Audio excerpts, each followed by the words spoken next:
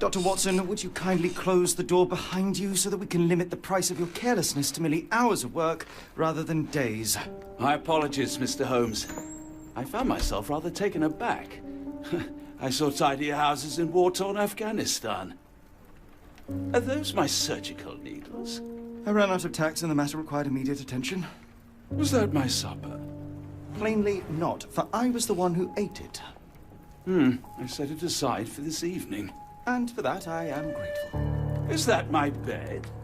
Watson, since you've proven yourself a master of observation, might I ask you to apply your skills to a more pertinent question? Namely, the whereabouts of today's newspapers.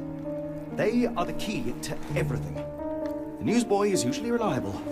Medically speaking, I often find that the key to everything is good sleep. In a bed.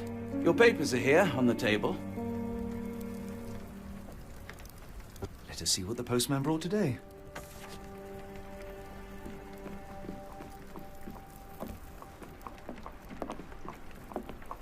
This mess is getting out of hand. What will the landlady think?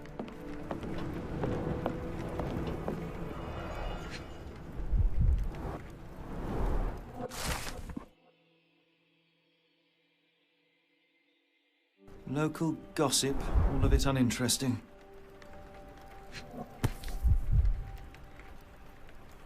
Your order from Barnes' bookshop has arrived, Doctor. Barnes insists on delivering the books to our door, even though we could easily walk to his shop. Another That's letter good from service. Werner. I never reply, but they keep coming.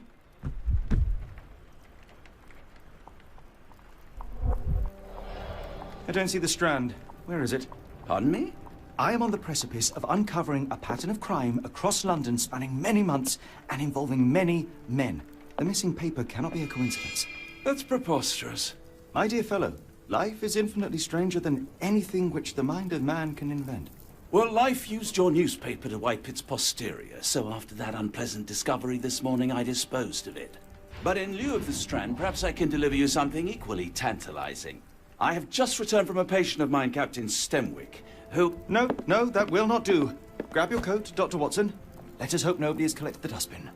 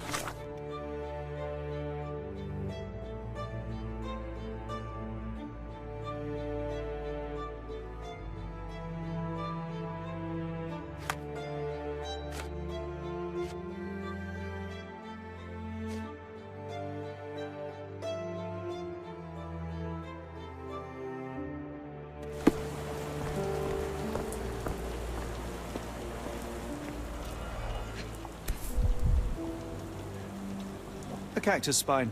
If it gets in your skin, it's awfully tricky to remove, and when laced with poison, the perfect assassination tool. You were mistaken, Dr. Watson. The paper was indeed dirtied, but not how you implied. It's potting soil. See, Watson?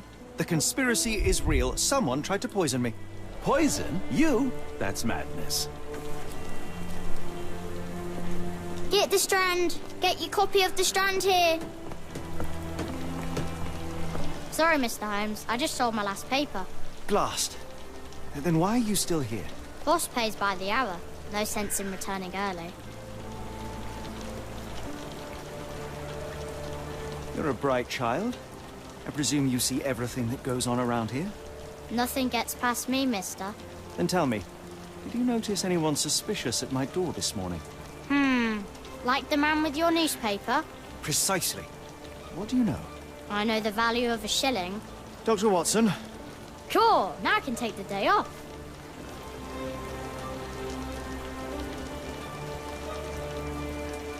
Did you see what he was up to? Nah, not really.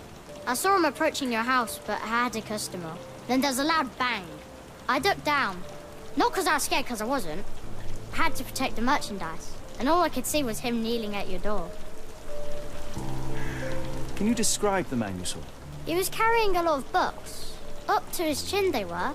Ever heard of a well-read assassin? Looks can deceive. Hence the appeal of disguises.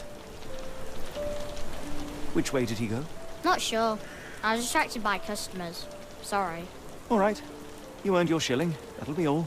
Thanks, Mr. Holmes. Maybe I could be your eyes and ears, if you have more shillings.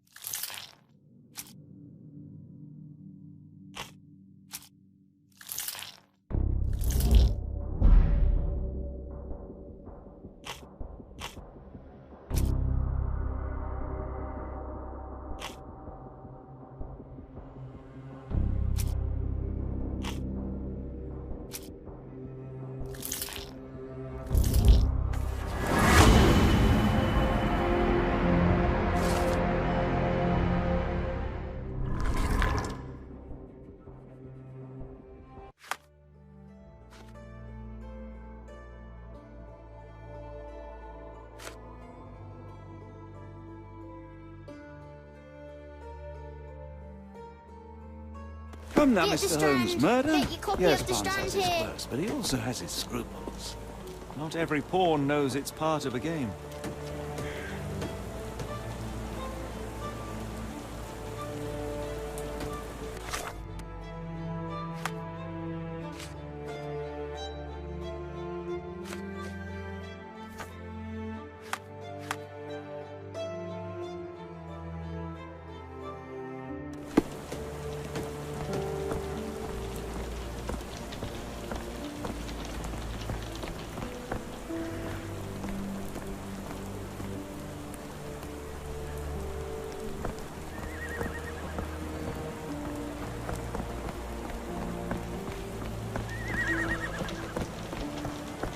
Get the Strand. Get your copy of the Strand here.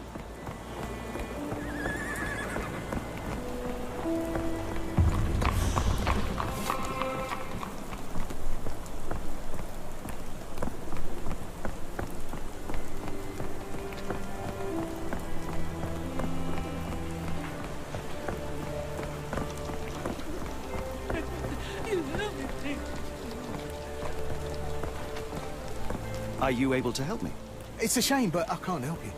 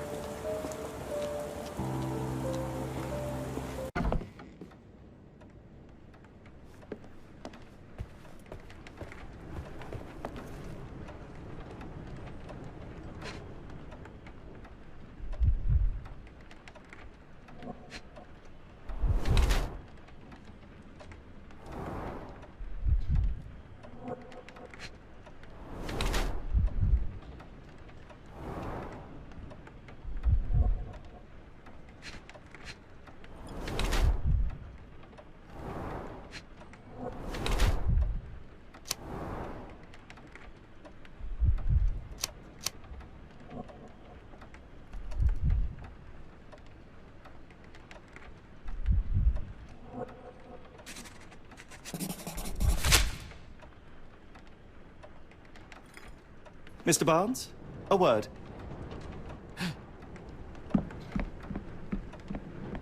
Oh, for goodness sake.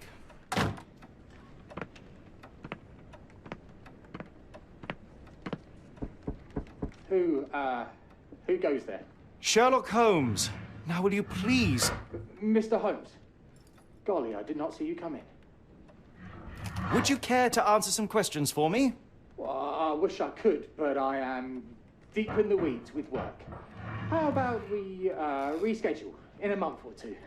Come now, Mr. Barnes. It will only take a moment. Really deep in the weeds with important things. Well, help yourself to any book. Just take it and pay later. I trust you, Mr. Holmes. Barnes doesn't seem like himself. Why is he acting this way? You're asking the right questions, Doctor. Let's find a way to coax him out.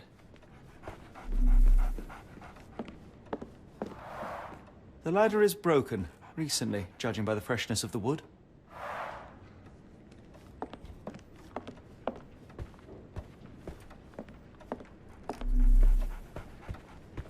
I could hardly imagine anything more macabre.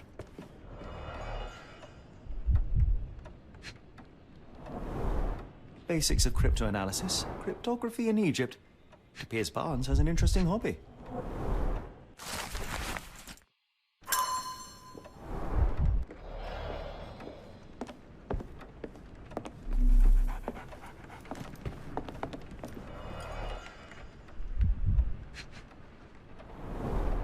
In the language of Mycroft's secret agents, it's a sign.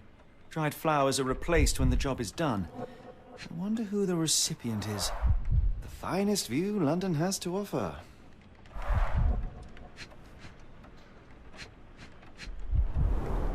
An improvised stand, but it does make the flowers more visible.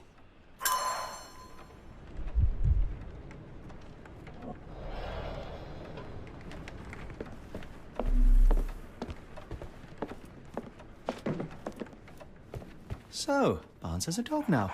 Who's a good boy? Apologies, but I can't hear you. Please come back later.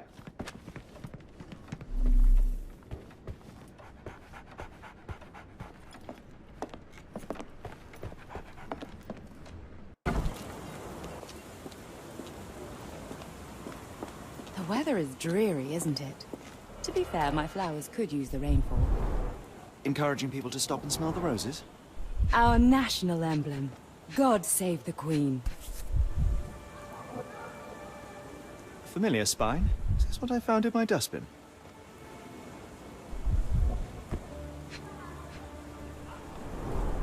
It must take patience and care to produce a bloom so beautiful. I imagine so. I merely sell them. Familiar spine? Is this what I found in my dustbin? The pot is damaged. The blow was severe, but softened by something.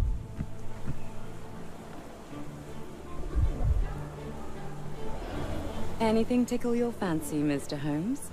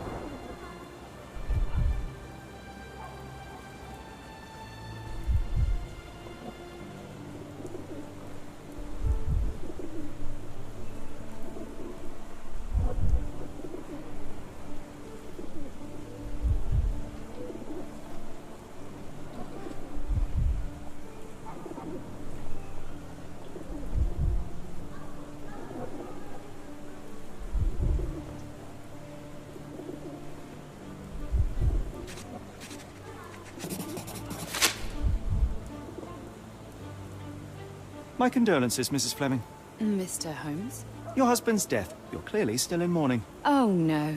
I loved him more than anything, of course, but that was some time ago now. Life goes on. A lesson we all learn, one way or another.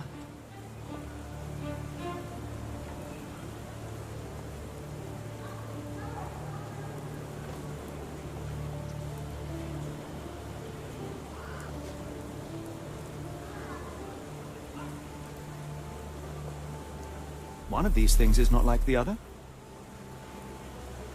Come again? The cactus. Those fearsome spines can prove a devil to remove, and the sap is often toxic. And a rose thorn can give you tetanus, but we still grow them. The cactus seems comparatively harmless, though you have me thinking it must be valuable. I was under the impression that you knew its price already. Your guess is as good as mine. The first time I saw this cactus was when I came back from my break. What do you make of the flowers in Barnes' shop window? Well, they could use a bit of water. Do they mean anything to you? Mean anything how? I'm not sure I follow, Mr. Holmes. Why do you think they're there? Are you suggesting the flowers are for me? It seems likely, does it not? Oh, I hope you're right.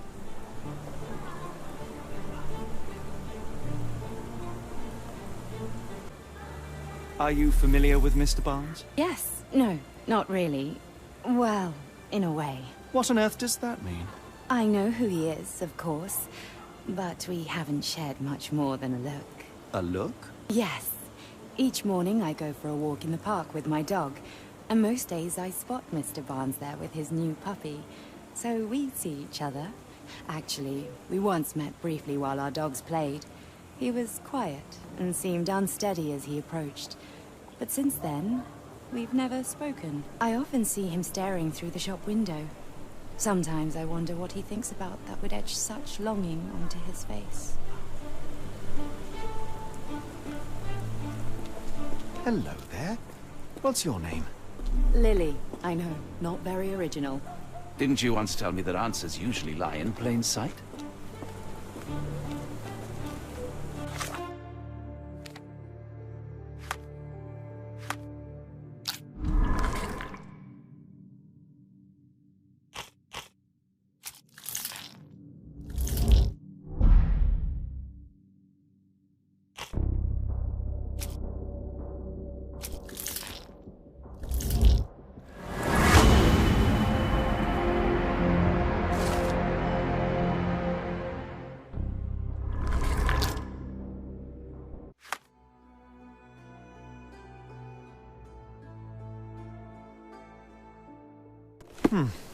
I think perhaps I have been chasing shadows. Do not despair, Mr. Holmes. Even the best of us make mistakes. We better tell Mr. Barnes what we've learned. Mr. Barnes, I know what you did, and I know why you did it. I'm sorry, Mr. Holmes. I can't hear you very well from behind the door. You ordered a cactus from the plant catalogue and then left it for Mrs. Fleming as a gift. You place flowers in the window to get her attention and wear high heels to appear taller and more desirable. You are her secret admirer. I couldn't read this morning's edition of The Strand because it was covered in soil and spines. I know you dropped a cactus on it and then fled. Barnes, it's Dr. Watson. Rest assured, we are not interested in disclosing your personal affairs to anyone, including Mrs. Fleming. Please come out. All right, then.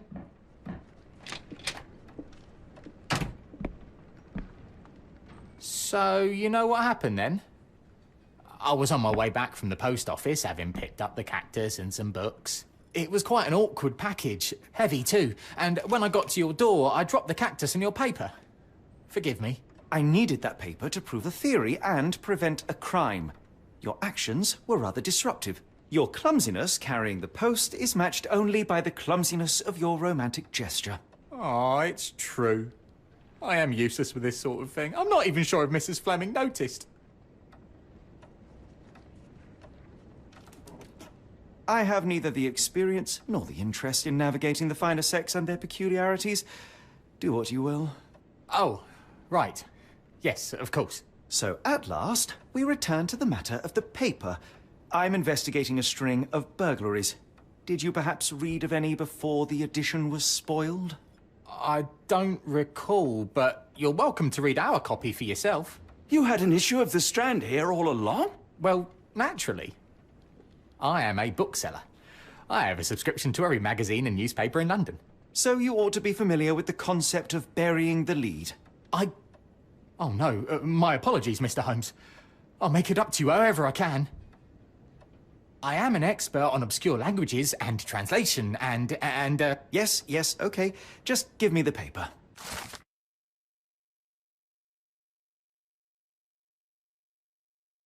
Come, Dr. Watson. Let us put this matter behind us. Farewell, Mr. Barnes. I hope to hear good news about you and Mrs. Fleming. Let me know if there's any way I can make it up to you. Tell you what, tomorrow's edition of The Strand is on me. I'm sure Barnes has had enough of our meddling, Mr. Holmes. We best be off. Well, that was an utter waste of time. An assassination did seem rather unlikely.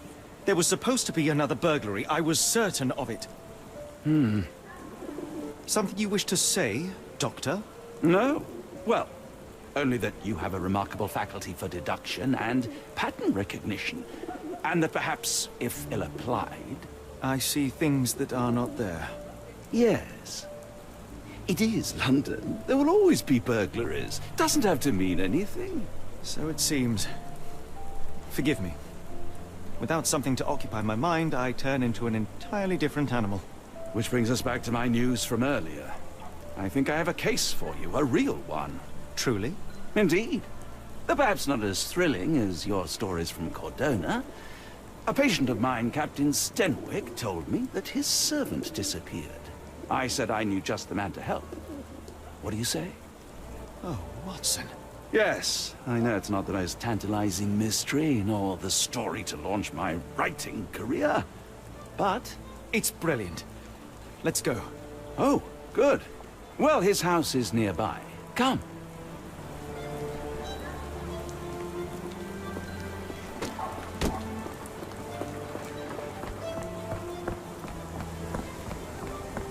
Not much further now.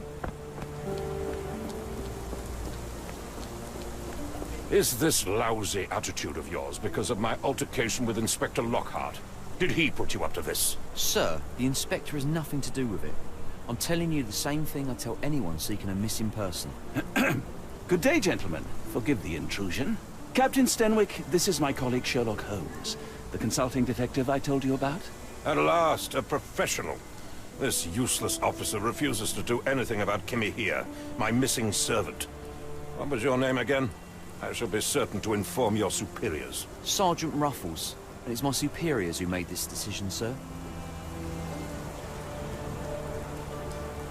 Why has the police department decided not to help? We investigate murders, thefts, fraud, arson, real crimes. A servant walking away from his master is not our highest priority. That said, if we find Kimahia breaking the law, we'll be sure to notify Captain Stenwick. Have there been other disappearances lately? Of course, here and there. But when life is tough and opportunity comes knocking, you can't blame those who answer. Now, I must be off. Best of luck in your search. You heard that, didn't you? The way that man spoke to me. I shall need your written testimony. Then we can lodge a complaint.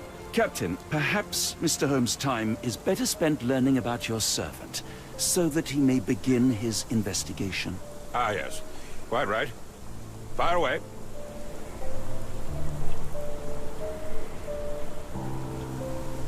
When did you last see your servant? Kimmy here normally brings me the morning papers, but yesterday I had to get them myself. He must have escaped the night before yesterday. Tell me about Kimahia. He's foreign, a Maori, all the way from New Zealand. Biggest man you've ever seen, and as strong as two. Dark hair and fearsome tattoos. He doesn't speak a whit of English, never bothered to learn. But I made do with pointing. I invested a lot of money in him, so he must be found. May I see your servant's bedroom? His shack is in the garden. You can't miss it. Did you search the room? Of course, but only to check he wasn't lying dead inside. Everything seemed normal at a glance. I take it this is the first time Kimahia has vanished? Undoubtedly. The man seemed terrified of the city. I think it was all the noise. He never left this estate. Should he cause any damage, I will bear the responsibility, for it was I who rescued him from savagery and brought him here to England in the first place. Is there any reason Kimahia may have left? I should think not. He had all he could have wanted. gainful employment, new clothes, and all the cabbage he could eat. Did Kimmer here make off with anything of value? Heavens, no. I would have mentioned it to Sergeant Ruffles. Still, he must have fled with some money on his person. No. I kept his wages in my safe. For security. All right, Captain. I think I have enough to get started. We shall first take a look around the mansion. Go ahead. I'll be here, mentally drafting my complaint.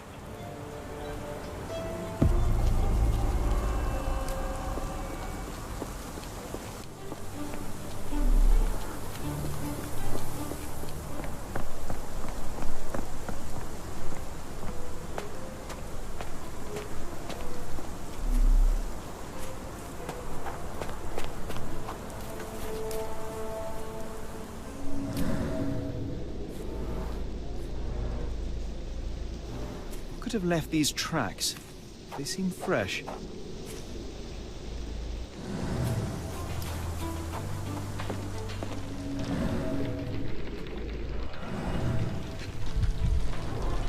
A scrap of Hessian.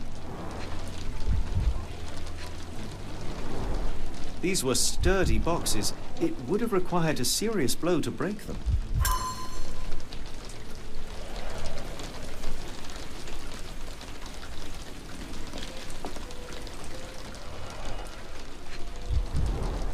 Impressive. The sack of grain retained the shape of an impact. Someone hit their head here. A small Navy spyglass.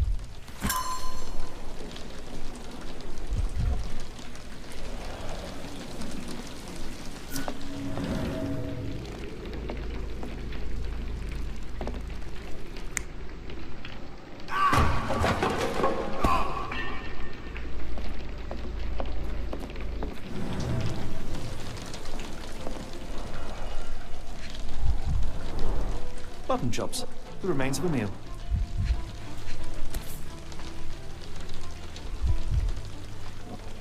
A heavy chemical odor. Lend me your nose, Doctor. Ah, I'll never forget that smell after my time in Afghanistan. That's an opioid, Mr. Holmes, a narcotic. The ashes are long since cold.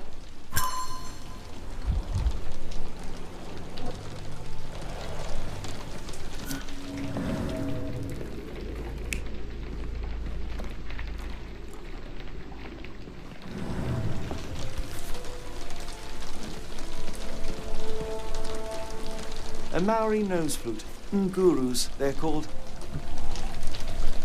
Clothes made of Hessian. Is Sten really so miserly?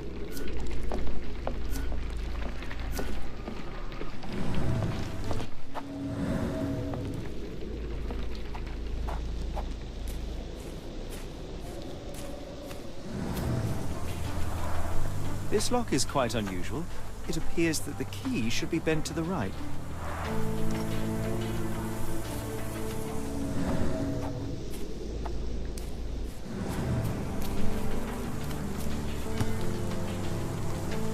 The rag reeks of smoke. Someone plugged the chimney.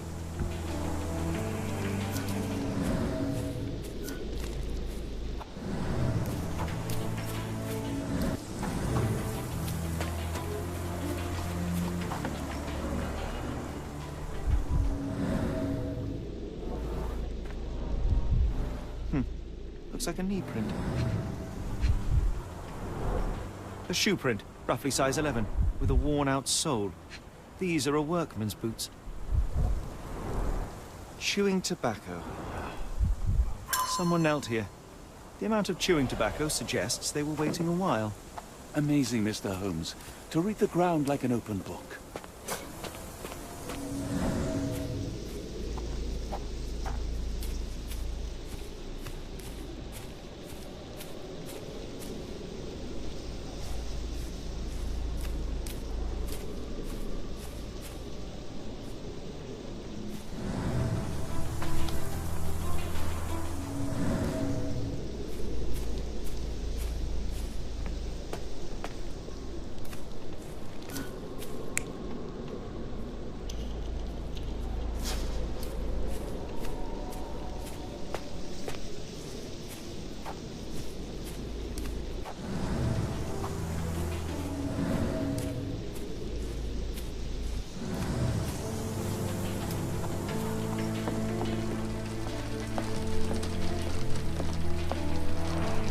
Is this a Tanifar, a Maori water spirit, or something else? Either way, it's giving me chills.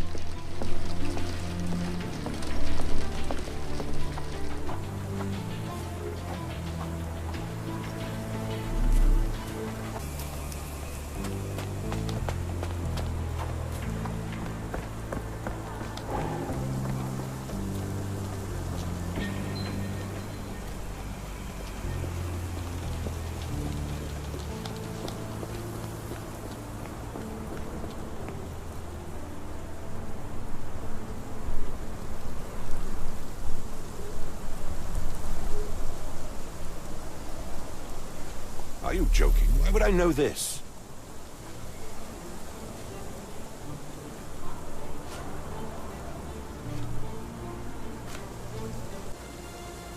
I came across a pile of Hessian clothes in the shack.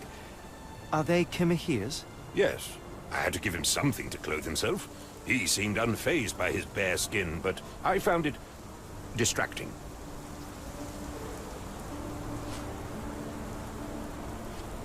Is this spyglass familiar? I don't recognize it. Could it be Kimahir's, perhaps? I doubt it. I never saw him with it, nor could I suggest how he might have come by it. The door to your garden has an interesting lock. Yes, I have uncommon locks on every door of my mansion. It makes them harder to pick. Kimmy here and I both had a set of keys. I'll need to borrow them. No, you'll need to do what I tell you to do. Examine the garden. Has Kimahir ever indulged in tobacco? No, the man doesn't even drink. Are you certain? I found chewing tobacco in the garden. I controlled Kimahir's expenses since he struggled with the currency. I would have known if he used tobacco. Do you happen to know Kimahir's shoe size? I wouldn't have the foggiest. But I'm sure it was enormous. Not that it matters. He spent his life barefoot. Despite my best efforts, he simply did not take to shoes.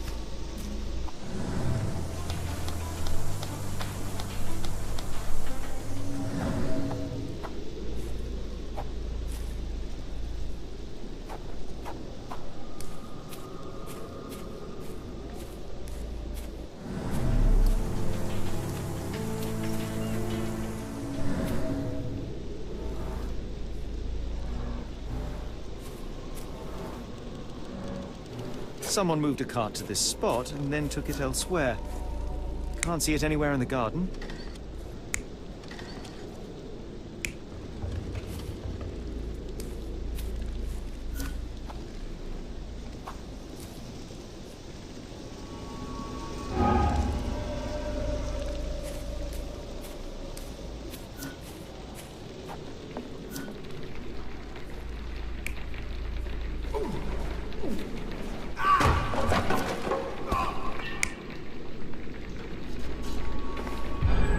Surveilling from afar, the intruder waited for a window of opportunity. When Kimahir went to sleep, the man crept up to the shack and slipped narcotics down the chimney pipe, then blocked it with a cloth. Kimahir inhaled the sedative and fell into a deep sleep. The intruder tried to move him, but the man was heavier than expected. The intruder fell on the sack and dropped his spyglass. In order to transport the servant, he had to use the cart. The final challenge was opening the garden door. Luckily for our intruder, Kimahir had the key in his shack. Remarkable. It makes total sense.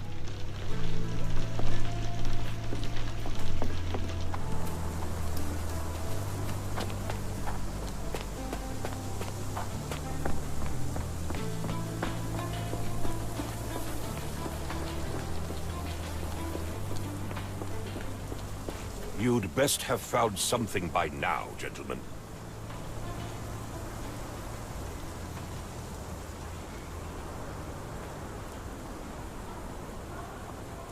I fear that someone may have spied upon Kimahir. Likely the owner of the spyglass I found earlier. It appears they were watching for some time, as there was an impressive amount of chewing tobacco on the ground. And your point? I found the residue of narcotics in Kimahir's brazier. There are several explanations, perhaps your servant's recreational interest, or an attempt at poisoning. Cut to the chase, Mr. Holmes. You said that you checked the shack earlier. Did you notice the cart tracks near it? Now, one ought to expect a servant to make regular use of such a thing. Indeed, I would have overlooked the detail were it not for the cart's absence. If, as you say, Kimahir never leaves your estate, then where did it go? I expect answers from you, Mr. Holmes, not questions. I won't keep you in suspense any longer, Captain. Kimahir was abducted by the owner of the spyglass. When your servant fell asleep, he slipped a narcotic into Kimahir's brazier to make him sleep even more soundly. In order to carry a man as large as Kimahir, the intruder stole the cart and rolled him right out of your garden. Now, hold on. All this simply to tell me what I already know. Why haven't you found him yet? I only arrived a moment ago. It is, frankly, incredible that I have already deduced so much. Every second you dawdle here, waiting for me to stroke your ego, is another second wasted. I'm not interested in the how, the why, or the who. I am only interested in recovering my investment. Spare me the claptrap, boy, and go and fetch my servant.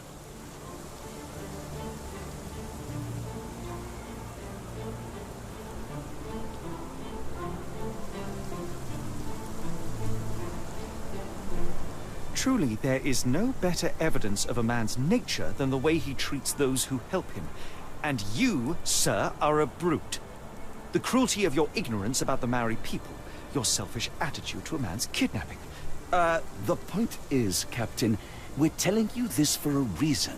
The intruder fled through the garden door, and we need a key to follow his trail. Well, then you should have led with that. Here you go. I hope you'll return soon with good news. And in the meantime, please teach your companion the art of brevity.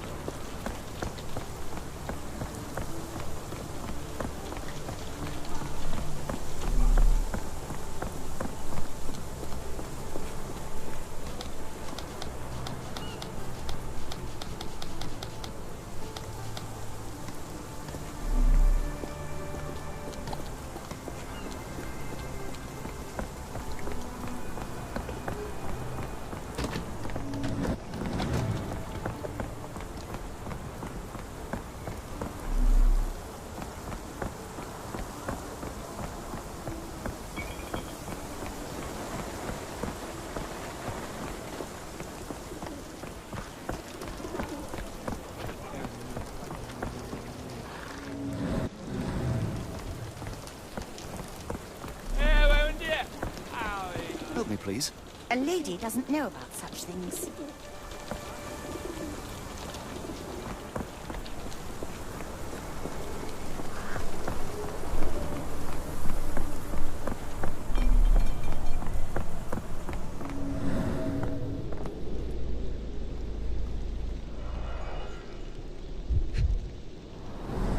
A large pile of horse droppings.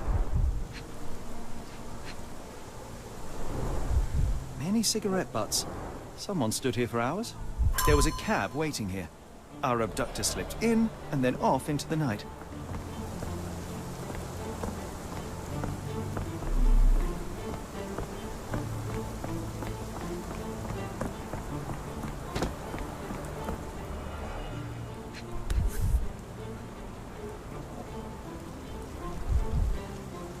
Roy Soulsby. Could that be the name of our man? A strange substance. I have my suspicions based on the color and consistency, but would you care to hazard a guess, Doctor? Well, it's odorless, but from the way it absorbs water, I'd say saltpeter. Then we're in agreement. Well done. Wheels picked up grass along the way. Kimahia's cart, I gather.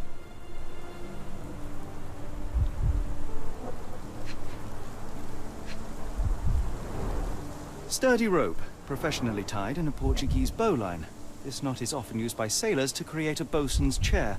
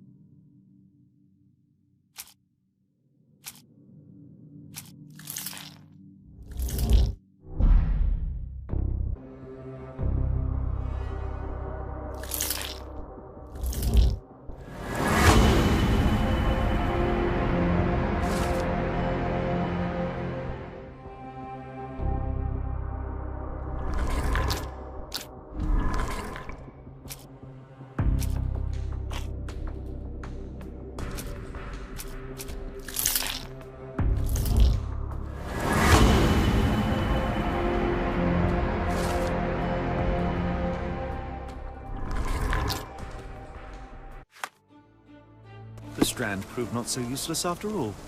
The saltpeter accident. Doctor, do you recall? The Port of London, of course. The footwear, the spyglass. Indeed. We shall need to take a cab there.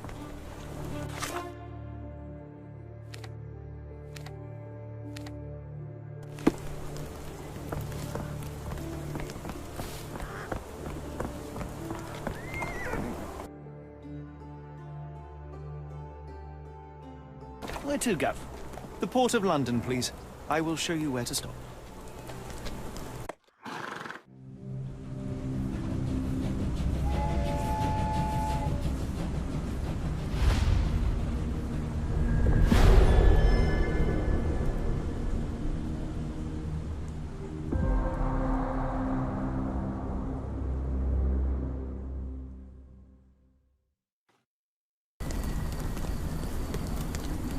Mr. Holmes, what a compelling mystery we have stumbled upon. Perhaps I have the premise of my next novel. One kidnapping does not a story make. Stop! A black cat crossed before us. It's a bad omen. I did not take you for the superstitious type, Doctor. Such things are mere fantasies, tricks of a feeble mind. One imagines a physician would keep a surer footing in reality. Perhaps. Before the war, my time abroad was difficult. Once, I came across an Afghan, bleeding, who I could not save. He pressed a rosary into my hand. A gift, he said, so as to gain God's favor. After that... Dr. Watson? Yes, well, I shan't get into details, but sometime later I found myself lost in the desert. Dehydration set in. And things grew ever more dire. The man's words came to me. I said a prayer and placed the rosary on a rock. A gift to gain God's favor. And you were rescued? Yes. A detachment of British soldiers found me. To whom I'm grateful. Without their diligence, you would not be standing here and I would not have this case. I'm sure you have another explanation prepared, Mr. Holmes, but I think I shall cling to the occasional superstition all the same. To each his own, Dr. Watson. So long as it does not interfere with my methods, do it. We must press on, cat or no cat. The question remains, why abduct Kimahir?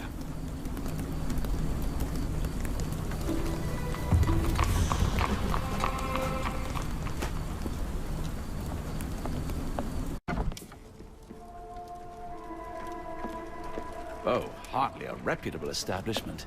I've seen worse.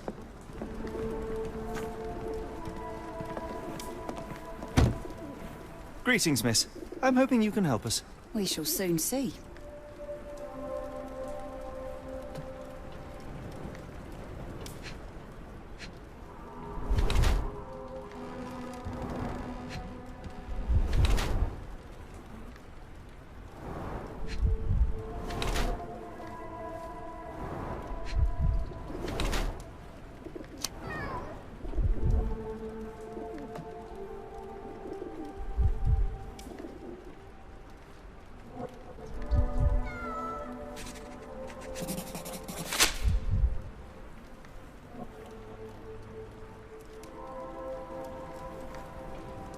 Your clothes are already tight, and soon they won't fit at all.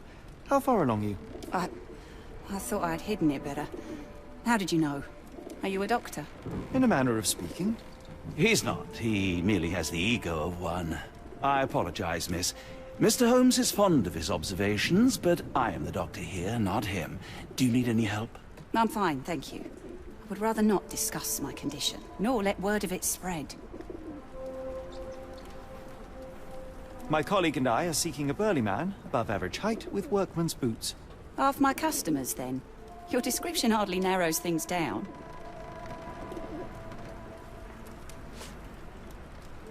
Doesn't look like anything to me.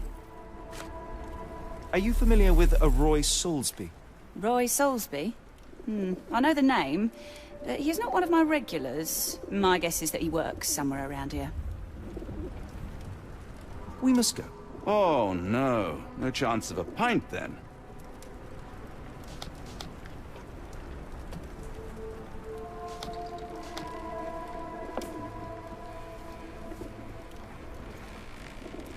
We must go. Oh.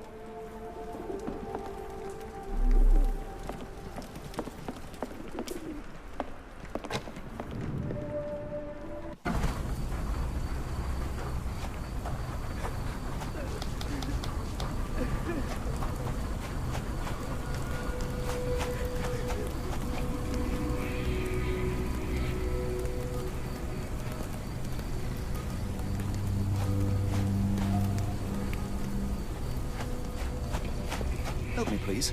Of course I know. To cut a long story short.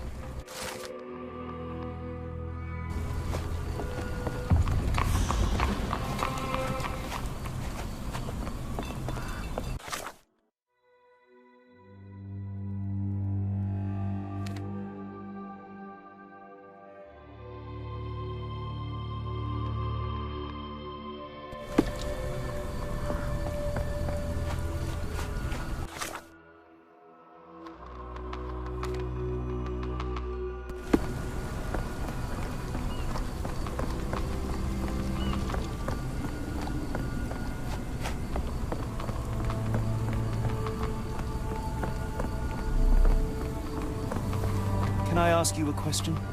It's a shame we can't answer your question.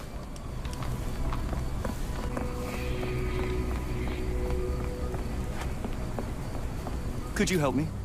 I don't think anyone here knows the answer. You should ask someone else.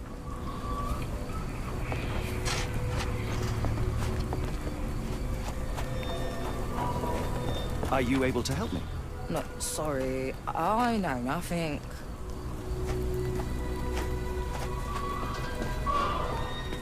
Can I ask you a question?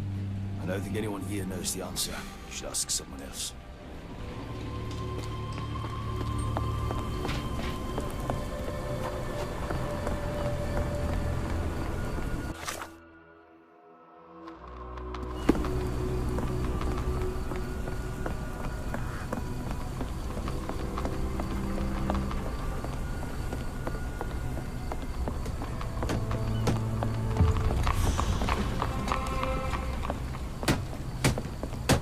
Are you able to help me? I think I can help you.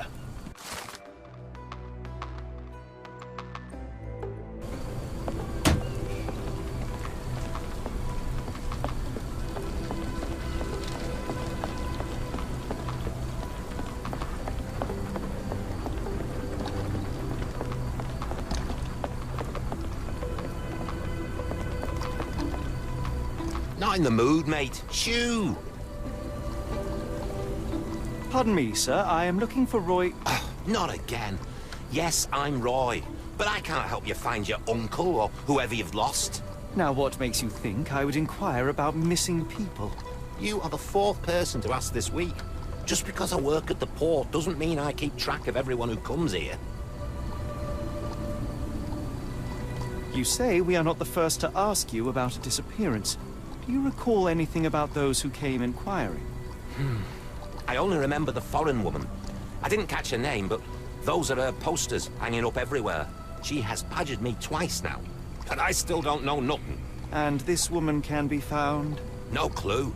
She was talking gibberish. Now, where was I?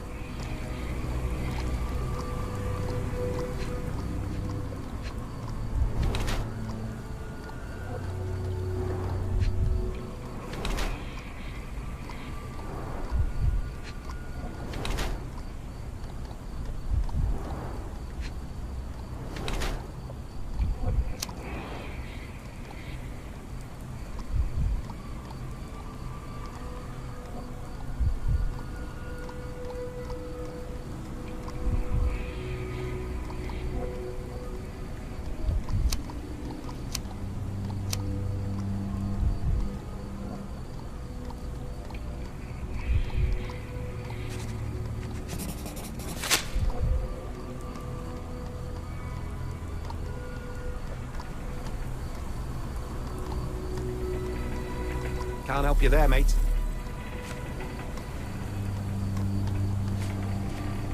Sorry, doesn't ring a bell. Have you seen this before?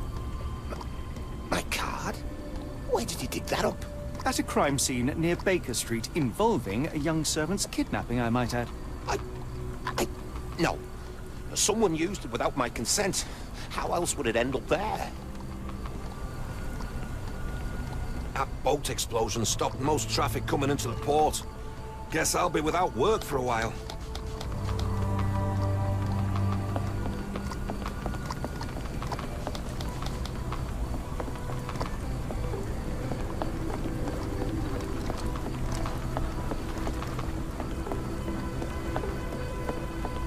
May I ask for your assistance?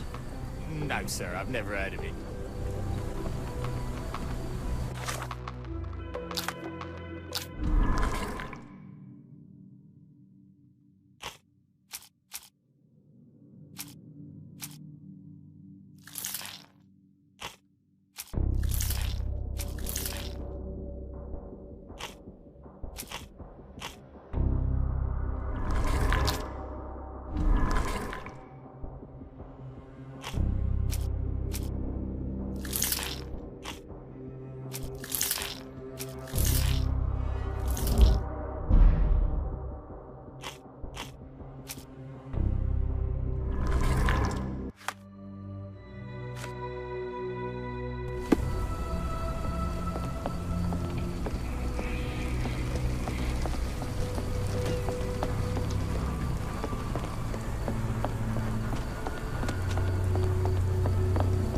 Why people are going missing.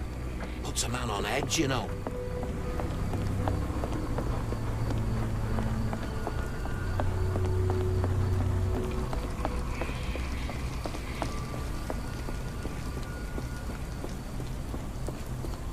Excuse me, just one question. I don't think anyone here knows the answer. You should ask someone else.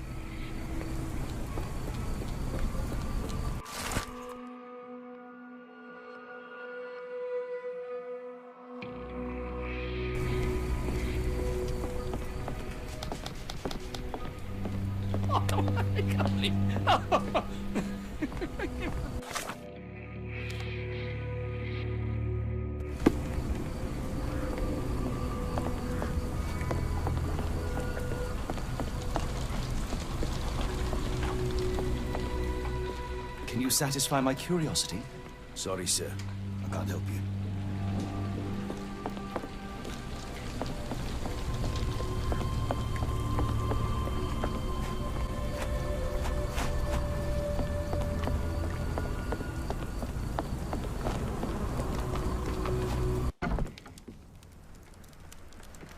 Hello, lad.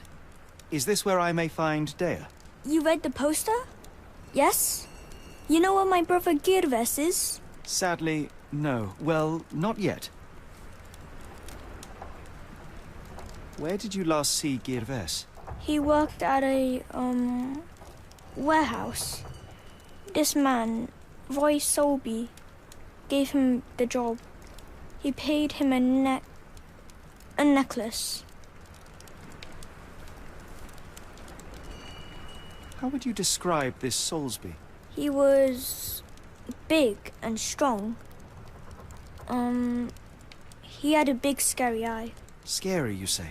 Yes, like it was made of metal.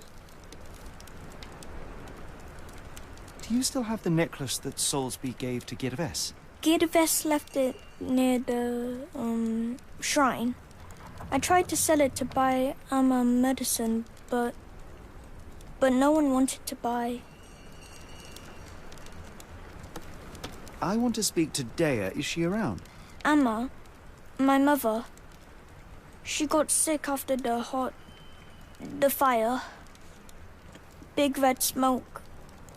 She couldn't breathe, so I took her to the doctor. Now I am in charge. Don't go anywhere.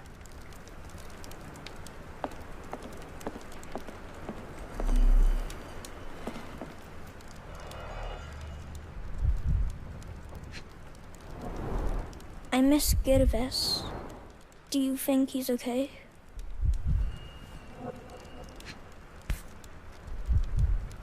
This cheap pendant looks like silver, but it's only made of tin. No surprise the boy couldn't sell it.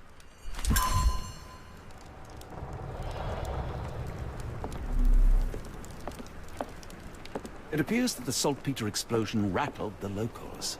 Can't blame them for staying at home.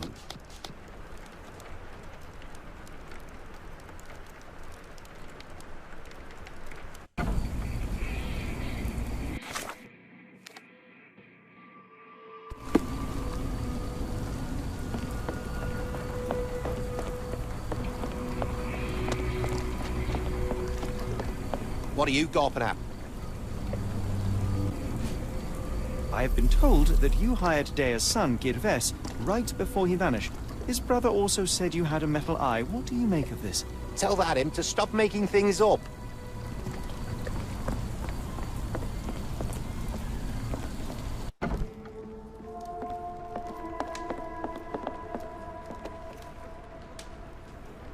Have you ever heard of a man with a metallic eye? I've seen him even. Dirty Summers is the name. A nasty lout, with a silver ball in place of a missing eye.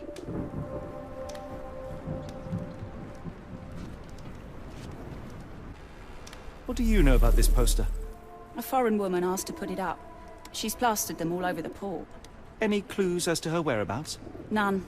It was hard to understand what she was saying.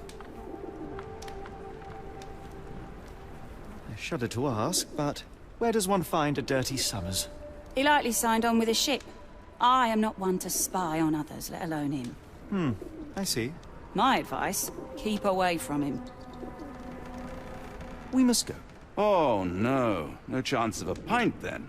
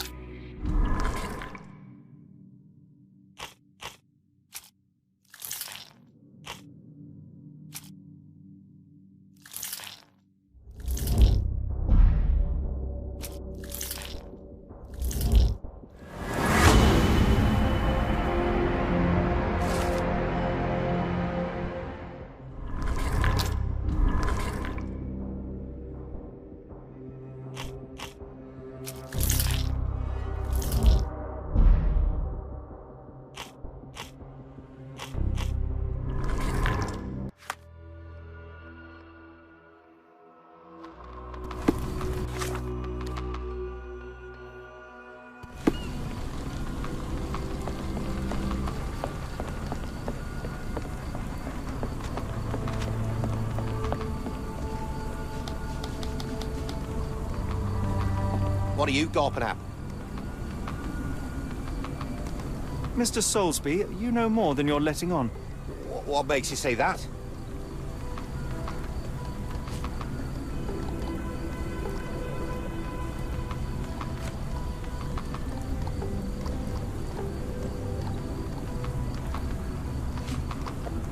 A man named Dirty Summers was involved in some recent kidnappings across London. He used your name as a cover for his deeds. What? Really? That doesn't mean I'm involved, though.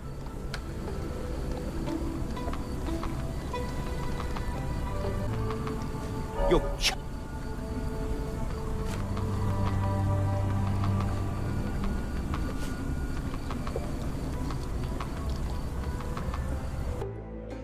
It's true. And that's before mentioning your gold watch. It's brand new and awfully expensive for a customs officer. Clearly you have found yourself another source of income. I'm sure Scotland Yard will be delighted to investigate further. All right, stop. Look, it's not as it seems. I did not partake in the kidnappings. I'm all ears, Mr. Soulsby. Yes, I know Summers.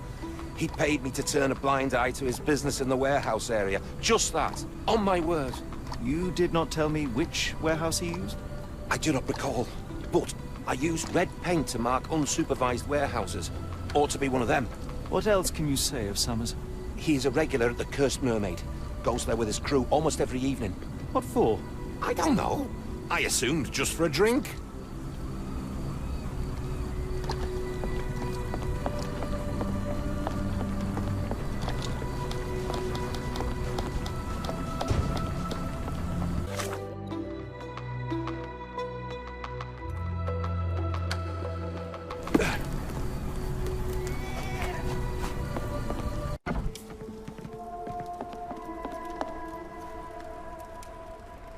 Why do I have the feeling that you know more about Dirty Summers than you're letting on?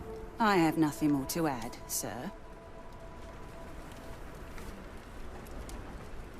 I failed to...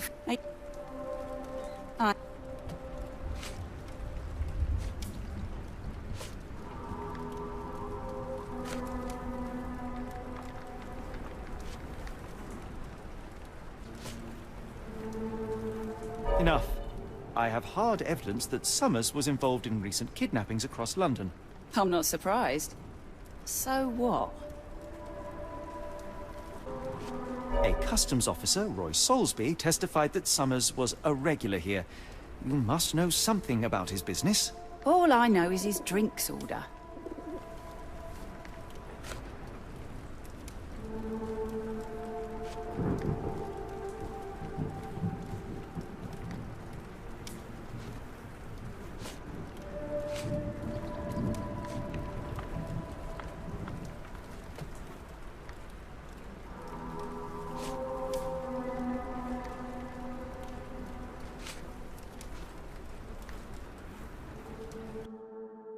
If the lives of the missing do not concern you, then I would urge you to think about your unborn child. Are you threatening me? Nothing of the sort, but that doesn't mean that there won't be consequences for your silence. Everyone knows you happily served Summers and his crew. Should the police come knocking, you'll be the one going away. And none of us wish to see you raise a child behind bars. Now, spare yourself the trouble and tell me all you know. Okay. Summers hired my private room. I think he used it to recruit people, but I haven't seen him in a few days. He paid me cash, so I paid him no attention. Nor did I touch anything inside. Here's the key, go and do what you will. Just leave me out of it.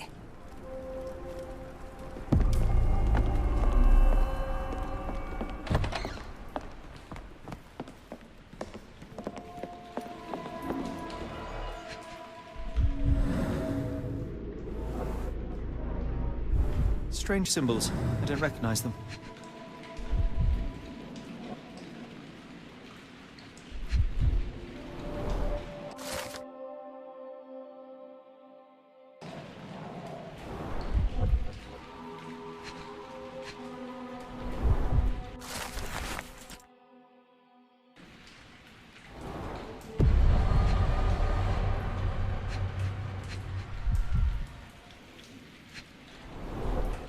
£5.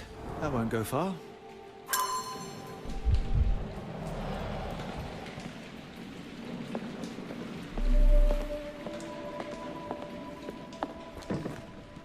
hairs on the back of my neck stood up.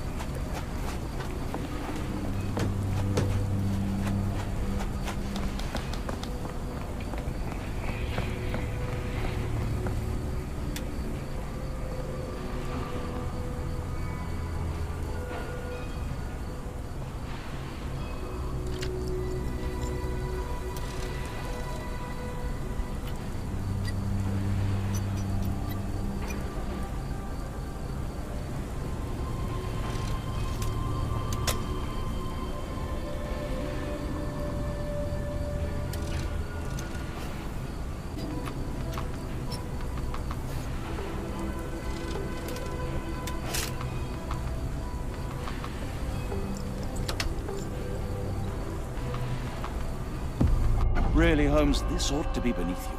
As my brother would say, it is for the greater good. This crank saw some use.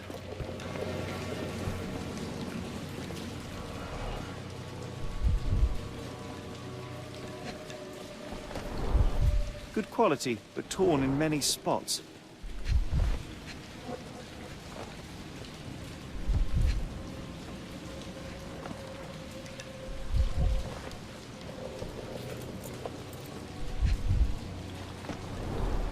Good quality, but torn in many spots.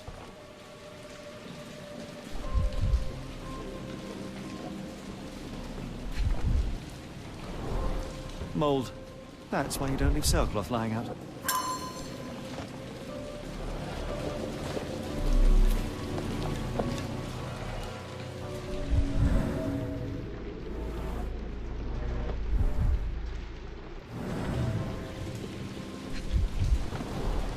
There are a couple of marks on this end.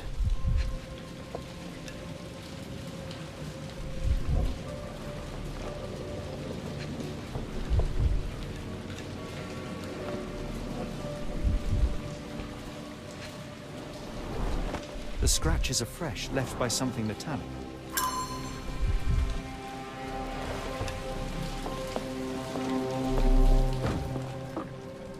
The layers of rust will prevent any movement.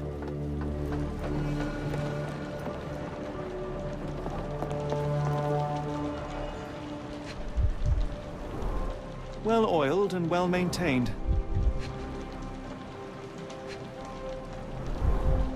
Fit for a crank.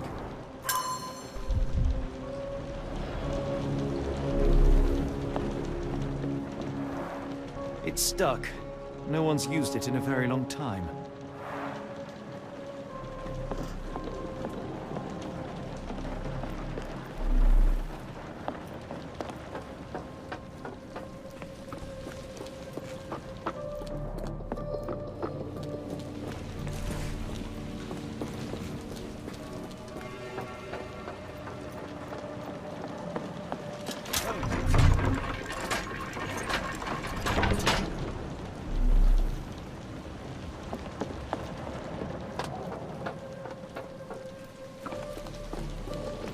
A hidden passage, just as I expected. Wait here, Watson, and keep an eye on the doors. I'll scout the premises. Will do. Be careful down there.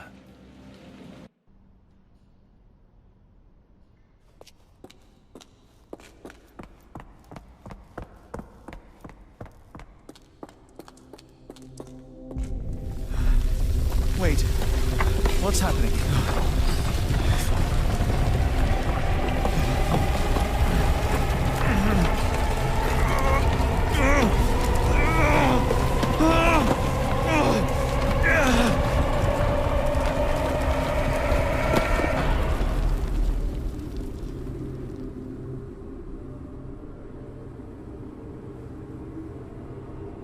What is this place? Where am I?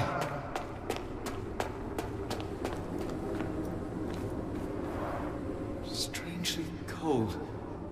Something is missing.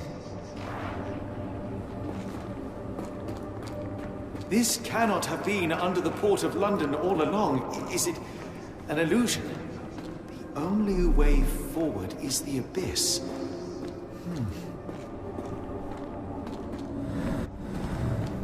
The only way forward is the abyss.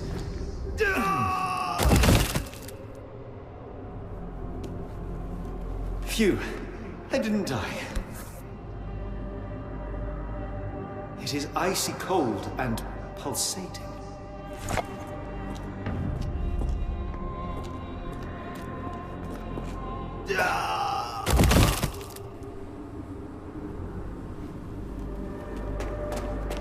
My heart, be calm.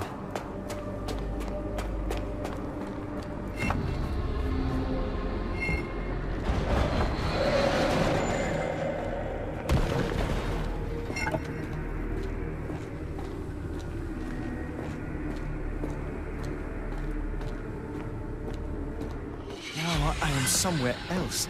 How? It's harder to breathe here. What is that?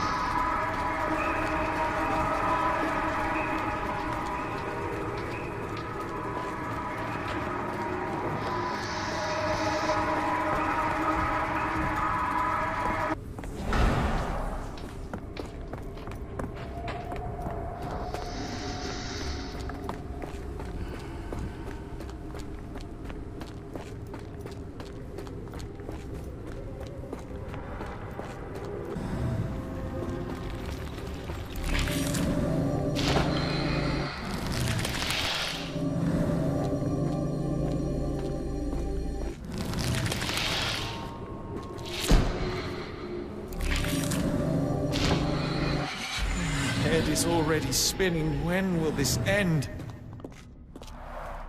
There are two recesses.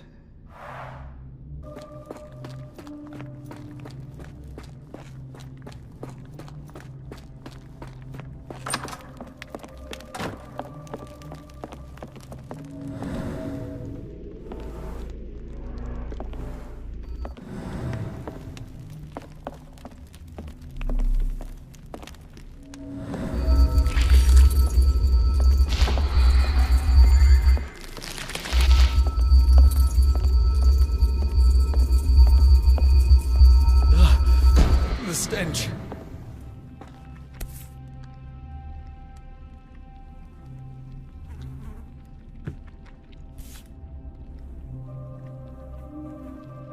A strange stone. It almost feels alive.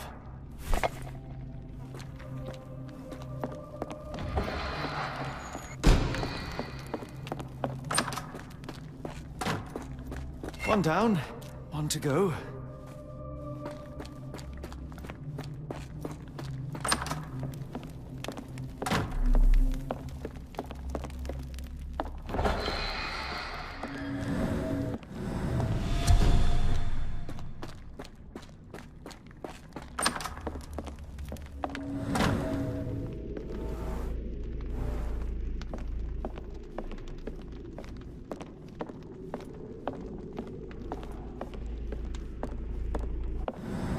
Oh, that is truly revolting. Frozen and pulsing almost like it has a heart.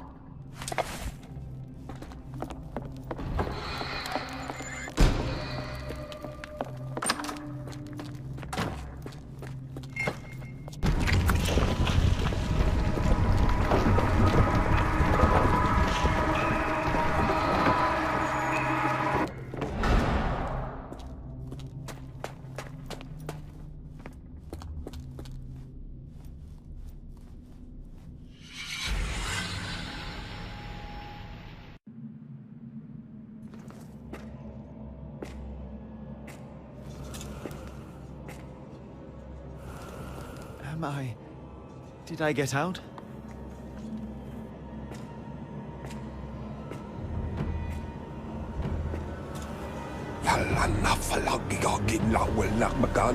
John? What is it, Holmes?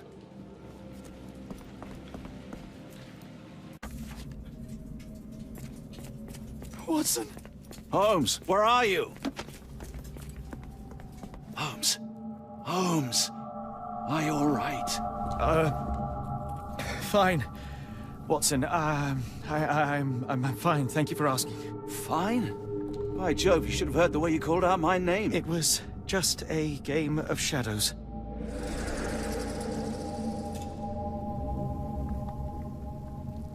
I'm glad. This place gives me the chills. What are we dealing with? Something that's finally interesting.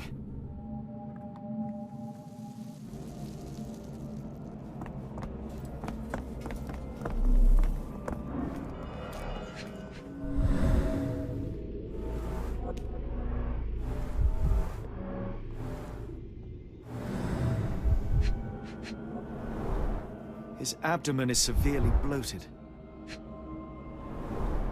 Cyanosis of the lips, marks on the neck. This man was strangled.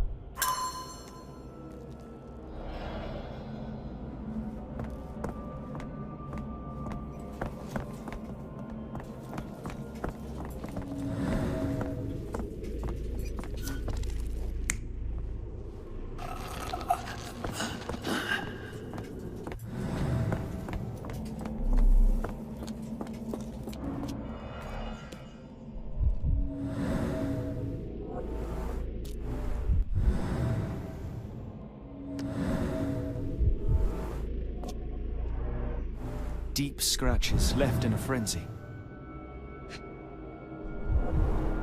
A small bloodstain, but not serious. The strength it would take to carry this crate, let alone break it.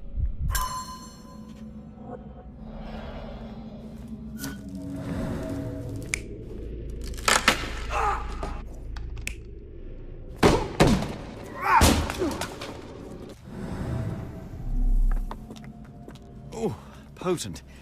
This sensor has more narcotic residues. Oh, potent. This sensor has miserable food, mass-produced.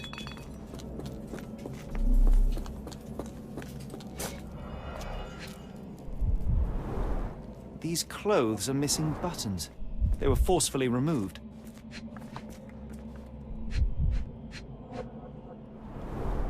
Dumpra, a staple of lecturemen's attire in Nepal. Gathered from dozens of people, at the very least. I must have seen this one before. That explains my hallucinations.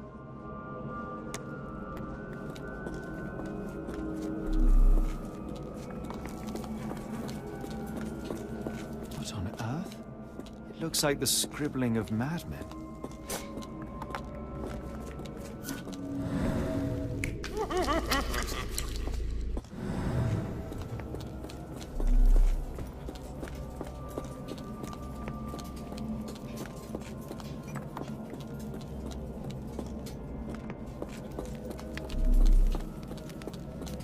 Who are these people?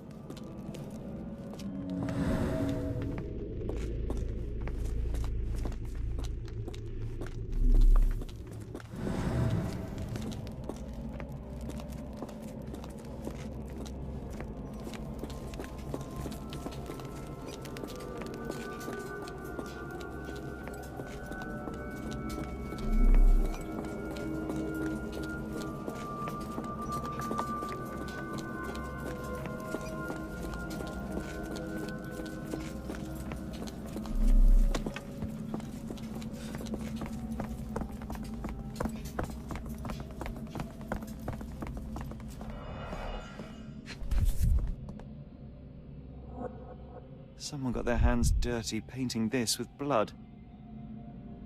Someone got their hands dirty painting this with blood.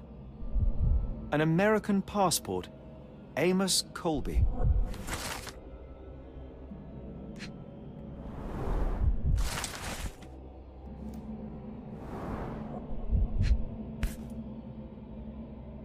I've never seen a pattern like this before.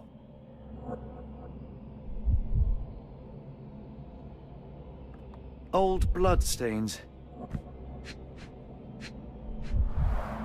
At least 24 pendants, all identical and made of tin.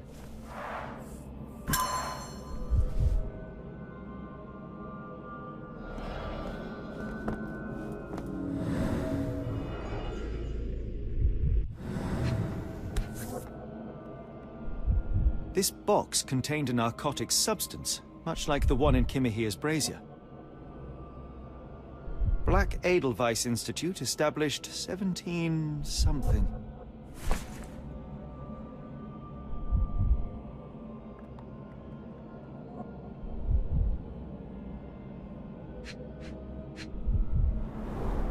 It seems made for simple experiments. I wager they could not afford a better set.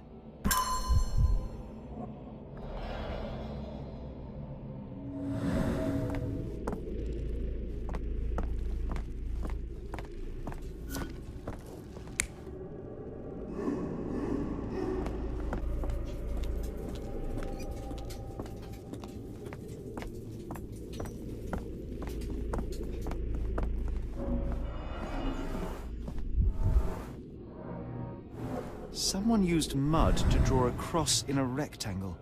Why? Fine rope work, cut by a finer blade. These clothes were crudely cut off someone. An American, judging by the style.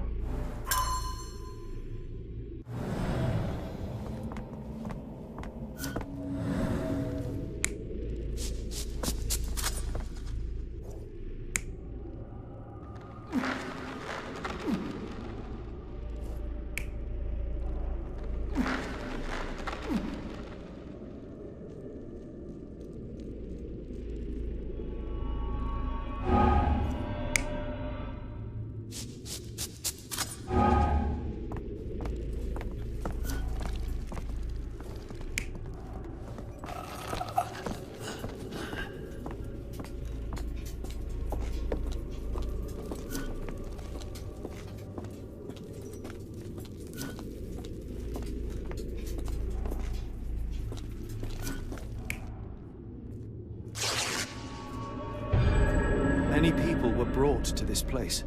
Their abductors stripped off their clothes and discarded them in a pile. The prisoners were kept in a soporific trance by the use of narcotics. A few tried to resist, but alas, in vain. After a few days, everyone was stuffed in a crate and sent elsewhere.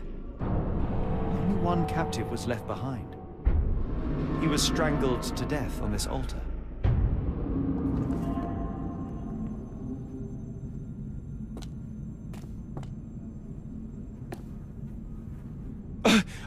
What the hell is happening, Holmes? Calm yourself.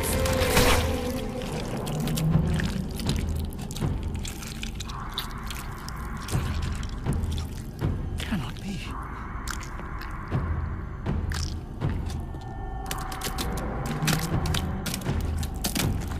What is it? Oh my God.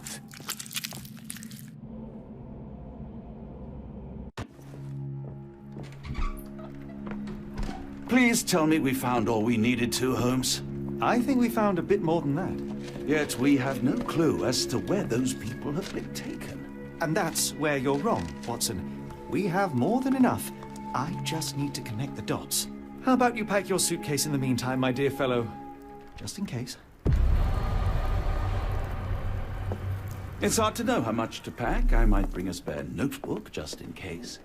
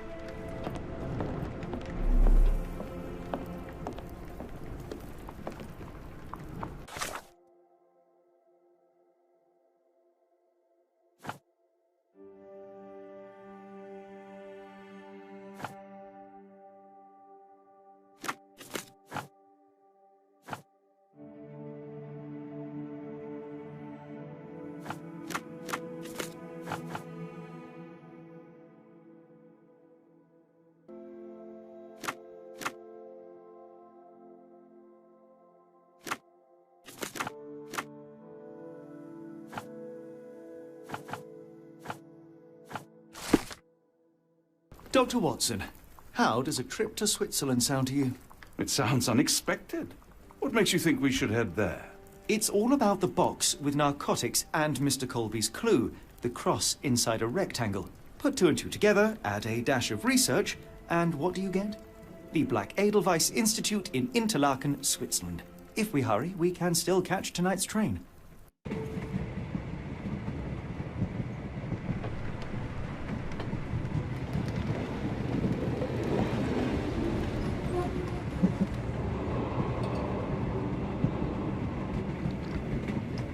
As grateful as I have been for your company, Dr. Watson, I'm afraid you shall have to investigate Edelweiss alone.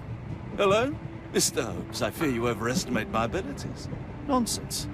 You are a military man, a bastion of British courage. I'm no such thing. As a doctor, I avoided most combat, save for one dreadful day. My troop was ambushed in a village, with innocents caught in the crossfire. Too many to help. The man with the rosary. He was one of them? A translator, yes. We were trapped. 6 soldiers and myself. I thought it was the end. But Lieutenant Paget refused to go quietly. The men prepared for a final stand. I rose to follow, but Paget shook his head. He told me to run. That I had other men to save. They charged, and I fled through the rear. So you see, Mr. Holmes, I am a coward. The logic seems inescapable. Yes. You, a surgeon by trade, would have been perfectly useless in that conflict. What? No. And how many men have you helped since? Ailments eased, troubles tended? No more than a handful. Truth be told, I've become somewhat of a recluse. How many people could you help with 30 years ahead of you? Dozens? Hundreds? Paget was correct. You can cease your self-recrimination. Holmes, I don't know what to say. I would start with, I am Dr. John Watson, may I look around?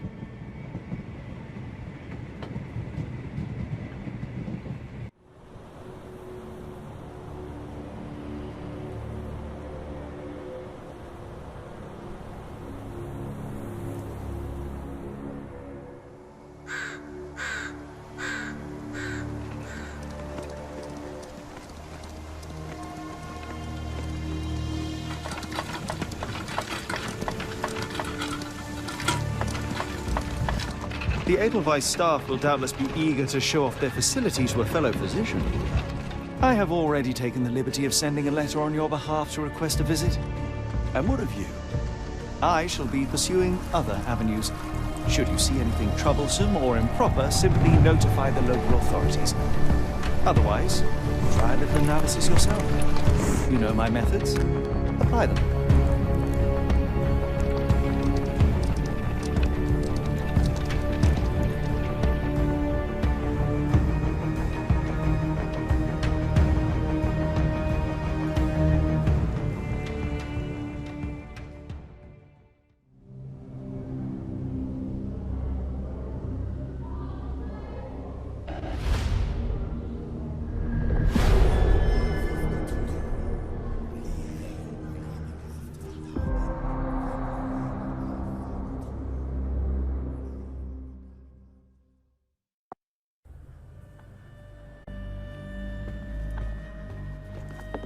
Salutations, madam. I am Dr. John Watson. I was wondering if you've got word of my visit. Yeah, Dr. Watson. We received your letter on the matter. Would it be to see Professor Gygax? At their earliest convenience, yes. I shall try not to take up too much of their valuable time. Wait here, bitte. Mr. and Mrs. Bronson, your girl has made remarkable progress. See? Take a look for yourself. My apologies for keeping you waiting, Dr. Watson. Surely you understand how medical work can make one lose track of time. Do not be sorry, Professor. I too know the importance of closely attending to patients. The work hardly stops here, yet the satisfaction of perfecting the mind compels us to persevere. I take it you welcome many a soul into your establishment? Admissions, yes. Visitors, though? I am curious as to what brought you to the Schwarzes Edelweiss. Word of mouth. An article I read back in London spoke highly of your institution. But rather than taking its word for it, I thought I would see things for myself. My asylum's reputation precedes it then. Everyone, your attention, please. Guten Day. Yes, hi. Hello. The name's Amos Colby, Northwood Detective Agency, Boston. I got questions that need answers. Who's in charge here? What seems to be the matter, Dr. Watson? You can tell me. By Jove, it cannot be him.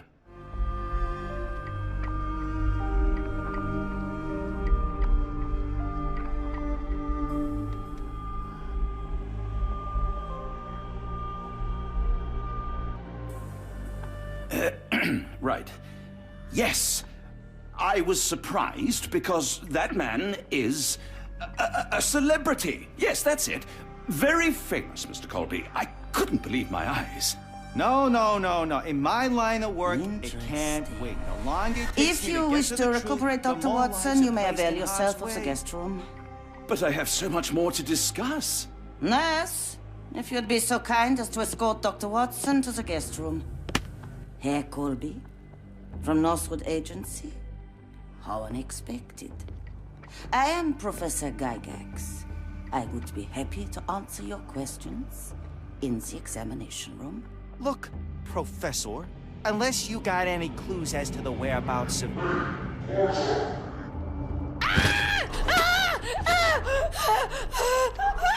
There is no need to be alarmed. No one gets neglected in my care.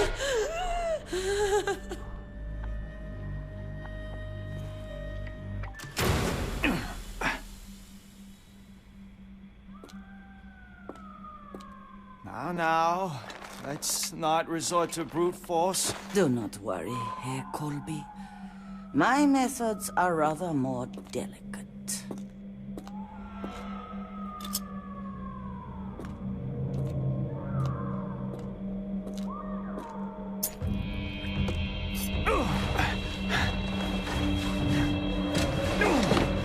Search him thoroughly. Then take him to the holding chamber.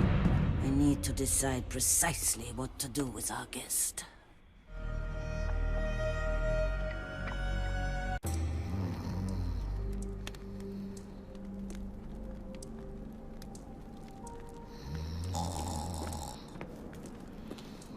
The unmistakable scent of alcoholism. Did you walk through their doors as I did, or did they collect you off the streets?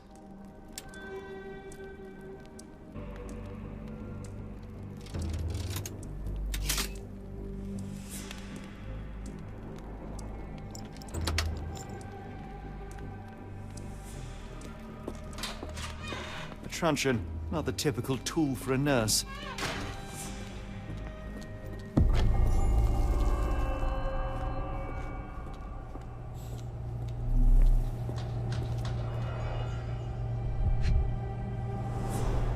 The final product, ready to cure madness, or to push one deeper into its grasp. Any chemist would envy the quality of this equipment.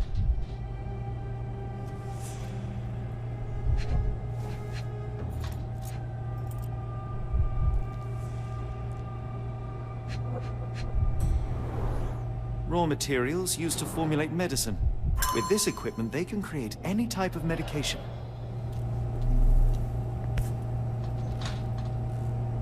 Very sturdy. I might borrow it.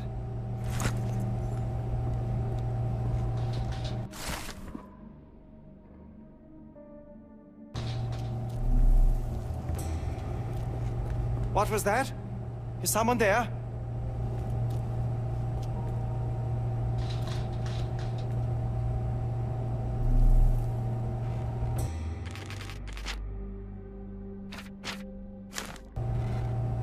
I'm sure I heard something.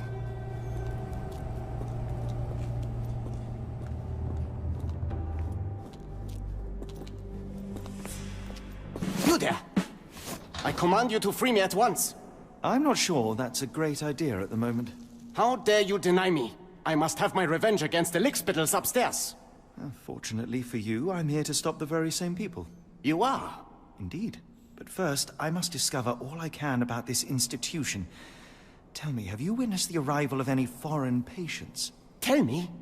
The gall, the impertinence to bark such orders. Please, we don't have time for this. Do you know with whom you speak? I am the great Napoleon.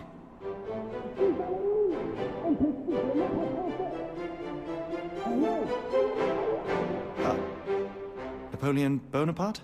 The one and only. Emperor of the French, First Consul of the Republic, leader of La Grande Armée. Once I am free and have exacted my revenge against the guards who ridicule me, I shall rest happy in the arms of my beloved Josephine. Right. Well, I will leave you to your scheming, Emperor. My heart is pierced by Cupid. I disdain all glittering gold. There is nothing can console me but my jolly sailor bold.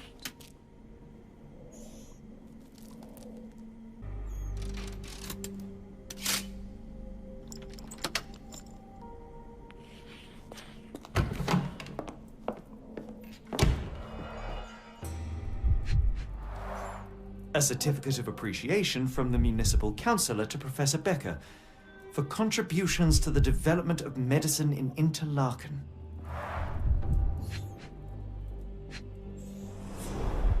A simple toolbox, yet capable of repairing anything.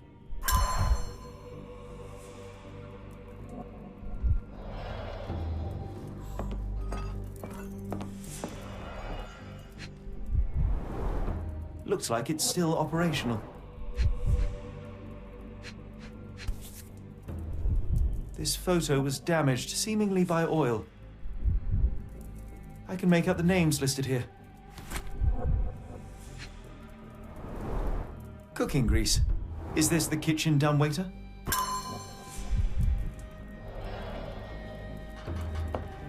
Speech and the cerebellum. John Sallow, the tulpa phenomenon.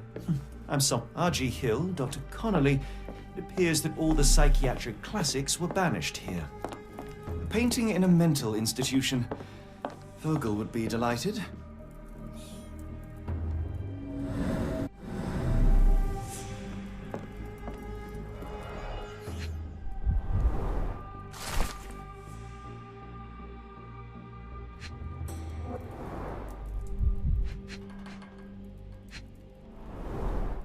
Tubes of varying diameters.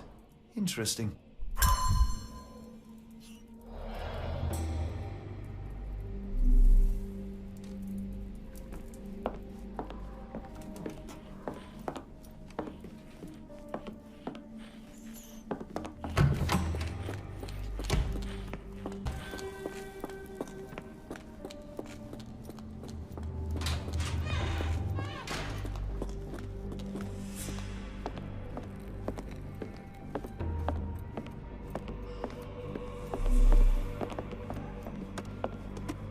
I'd rather not sit in this chair ever again.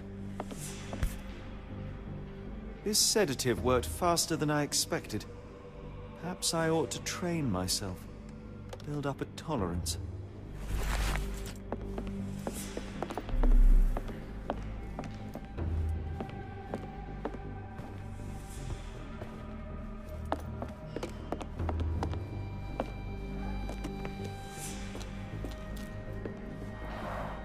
There's the guest room. I wonder if Watson was able to speak to Gygax.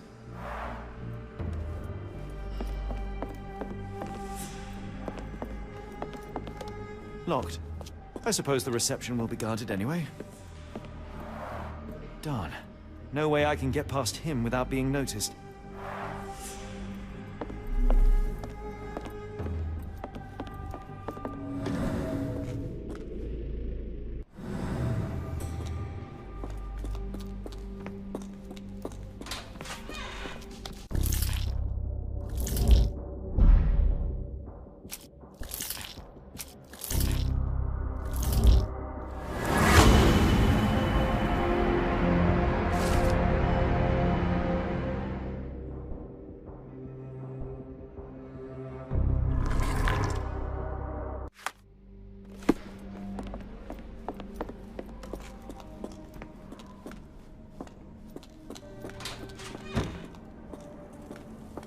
My comrades in Paris shall hear about this.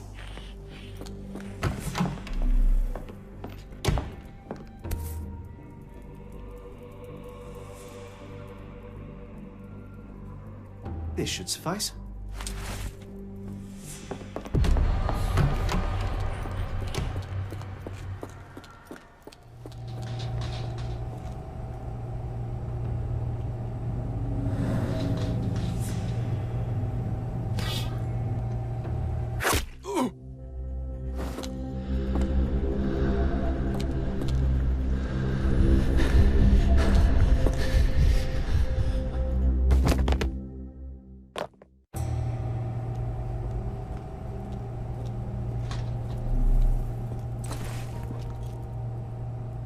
This should be enough to avoid unwanted attention, at least from a distance. Manufactured and packaged here. Manufactured and packaged here. This is the same narcotic substance that we found in London.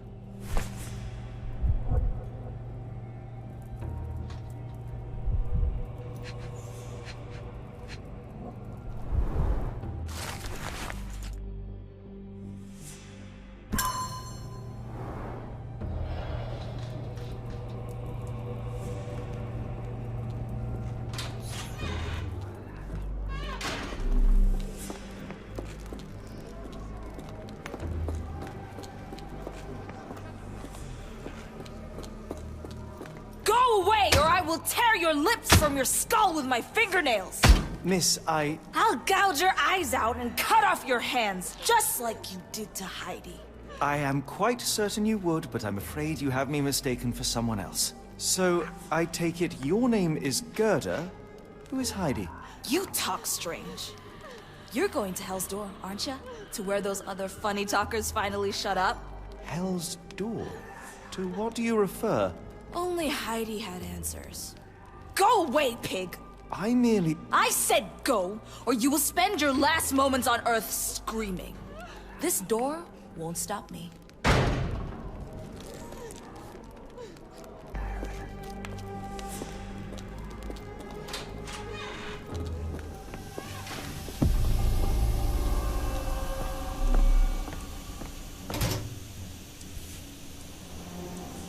So you're Heidi. I didn't realize I was on Haunted Doll Watch.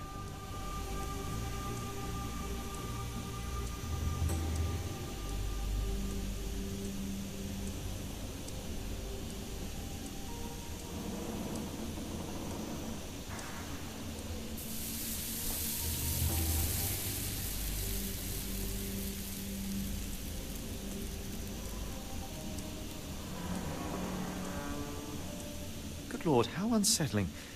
The damage seems intentional.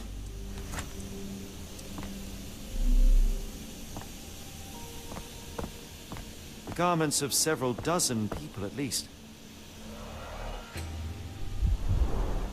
Fabric burnt in the furnace.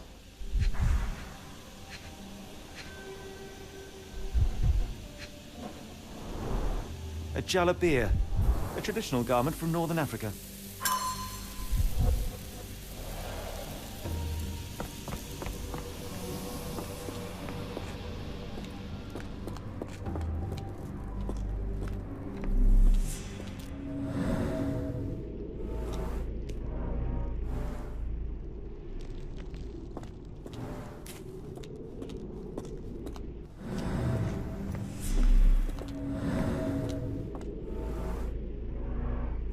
This stretcher was disinfected frequently.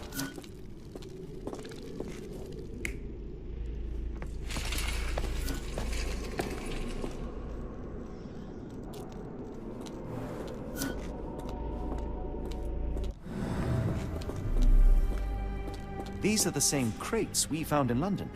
I should take a closer look.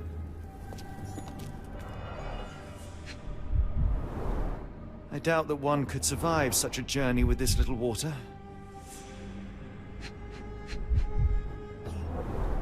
Dirt and sweat. They were locked in here for days, judging by the smell. This is the same design as the one from London.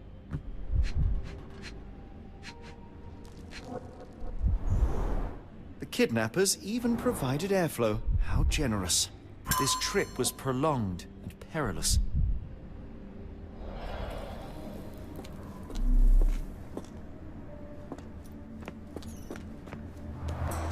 The stamp on this crate confirms it came from America. That's quite a distance to travel. The doors can be opened for deliveries.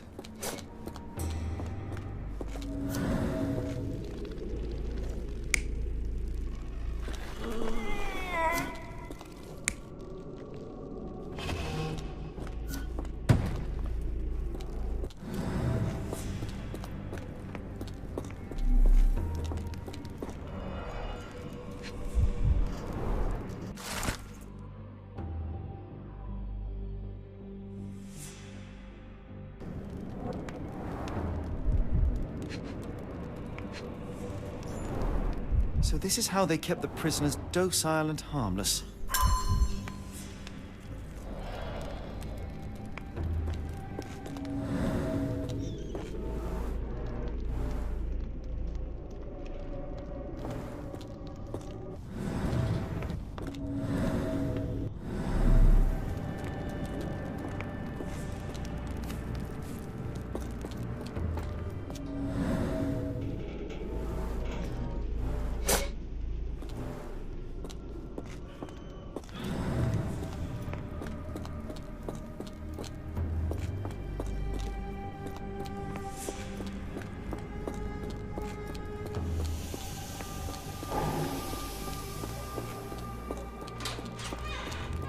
I will make them pay for what they did to Heidi.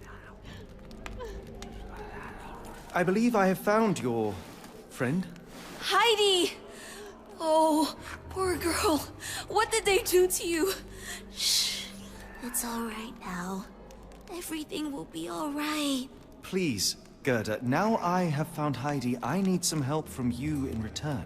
Shh, Heidi. We should thank the man, don't you think?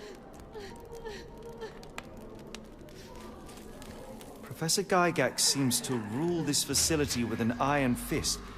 Do you know anything about her? She's sick. She did nasty things to us. Separated me and Heidi just for fun. Before she got here, this place was all right. Tell me all you know about those funny-talking people. We'd hear their screams. The guards would take them down the corridor behind you and they'd disappear. And the screams would stop. I shall leave you two to get reacquainted.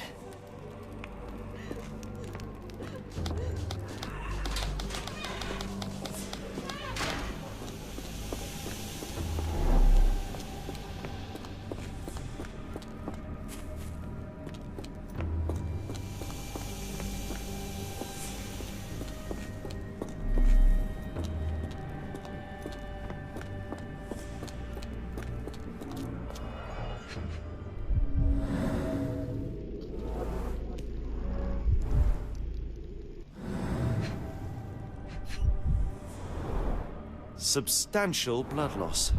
One poor soul found another way out. A bottle this sturdy doesn't break by accident.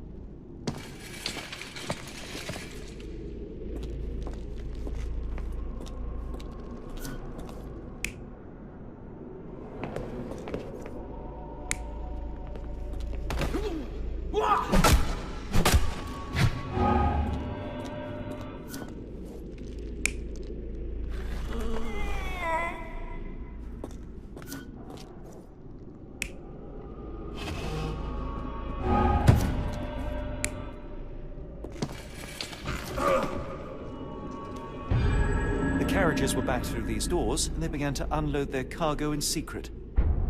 Next, the crates were opened, freeing their passengers. Not everyone survived the journey. The dirty, exhausted, and dehydrated prisoners were then herded into cells. But all the cells are now empty, and I have not located a morgue. Time to find Hell's Door.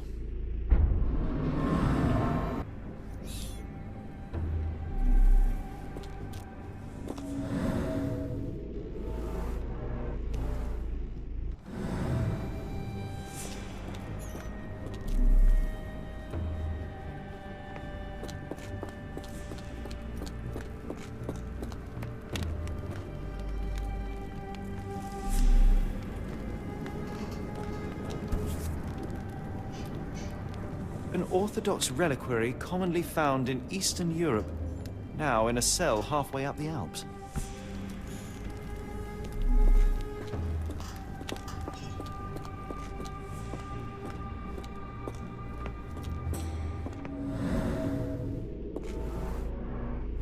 Scratches. Something has been moved through here.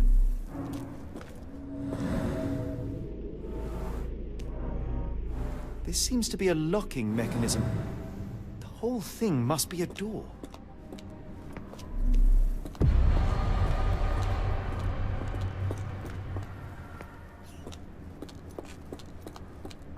The doors can be opened for deliveries.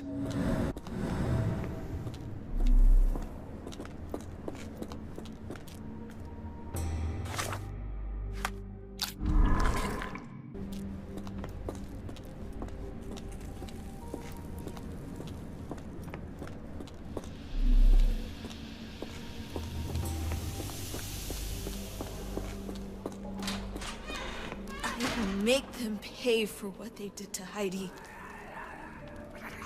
I found Hell's Door, the one that made the foreigners silent, remember? How do I open it? Gerda, please, I cannot get inside. You have to tell me how to open it. How can you speak to me like nothing's wrong? Can't you hear Heidi crying? Look at her! Look! She's suffering. I can't even hear my thoughts over her screams. Poor Heidi. We will fix you. I promise. We will fix you. Leave it with me, Gerda.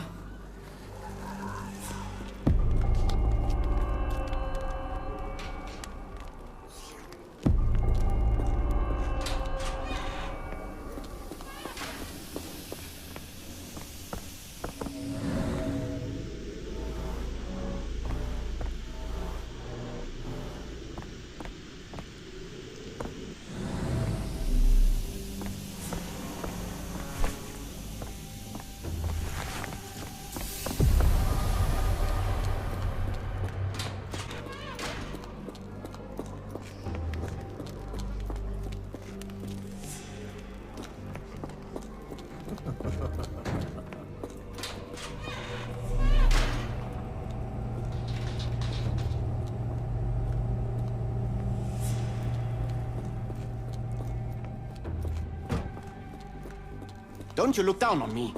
Open the door.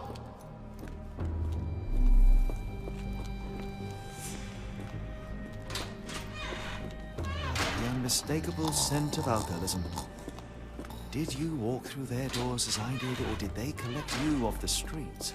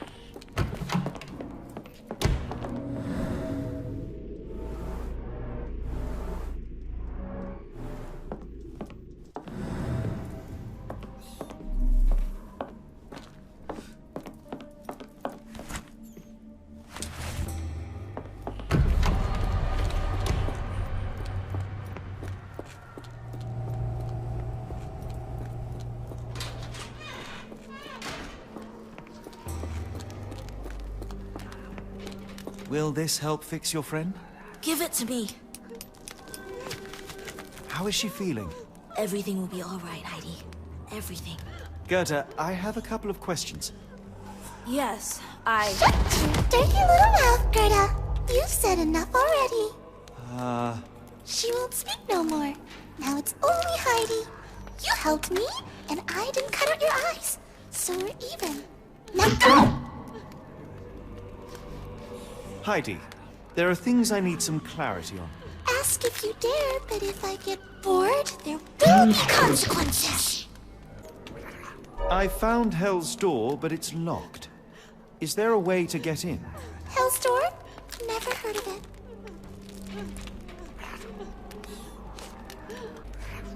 That's not true. You, Gerda, told me that Hell's Door makes people silent forever. And you believe that snotty little girl? I'll personally ensure that she never dares to speak again! Professor Gygax hurt you repeatedly, scarred your body and mind. You are not protecting Hell's Door. You are simply afraid of the consequences were I to enter. I could tap your teeth out with a hammer until you choked on the blood and bits. You could. But then you would live the rest of your life in fear of Professor Gygax. I can make that feeling go away. How? I can stop her. But the key, Heidi, the key to Hell's Door is critical to stopping Professor Gygax. And I think you know where it is. Tell him! But you said... And now I say tell him! The professor. She has a special key. Keeps it close and only brings it down when you people go through. Behind those closed doors, those people start to sing. Oh, they sing in so much pain. Gygax. Of course. Thank you, Gerda. Heidi. I must leave. Leave? You joke. Nobody leaves the Edelweiss. Now you will be with us forever!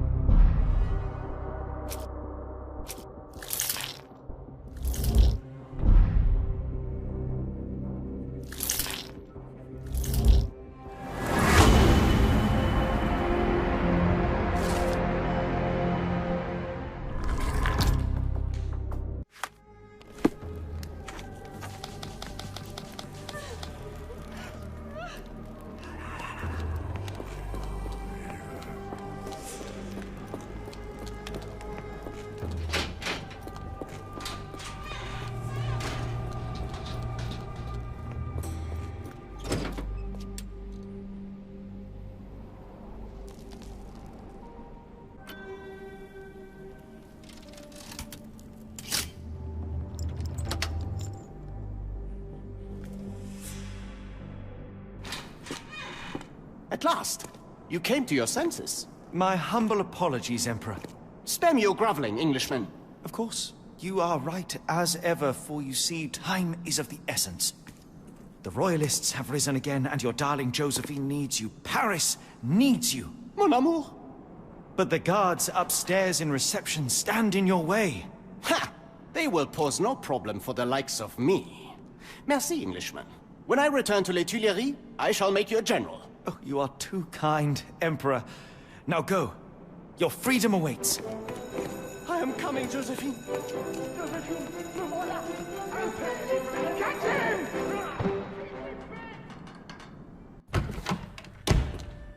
Psst. Watson. Over here. Holmes? What are you doing here, and where did you get that outfit? It is unimportant. I require your assistance. What is happening, Holmes? I need an explanation. It's quite simple. I created a distraction so that I could tell you something important, and in turn, I need you to acquire something important for me. How can you call any of this charade simple? Watson, we can discuss this later. Time is of the utmost importance. The kidnapped people may still be here. This is what I know so far. What? You really found all this on your own? Focus, Watson.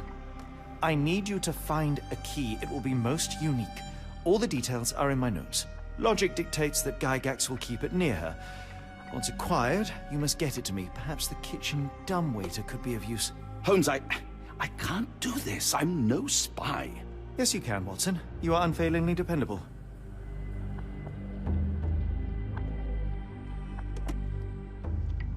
Dr. Watson, visitors are not permitted back here. I'm terribly sorry, Mr. Kuntz. After the war, my nerves, I fled all that commotion. It is nothing. A patient attempted to escape. He will not get far. Now, if you would like to follow me.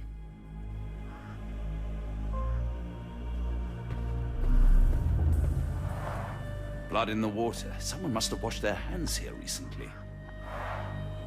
What have we got ourselves into, Holmes?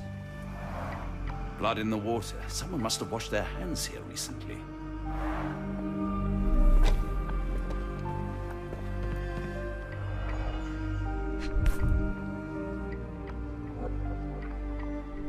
Perhaps I should take this. For all I hope it won't be needed.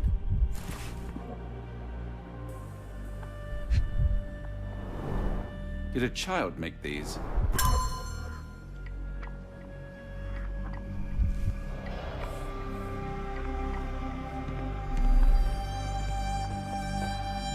The only reason to hang something this harrowing here would be to create another patient.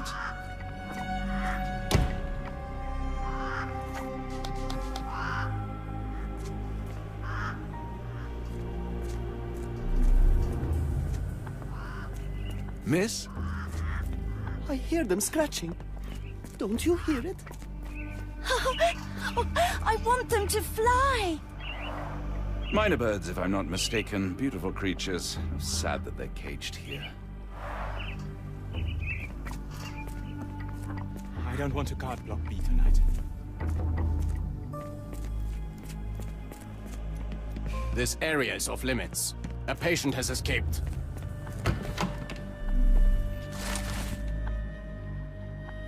I'm struggling to remember something.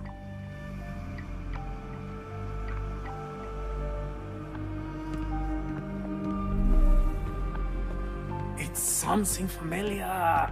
If only I could place it. I must think.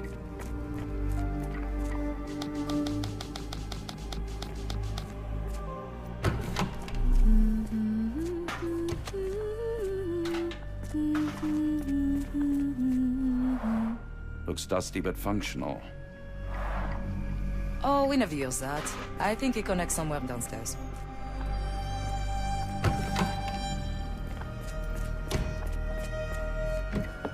Ah, Dr. Watson. Just the man I wanted to see. Professor, I'm surprised you're not trying to catch that escapee. Please, my time is far too valuable. I hope Nurse Kuntz has been taking good care of you. He has certainly kept me out of trouble.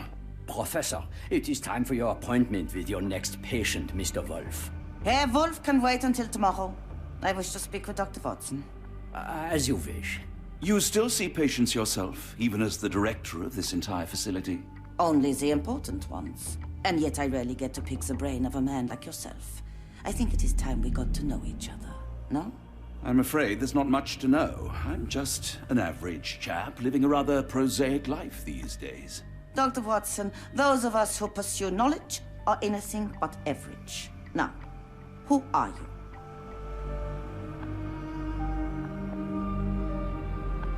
I think once a soldier, always a soldier. For all I wish to help others, part of me changed when I was abroad. Broke, perhaps. So when I read about the Black Edelweiss and your work on the healing of minds, I simply had to learn more. I suppose my Edelweiss was always destined to attract other curious minds. But before we continue, I want you to understand one thing. A broken mind can never be truly healed. Ah, I see. So, what exactly do you do here? It is simple.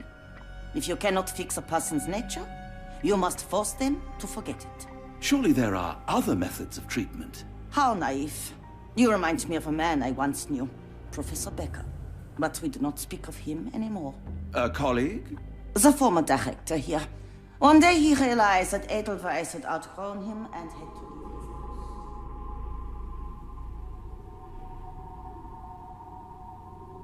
Do you grow weary of me already, Doctor?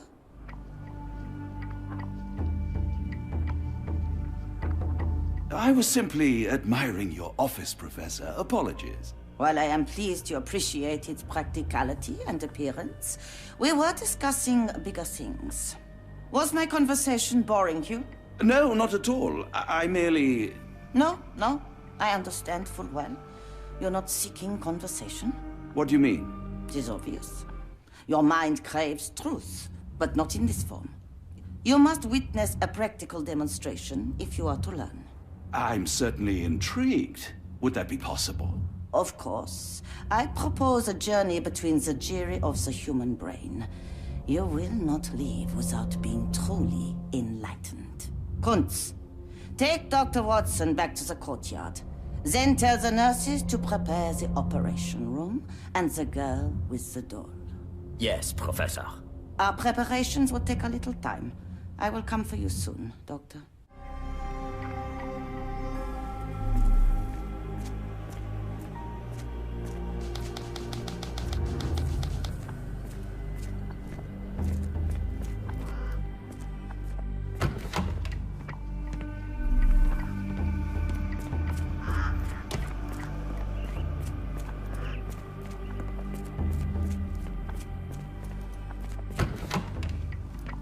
Maybe if I write another poem, I will remember.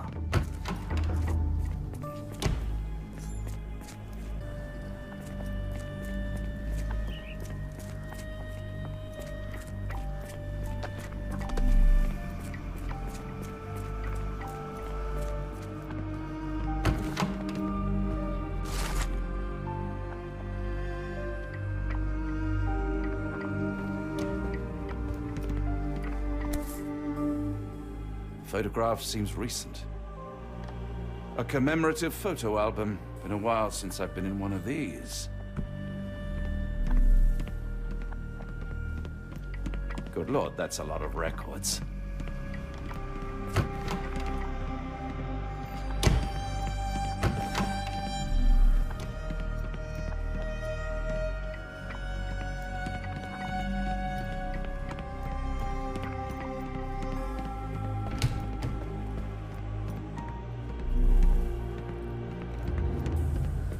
I hope you're finding your room comfortable, Dr. Watson.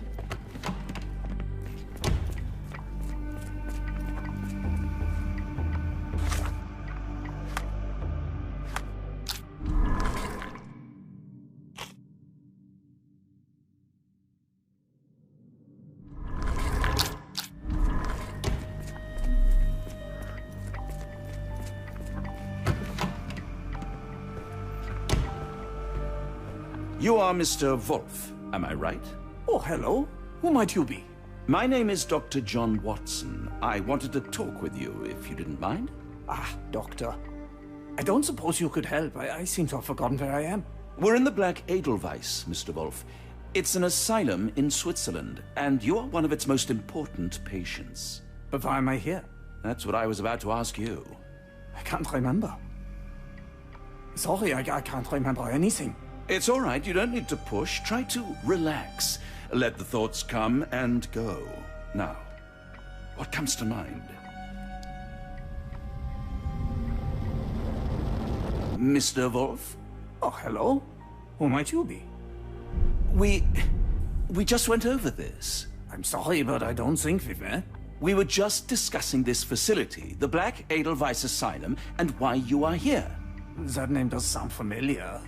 Holmes, the things I do for you. Excuse me, who are you? And who's this Holmes fellow?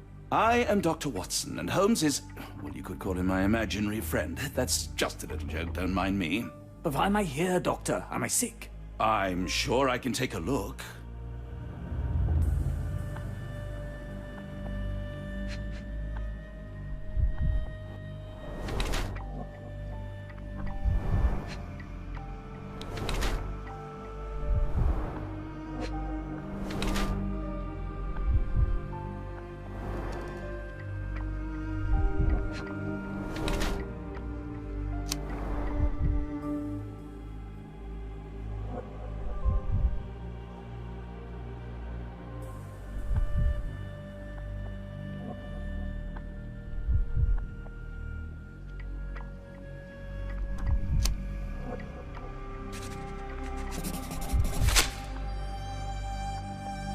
Dear Lord, what did Gygax do to you? Excuse me? Who are you? Oh, never mind. Excuse me, who are you? I don't know why I keep doing this, expecting something different.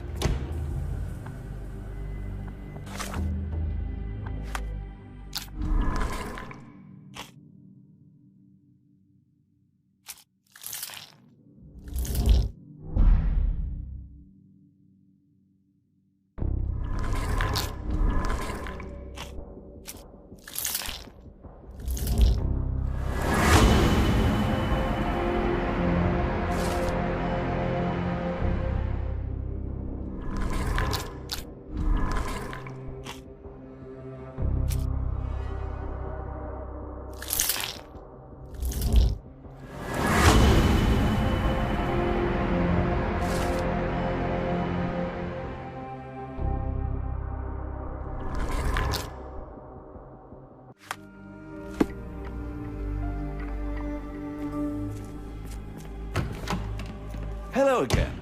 You won't remember me, but we've met before. I am Dr. John Watson, and you are Professor Becker. You were the previous director of this facility, the Black Edelweiss. Professor, really? Actually, that name does sound familiar. Wait.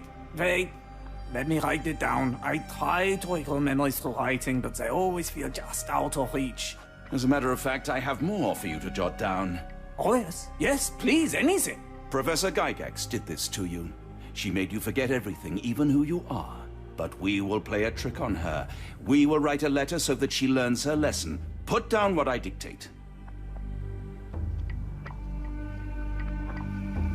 Dear Professor Gygax, I bitterly regret that I let my beautiful alpine flower fall under your influence.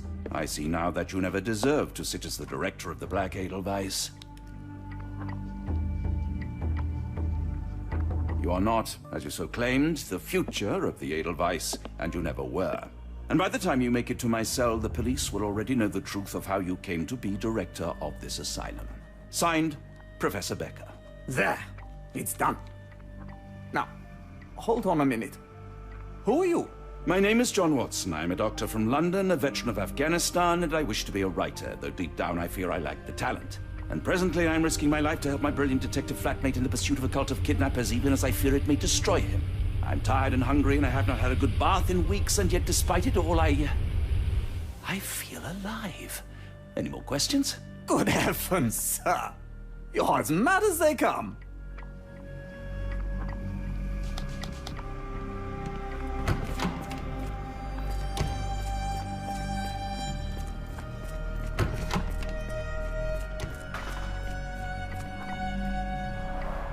Looks dusty but functional.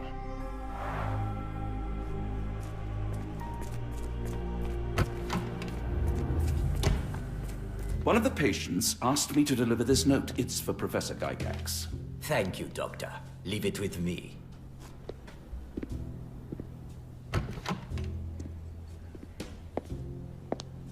A letter for you.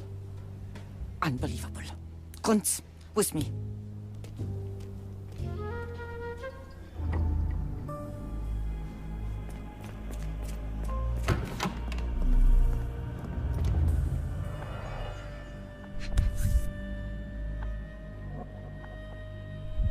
Close, but I don't think this is the key. This is too small to be what Holmes asked for.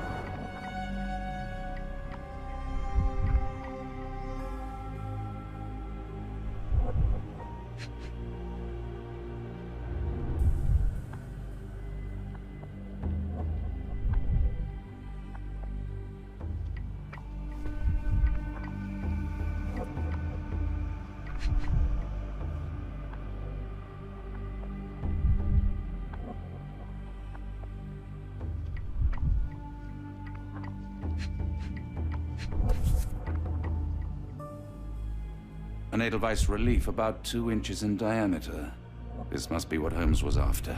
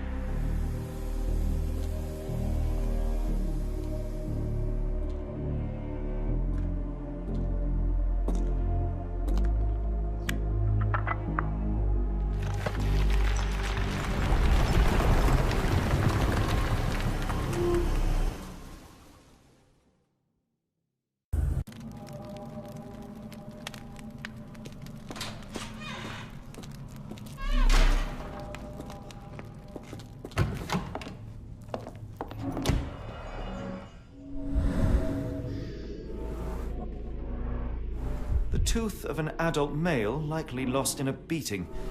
Only a couple of days old. The inside of the cuff is worn. It's been used often. A wax cylinder. There is something recorded on it.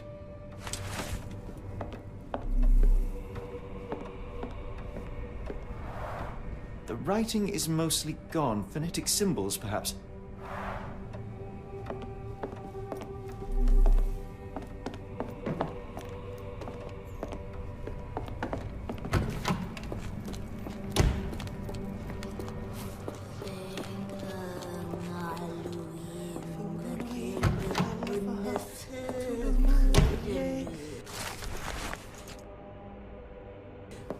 Looks as if it's been recently used.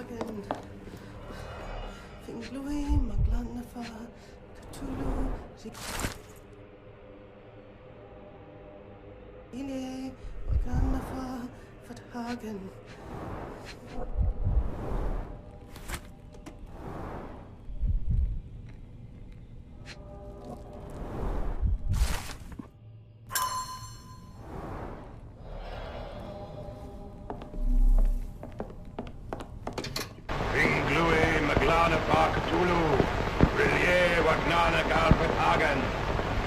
Ringlui, Maglana, Cthulhu, Rillier, Wagnana, Galpethagen.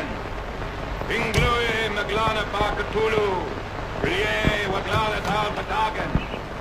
Ringlui, Maglana, Cthulhu, Rillier, Wagnana, Galpethagen.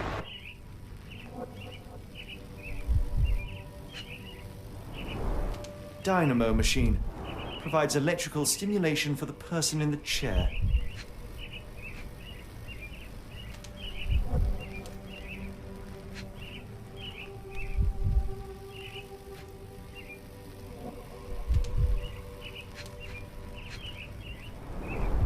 Full-grain leather straps. Impossible to escape.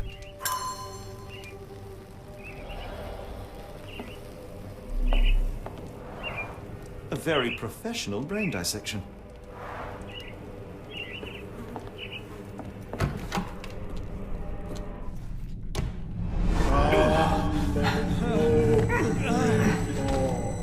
Get out of my head! Your mind festers, devoid of soul. Find reverence for the one that trembled. Lord! Left your surrender your soul and become a servant of madness. Please! No more! Stop it! Watson! John! Somebody! Wretched mortal, do not fear what is to come. Let him rupture our world anew. Awaken! And let the world behold!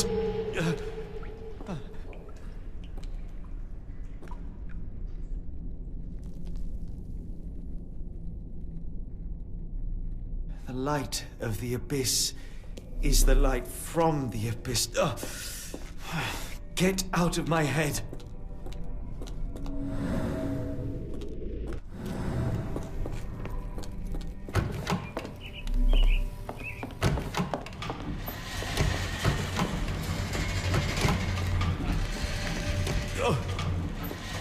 Oh. Dear. A hydraulic elevator? How ingenious. Judging by the remnants of blood and flesh, these instruments were used for dismemberment. Utterly inhuman.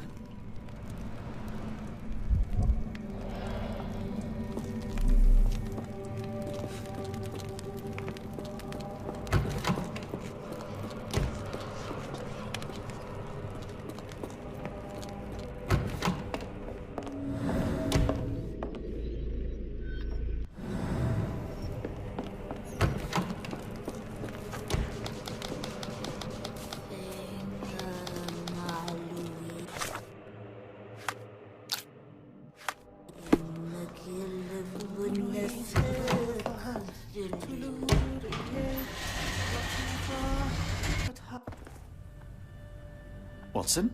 Holmes? What are you still doing here? Still? I was trying to find more information. Did you think I was just going to sit in my room twiddling my thumbs? I only asked you to find the key. I had everything else under control. Says the man who looks like he saw a ghost. I'm fine, Watson. You're hardly fine. You reek of congealed blood and chemicals. What did you see down there? Never mind me. Where's Gygax? I'm afraid she's over there. I found her like that when I entered, on my word. What? She was our biggest lead. Yet another wrinkle in our investigation. What do we do now, Holmes? Hush. Let me think.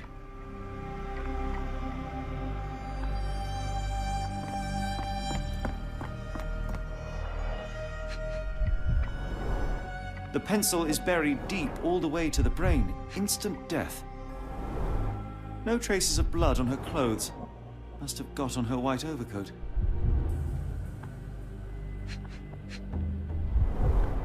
The patients here wear the same robes.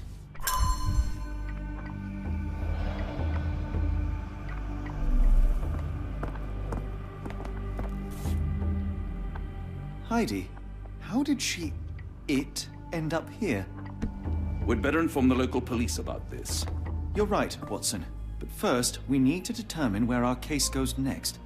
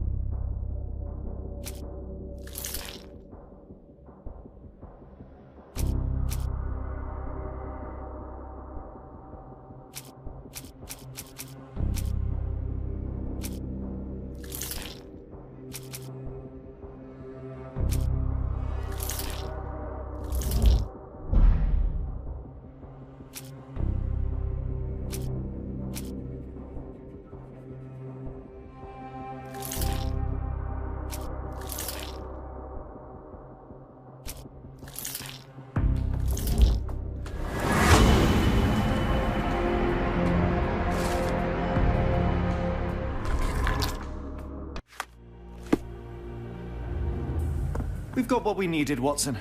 This conspiracy reaches further than we thought. I don't suppose you've ever been to New Orleans? You are joking. I seldom do. Let's go. There's no time to waste.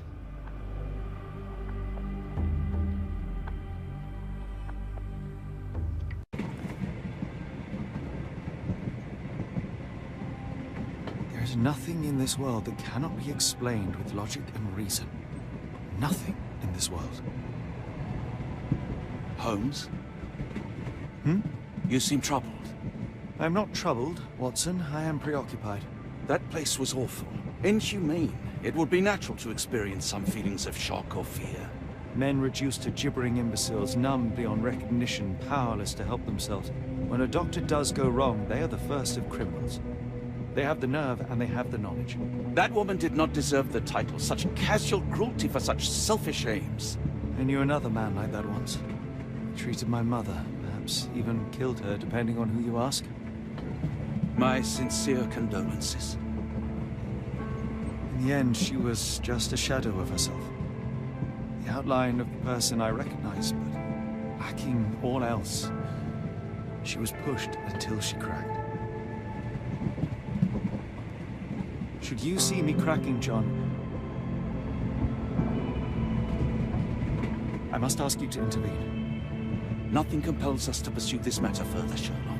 We can return to London, report what we have discovered, let more capable hands take over. Alas, there are no such hands. Were we to abandon our quest now, I fear no other would succeed in our stead. We know nothing of what awaits, what dangers lurk in the darkness. Nonsense. We draw nearer to New Orleans with every passing minute, and thus closer to the answers we seek. Those answers, for all their perversity and improbability, will, nevertheless, be the work of men. And that is a work I have studied well. So be it.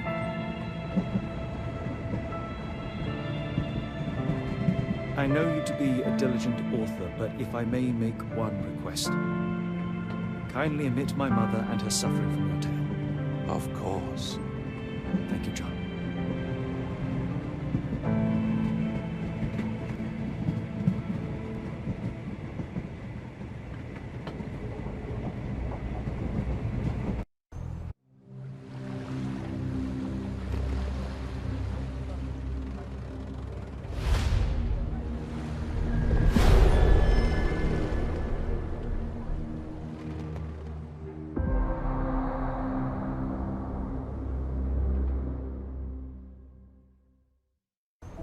Ah, Holmes. After our trip to nippy Switzerland, I can certainly use some of this New World heat. Do not get carried away, Watson. What we could certainly use are answers to my questions. I know, but you look exhausted. Why didn't we find the hotel first? We shall rest when our investigation is over, and not a moment sooner. I shall ask you to handle our bags while I search for the bank. As you wish. Oi! Stop it, you! Our luggage! Good Lord, what have you done? That's my stuff. I'm sorry, mister. Not It an was an auspicious accident. start, is it? Never mind. I'll handle it. You go on ahead.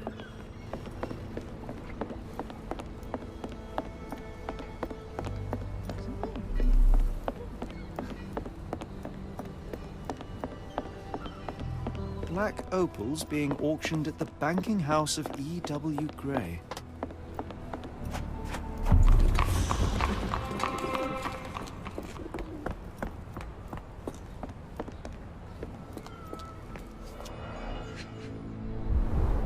Our ship leaves tomorrow morning.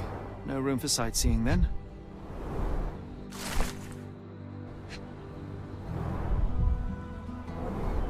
More people missing here, too.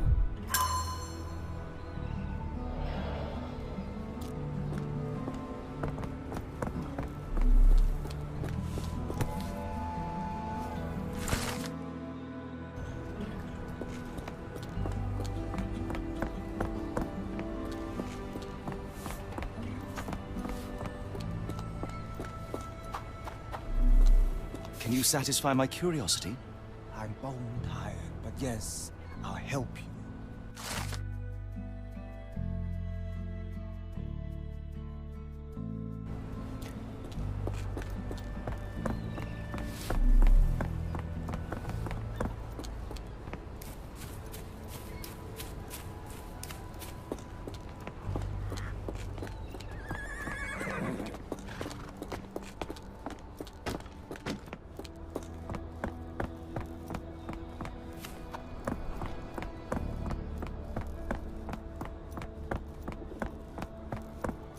Mr. Frank Barnaby, right? Auction's about to start.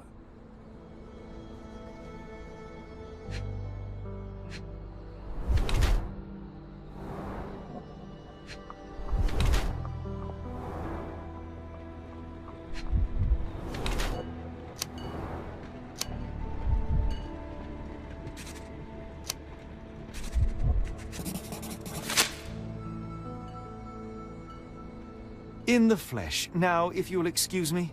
Well, hold up. Written invitation first. Can I present another piece of identification? Nope. That's why we send the invitation. Holmes, any luck? None. They're holding an auction, invitation only. The good news is, I know who might have one. We need to find Mr. Barnaby. Who? Frank Barnaby, most likely a local. And do you think Mr. Barnaby would be happy to share his invitation? Let us first find him, then we can see if he is the generous. Can I ask you a question? I'm sorry. You should search for answers somewhere else.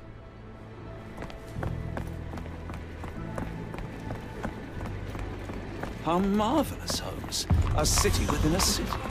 Indeed. Those lanterns are delightful. It is as though we have been transported to the Orient itself. Is this familiar to you? I'm bone tired, but yes, I'll help you.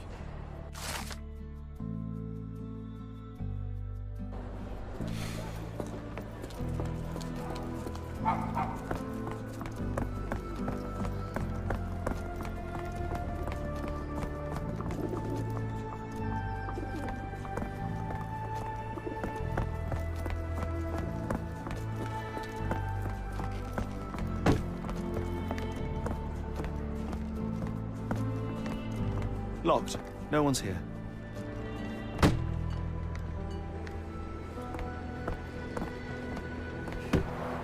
Rather unassuming for a jewelry store. Damn. He at it again. Barnaby still owes you. If he can't pay in greenbacks, he'll pay in blood. Could you help me? I'm bone tired, but yeah, I'll help you.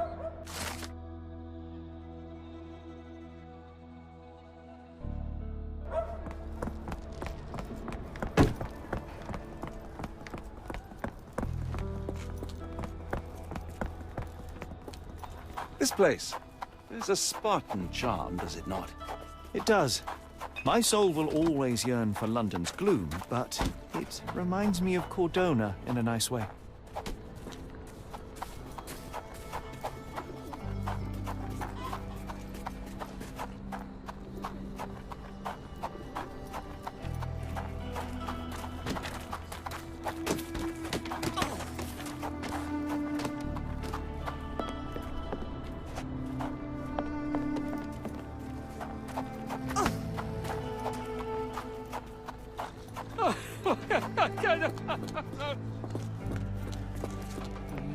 May I ask you something? What makes you think I can be of any help? Yeah. Could you help me? What makes you think I can be of any help? Oh, yeah,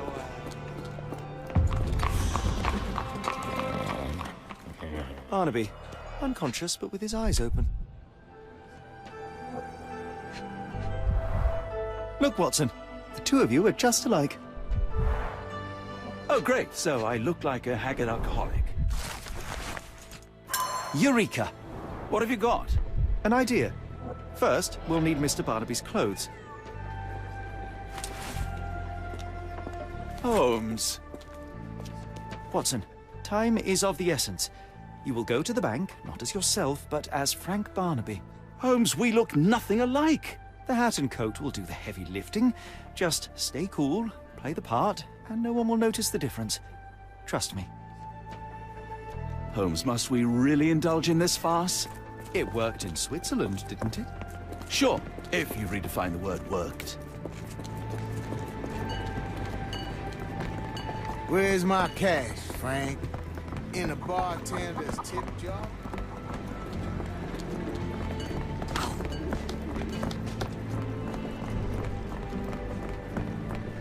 Where's the money, Barnaby? I'll wait here so as not to arouse suspicion. Mr. Barnaby. Right you are. Shop owner. Right. Your invitation, sir? Here you go. You okay, sir? Seem to have the jumps. I'm in a rush. Come on in.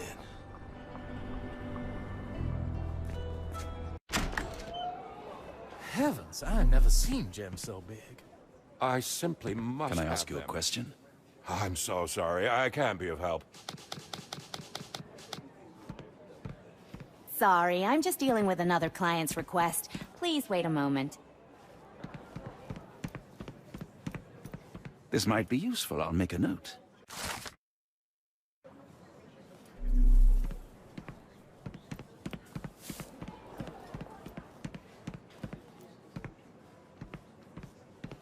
Morning, sir, and welcome to the E.W. Gray Banking House. The auction will begin shortly.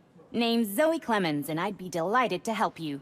Pleasure to meet you, Miss Clemens. I am Frank Barnaby.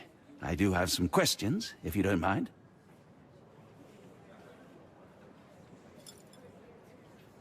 These gems are rather curious. What can you tell me about them? These rare beauties are black opals, all the way from Coober Pedy, South Australia. When they catch the light, the dark stone becomes a brilliant rainbow. It's something special. Forgive my curiosity, but who was the previous owner? Sir, I ain't at liberty to disclose them details. It doesn't say where these stones came from, no provenance, no previous owner. I'm starting to suspect they were illegally procured. What? We would never. I can assure you these gems were bought from one of New Orleans' most upstanding citizens, a philanthropist no less. If you would like to know more, I could get my manager. You old dog, Barnaby. Didn't think you'd sober up for the auction. An hour ago, you were 3 sheets to the wind. Oh, you know, I hold my liquor better than most. And the auction was an important business opportunity. An important business opportunity? Ha! What have you done with the real Barnaby? Well, maybe I'm drunker than I thought, mister. Mister? What's wrong, Frank? You're looking pale. Don't you recognize your old pal, Grub?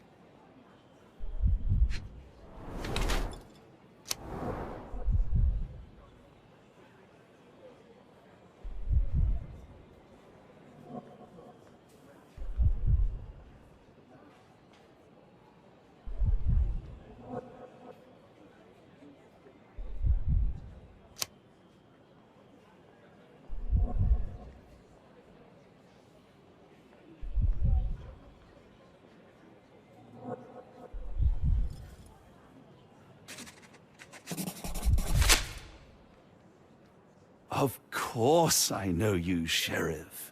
Good. Now, while I have you, there's the matter of your outstanding fines. I've been more than reasonable, but I'm afraid the bills come due. Fines? Right, I'm afraid I don't have anything on me. That's funny. Ain't you at the auction? I weren't born yesterday, Frank. Now, assault, battery, disorderly conduct, that's serious stuff. You got off easy, but if you don't pay up, things get a whole lot worse. Look, Sheriff, I'm not actually... Whoa. Think careful now, 'cause Frank Barnaby only owes us cash. But fraud, impersonation, that's weasel behavior. And you know what we do to weasels round these parts. Feed 'em to the gators. So, Frank, what's it gonna be? Here's all I have. Mighty fine of you. The people of this parish deserve peace. They don't take kindly to visitors. Don't miss that boat tomorrow morning, Doctor.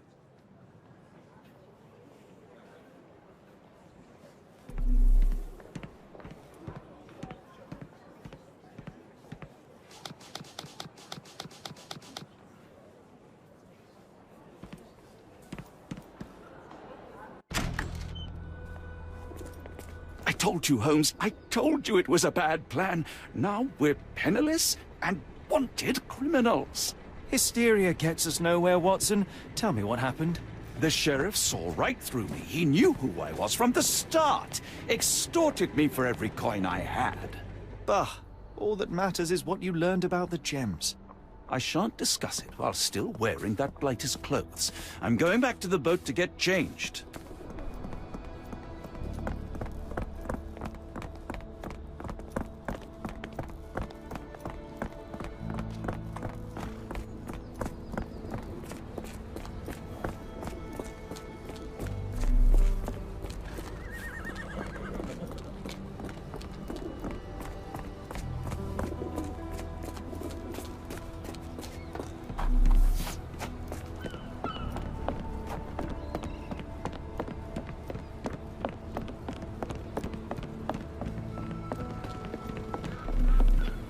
pox on the crew.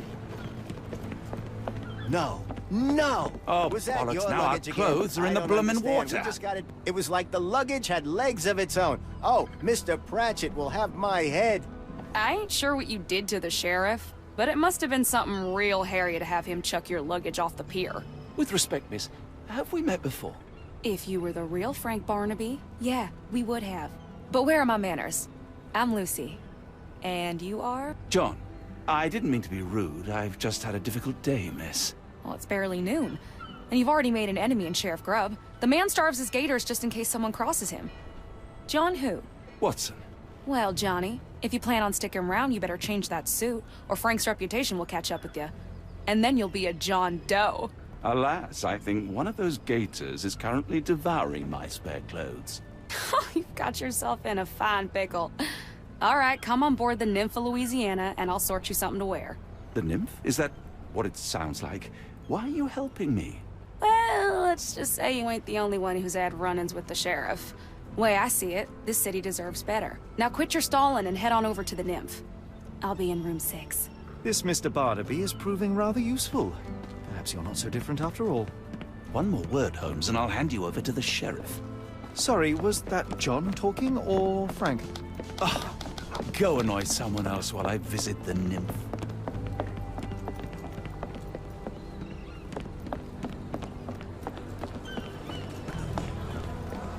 Always a pleasure to see you regular, Mr. Barnaby. Welcome home.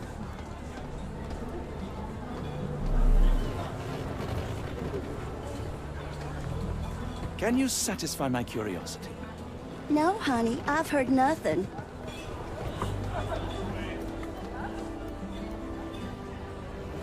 Well, look at you. All dressed up with nowhere to go.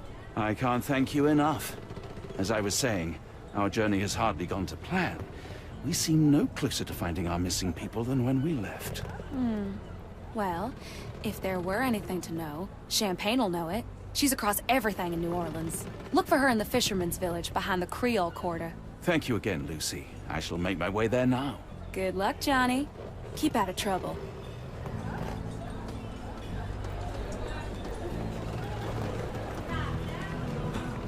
Oh, forgive me, Watson. The difference is plain as day. What a remarkable transform... If we're critiquing wardrobes, Holmes, maybe you can explain why you used to roll just one sleeve up. Did you get bored halfway through?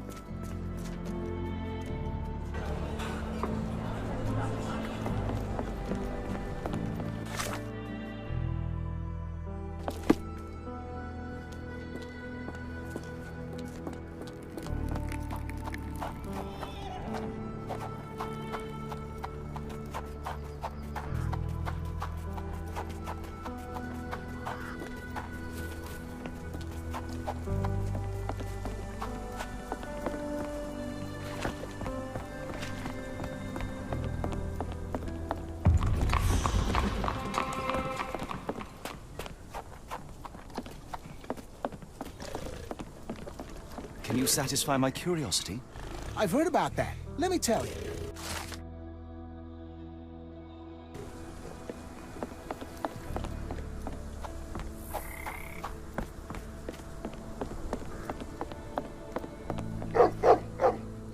Tocqueville? Lafayette! Hush now. No offense, Sheriff. Them two don't take kindly to gents. Especially foreigners. How can champagne help you? Trip to the bayou? Feeding a huge crocodile? Some other time, perhaps. Word has it, you know everything that goes on round these parts. Maybe. Maybe not. What you want to know? The bank in town recently purchased a valuable collection of gemstones from a wealthy man. What do you know of it? Sure. I hear everything. This time I tell you for free. Next time, you pay. Thank you. May have been 1-2 weeks ago. Rich man's butler sold him some black opals. And this rich man is? Don't know his name, only that he from the French Quarter. Folk back in town could take you there. That's all I know. You need a boat? I hire 'em out for dollars. Or a bottle of you know what. Thank you for the offer and the help.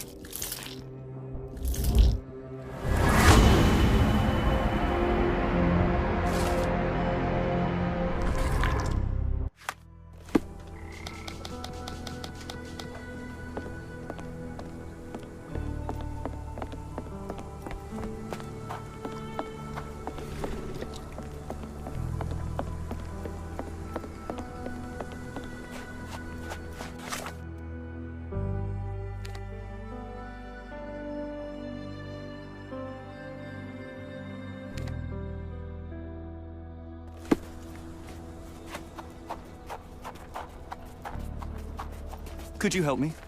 I'm bone-tied, but yeah, I'll help you.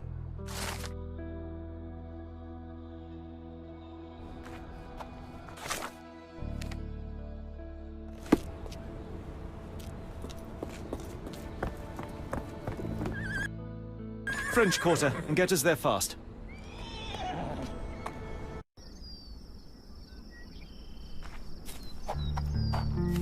You know, Watson, the opulent mansions and stifling heat remind me of my time in the Mediterranean. Corona does sound rather magical. Do you think you shall ever return? I don't know. That place was home to some of my greatest memories and some of my lowest moments.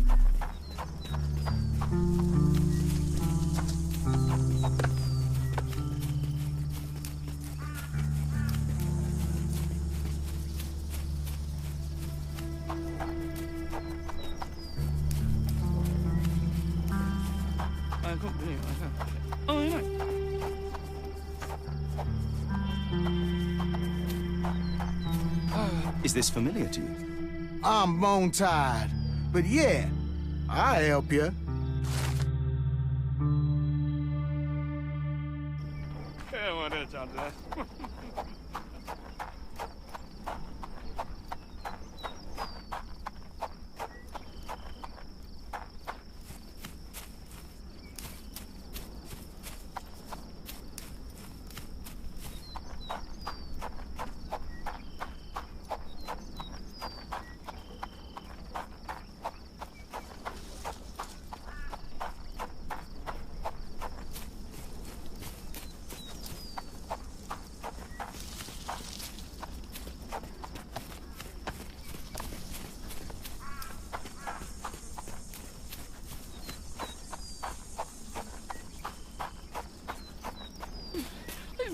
Is this familiar to you?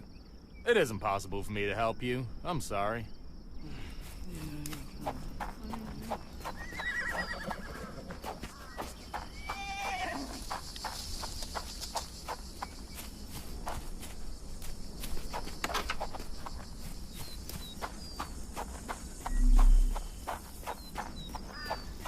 Lord, help me. No way in. Excuse me, miss. Are you all right? What is your name? Eula, sir. Waiting for someone, Eula? Yes, sir. My brother Davy. He works for Mr. Arneson in that mansion yonder. Been 5 days now since I last heard from him. Come now, why all the tears? Something happened to Davy. I feel it in my bones. Do you think he may have left the premises? No, sir. Davy, he ain't like you and me. He's smart in some ways, but he can't talk. Not a word. He's pure and kind. Fear not. We will look for your brother. One presumes this gate is locked. Is there any other way inside? There's another entrance through the stables you could try. That's where I meet Davy normally, but I couldn't get in. See, I couldn't find the key. It wasn't in its usual spot. Please hurry, sir. Find him for me.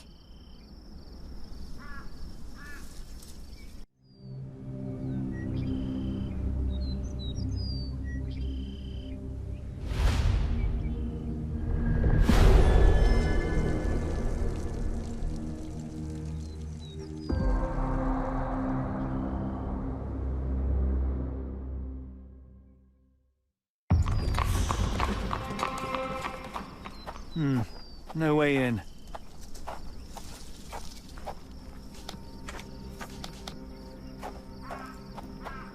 Please, Lord, protect my brother.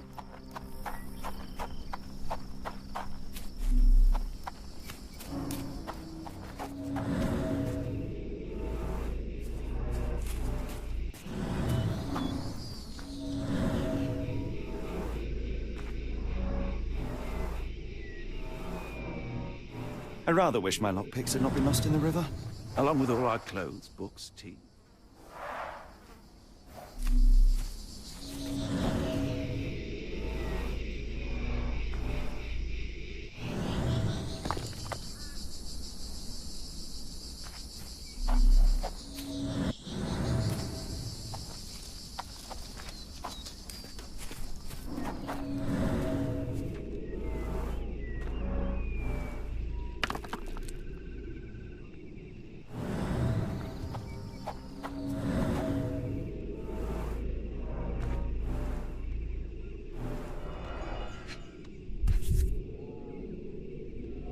This must be the key to the stables.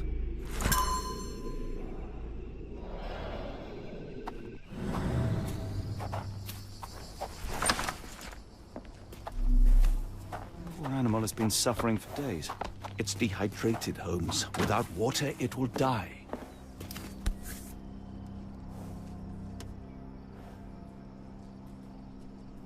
Cayenne pepper. Half empty. Or as Watson would say, half full. Mr. Arneson's cab is still here.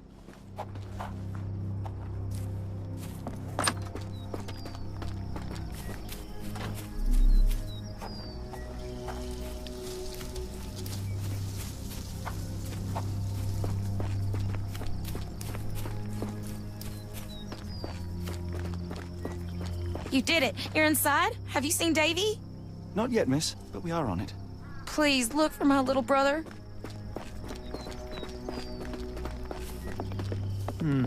No way in.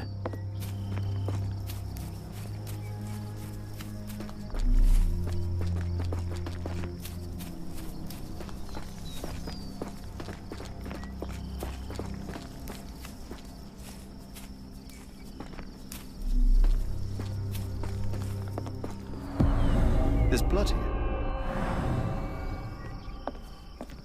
Ah! Do you smell that, Holmes? Something bad happened here. I know. Be prepared for anything.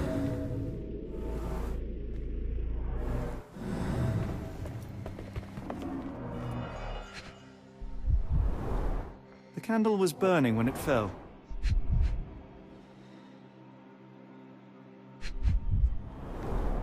Someone smaller walked over these boot prints. A trail of wax leads to the door.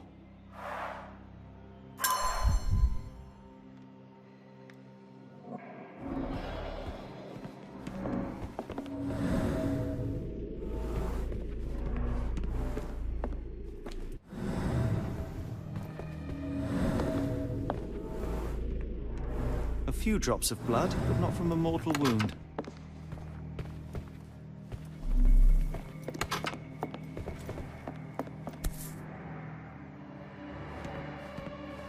The bent end of this candlestick has blood on it.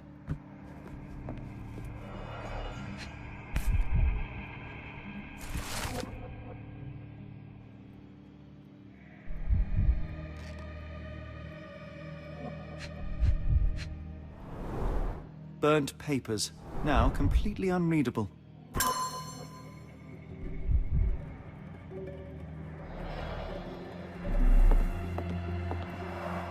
Someone was bleeding, but it doesn't look lethal.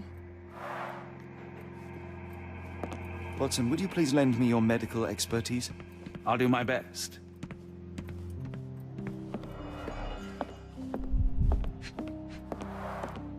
His corneas are already clouded. The hand can bend freely. Rigor mortis has passed.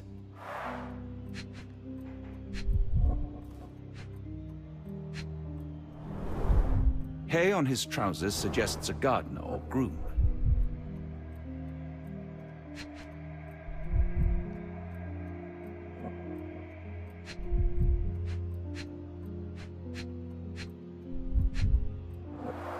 A deep stab reached the man's heart. Clean edges suggest a sharp blade, but the wound is too wide for an ordinary knife. This man has been dead for a week. The result of a sharp object piercing his heart. You are mostly right, but I would bet he died 5 days ago. Heat and humidity will have accelerated the decomposition. Mr. Arneson with his prey.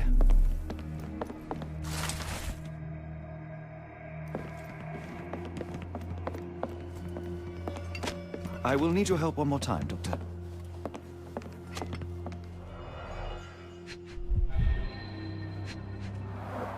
An enormous blow shattered her ribcage.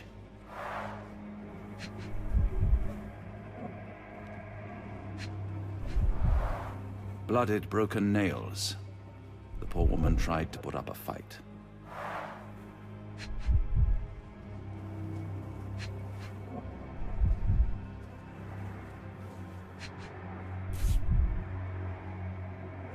Extremely sharp and deadly. A wound like this could only be dealt by a man of incredible strength. And cruelty. Why does it look so familiar?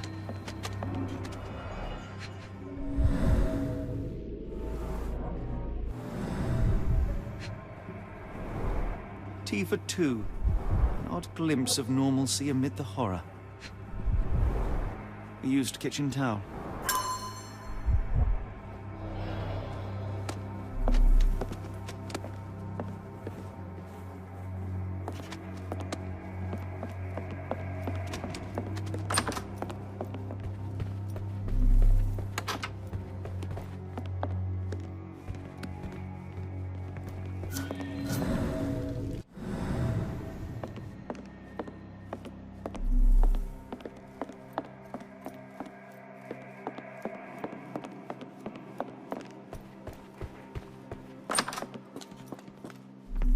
What I wouldn't give for a nice bath right now, Holmes.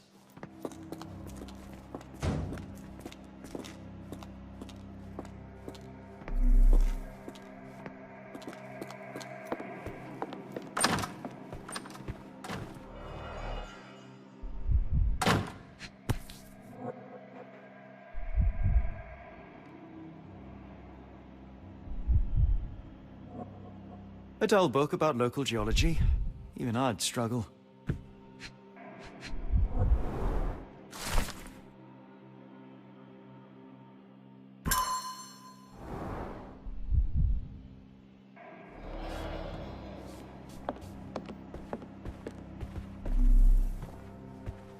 A dashing portrait of Mr. Arneson.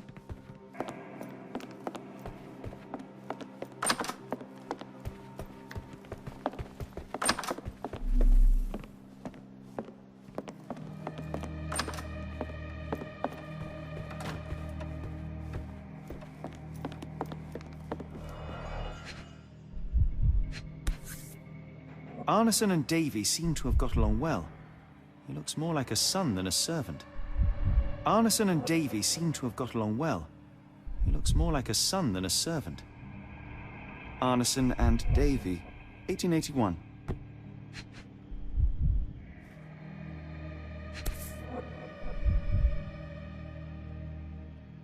Fauna of Louisiana.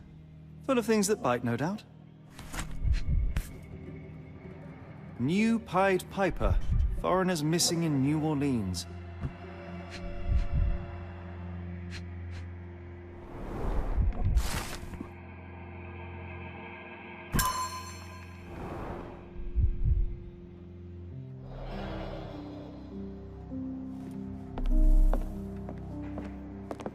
What horrors happened here?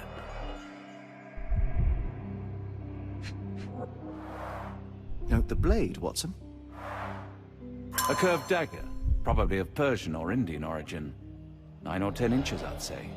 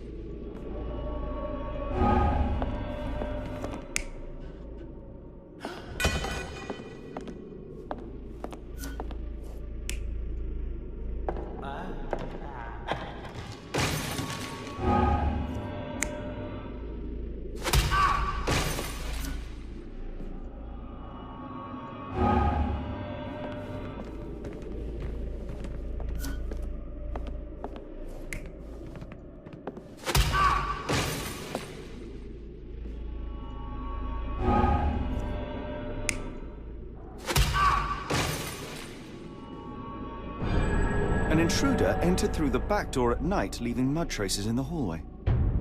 Without being noticed, they picked up a candlestick and struck the man in the chair from behind. In the kitchen, two people were drinking tea, the workman and cook. They were startled by the noise of a falling body and went to investigate the parlor. The workman tried to subdue the intruder, but was stabbed by the attacker's knife. Judging by the wound, it was a curved blade. The cook panicked and fled back to the kitchen. The intruder followed, but since their blade was stuck in the workman, they used the meat cleaver on the table to kill her. Someone smaller arrived and discovered the carnage. They dropped the candlestick in horror and ran for safety to a room down the hallway. Meanwhile, the intruder returned to his first victim and dragged their stunned body away from the fireplace and out into the garden.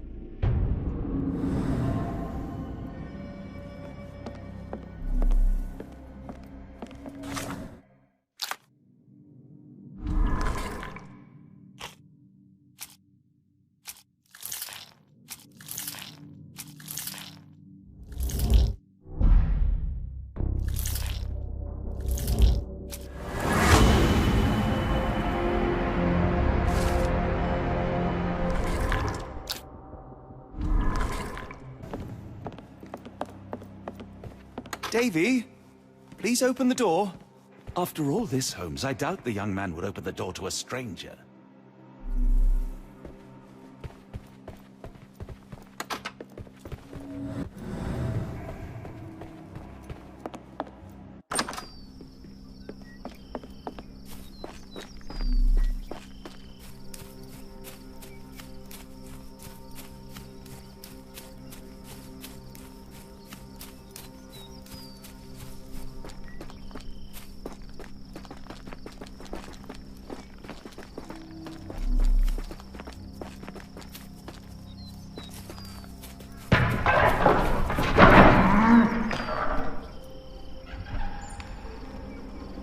Fear Watson, quick!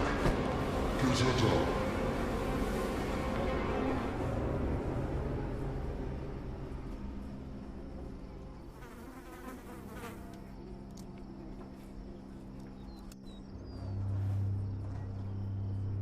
Poor Eula requires medical examination. Be swift, Watson. Ligature marks on her neck. There'll be a bruise, but she should be okay.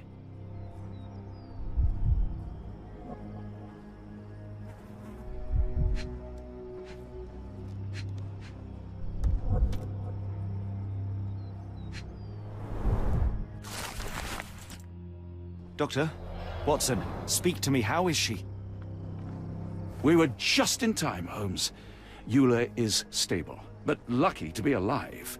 We should take her to a hospital for a further examination. Yes. I fear I was wrong, Watson.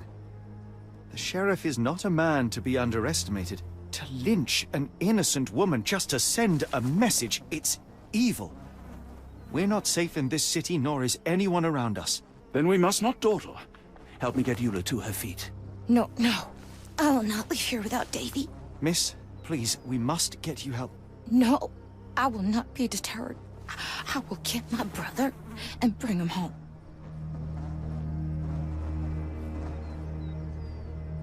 If my deductions are correct, Davy lies behind this door. He ought to be unhurt, but is no doubt shaken. Davy. Davy, you there? Davy, we understand what you witnessed before. It's safe now. You're safe. Please, let us in. Your sister wants to see you. Everything will be all right, I promise. Yeah, them gentlemen speak the truth. Just open the door. Big sister's here for you. Davy! Oh, come here, you! Thanks, sirs. Lord bless your souls. Let me examine him, miss. I want to make sure he is unharmed. Remember, he may be mute, but he still understands you.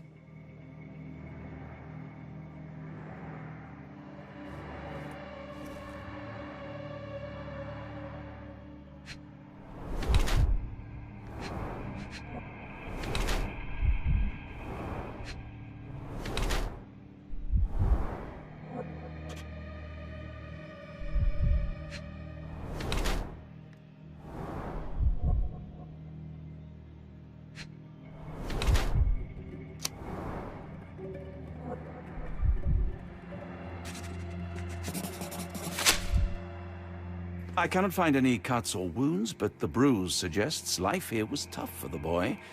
I'm not surprised he hid. You must understand, Holmes, he is still young. No, Watson, you've misunderstood. The boy's stronger than you think, and Arneson certainly didn't mistreat him. Don't mind him, Davy. Just tell me this. One of the photographs upstairs in the office shows Mr. Arneson with a man holding a curved dagger. He is the one behind it, all right? Good. Please, write his name. And one last thing. The room with an image of a bell on its door may hold important answers. Do you know a way in?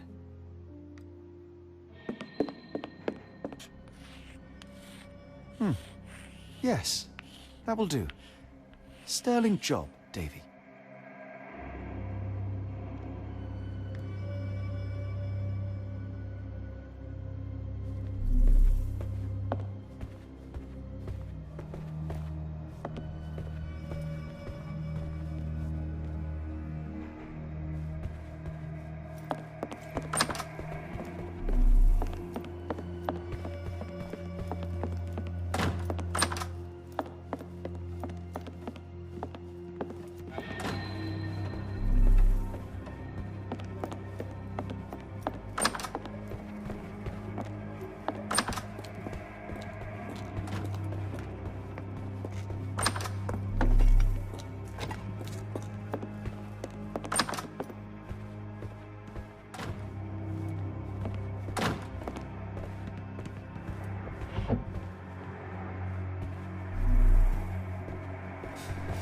Let's take a closer look.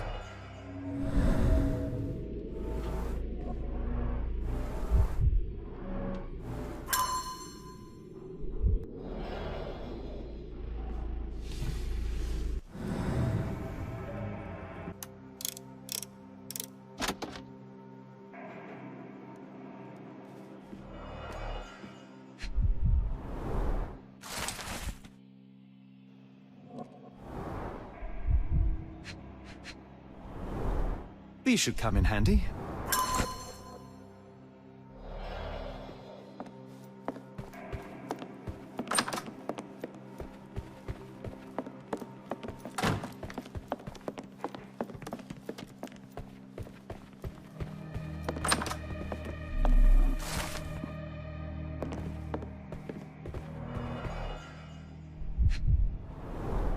The scene is impossible, unnatural, but also familiar. Dense and disturbing notes. It's hard to follow.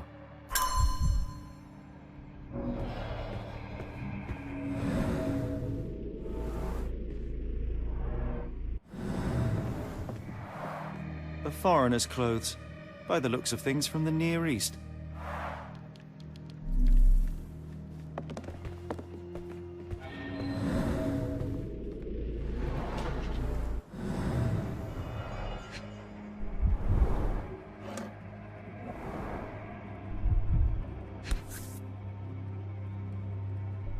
A black opal, cut and polished, easy to sell.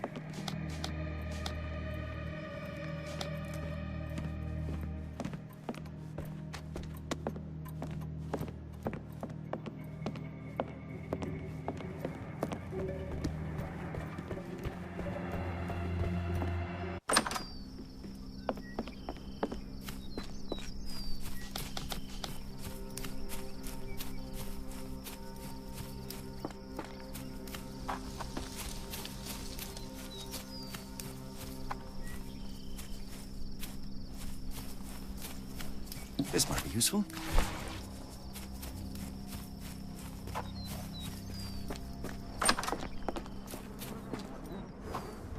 At least that's one life saved.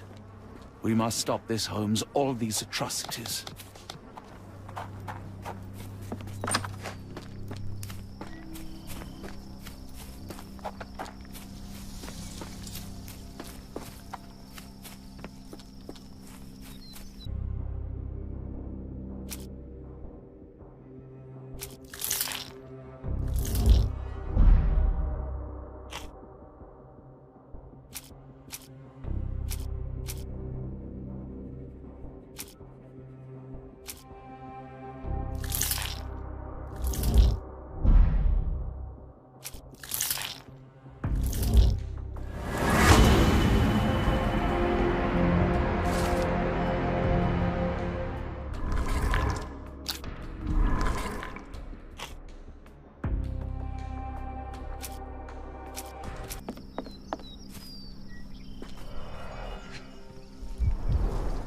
Size 10, the owner's footprints were shallow.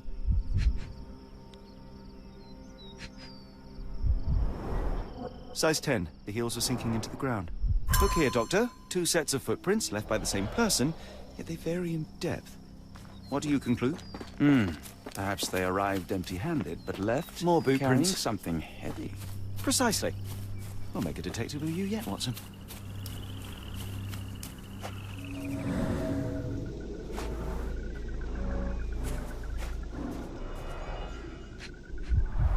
Luxurious shoes, size 9. These fingers were severed with a single clean stroke, but I don't see the thumb or middle finger. Look, Watson. Animal prints. I wonder what kind. Boots. Size 10.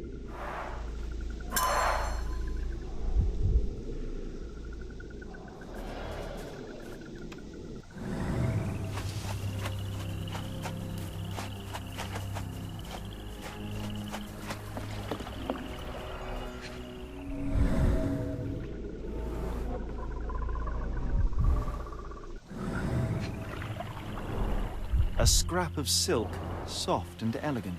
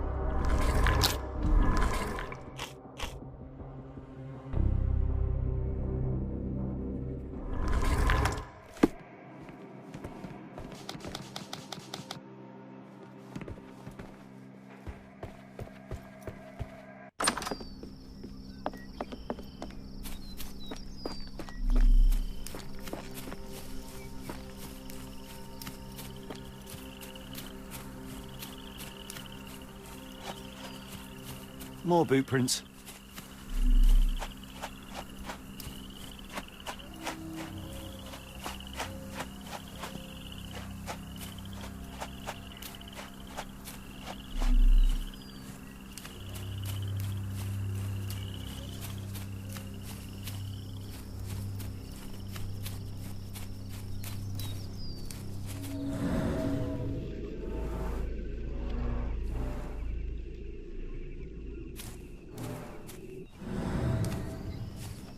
We must put an end to all this evil, and I doubt we can count on the sheriff's help.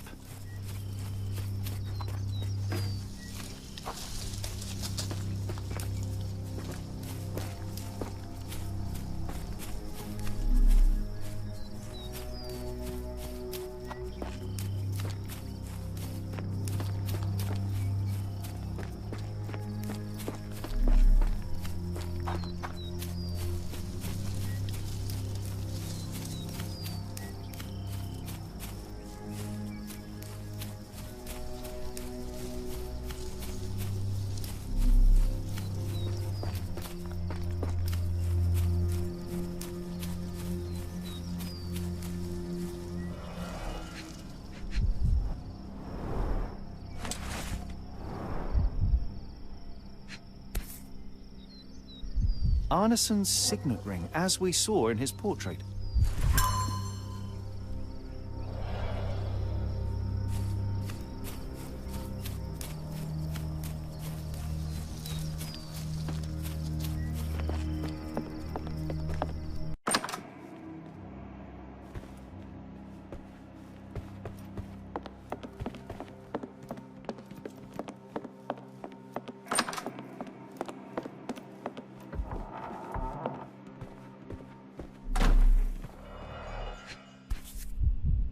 Well, isn't that interesting?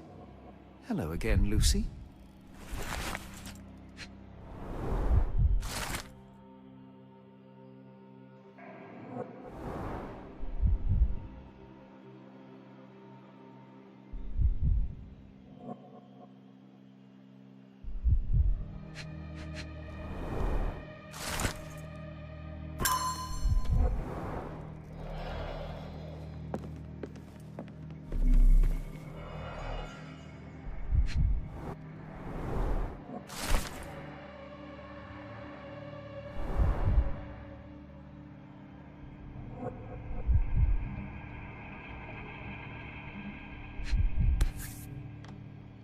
My princess, my love, my heart. Fitting words.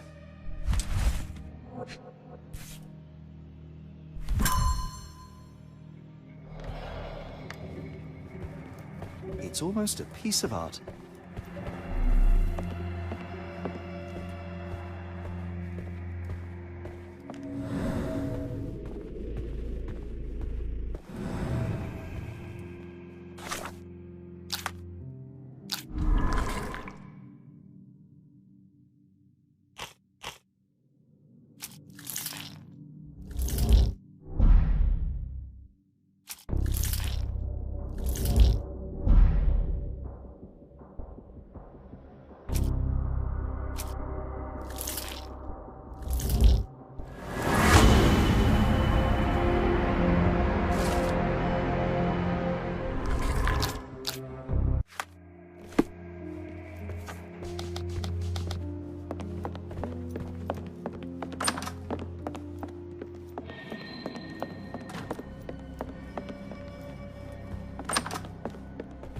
Davy, we know that Ashmat is responsible for what happened here.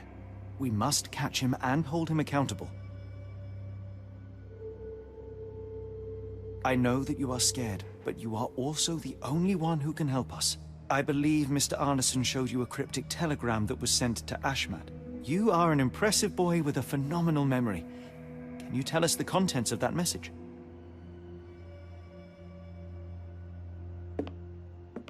Thank you, Davy. Watson, please copy down everything he writes.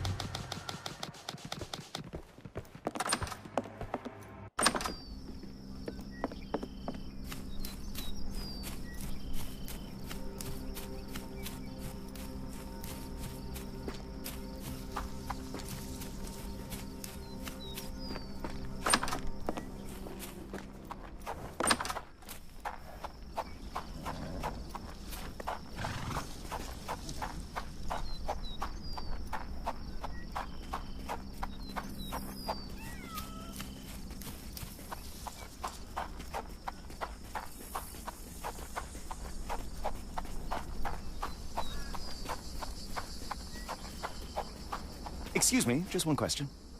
Don't be angry with me, sir, but I don't know.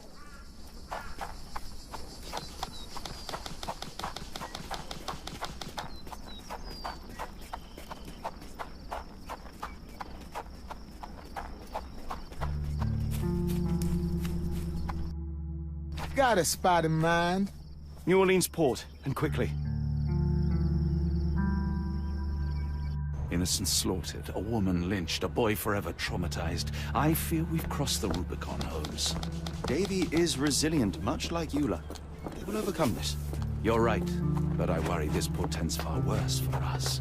What have we got ourselves into, Holmes?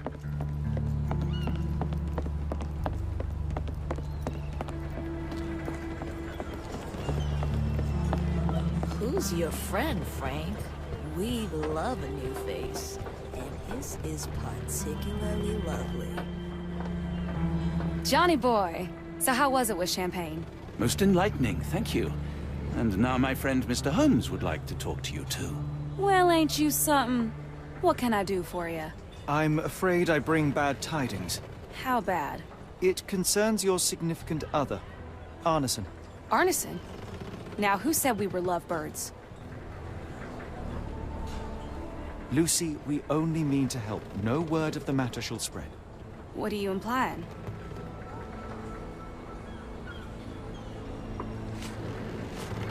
The man in this letter seemed ready to declare his feelings for you. Sounds like he was more than a client. It's part of the job. Men can say weird things when they think they're in love.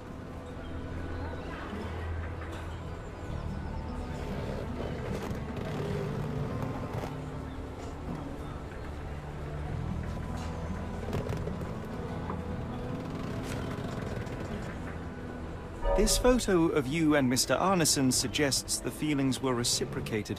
Looking interested when with the client is part of the job, Mr. Holmes. I don't even remember the man. You mean to say you take pictures with everyone? If they ask nicely. And pay.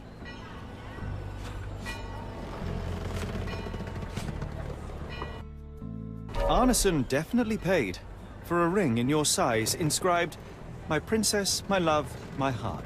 It is for you. Arneson was going to propose marriage. Facts are clear. You know Mr. Arneson and, perhaps, even love him back. Regardless, he has been abducted. His life is hanging in the balance. Please, help me save him. Oh my Errol! What have you gotten yourself into? I didn't want to believe this could happen. Lucy, what do you know? Could it have been the sheriff? I don't know, John. This town has darkness in it. Errol and me, we had plans, dreams. We wanted to make this place better for all the folk who live here. Errol had grown suspicious of Ashmat, thought he was acting odd. He brought up the bayou. I told him to leave it all alone. The water's there. They swallow everyone. You mean the alligators? No. It's local legend. The bayou's dangerous. Any visitor that sees death's messengers, they die. These messengers, are they abstract or a landmark? They're white lilies. You see a path with them flowers, you turn around. All right, Watson. We must find someone to take us to the bayou. Lucy, you have our thanks. We will go and look for Arneson.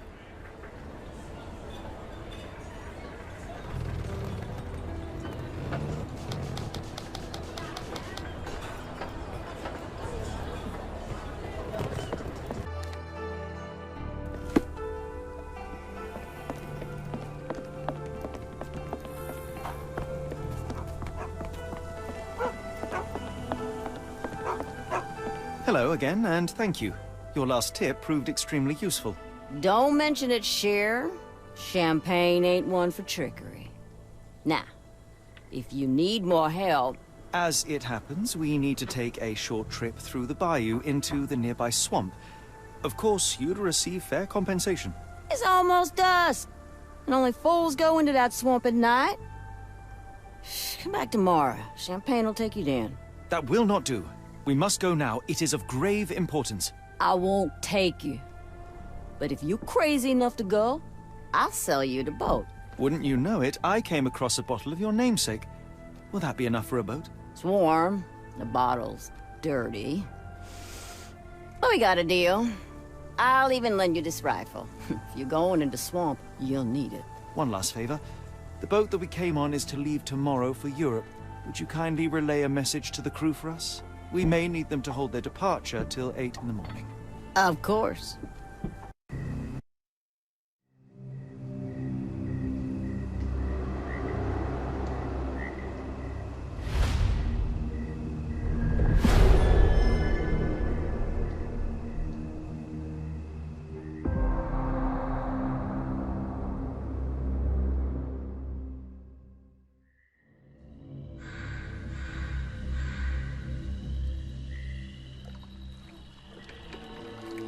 At least, in Afghanistan, we had nippy nights. It makes one yearn for rainy London. This place, Champagne, Did not mince words about it. Keep your wits about you, Watson. We are inching closer to the heart of this mystery, however dark it may be. Hell's bells! I told you to stay away, Doctor. That he did, Holmes. I rule these parts. No hiding from me here.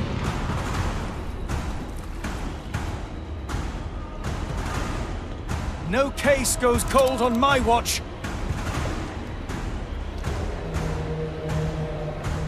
Settle down, boys. Our friends are as good as gone. This is it, Watson. Our moment of truth.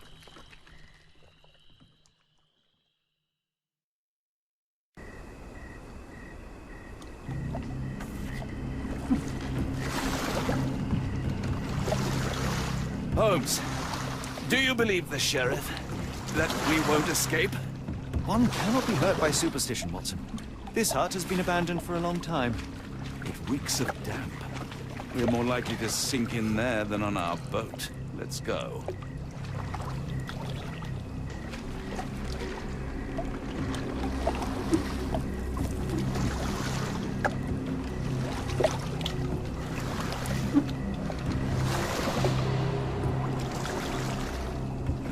Look, Holmes.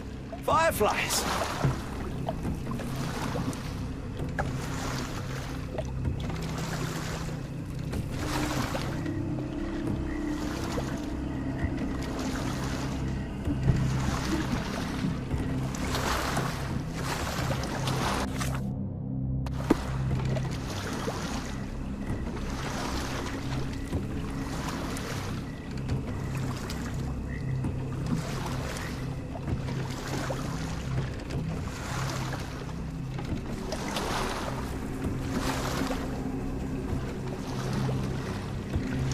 How did this shipwreck get here?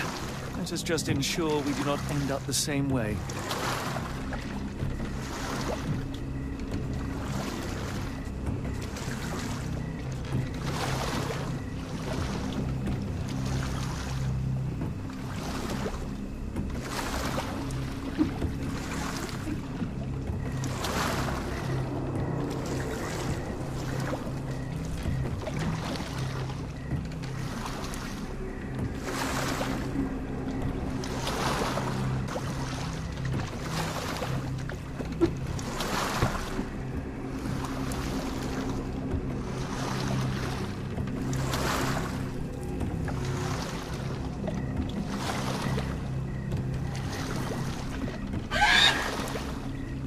What was that, Holmes?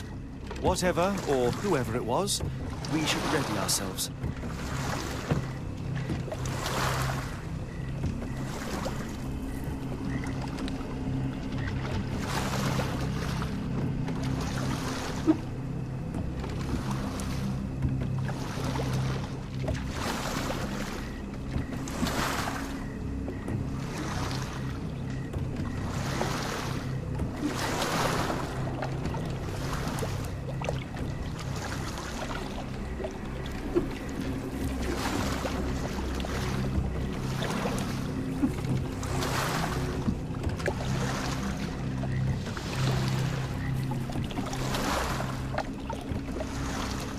How are you faring, Watson?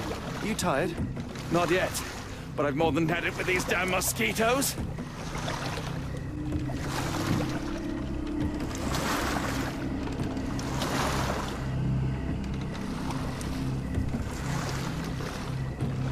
You're rowing like a professional, Watson. University of London Boat Club. Silver medalist, 1874.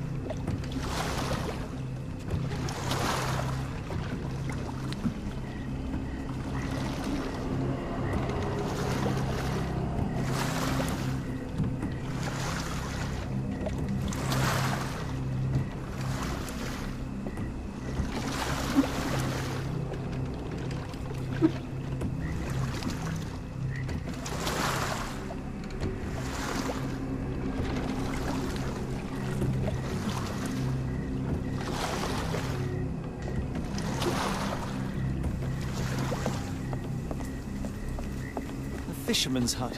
Not what we're looking for.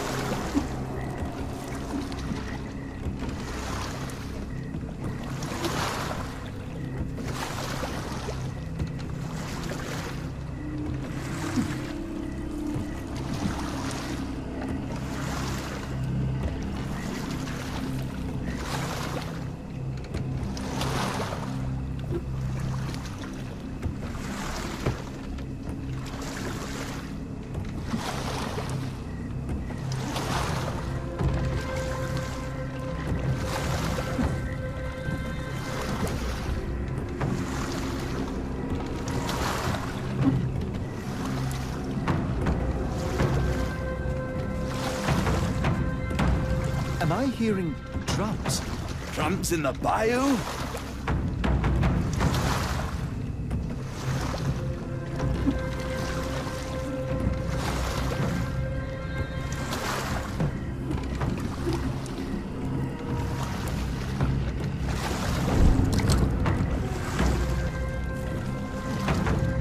Holmes, I think I heard something swim underneath our boat. Probably just a rotten log. Did you hear that, Holmes? What do you see? A shadow. Nothing more.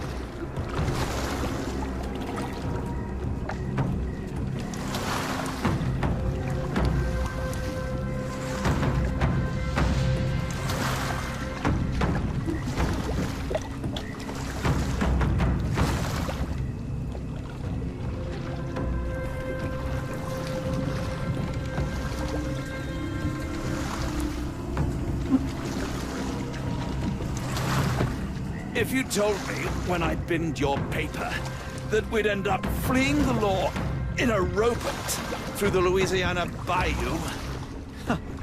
I dare say you would have hardly been surprised.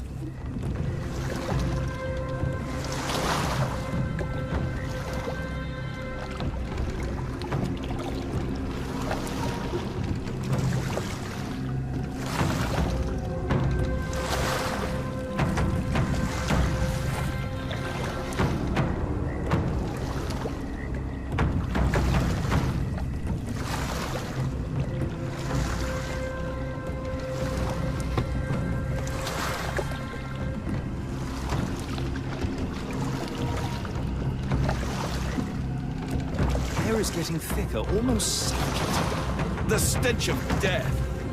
All too familiar now.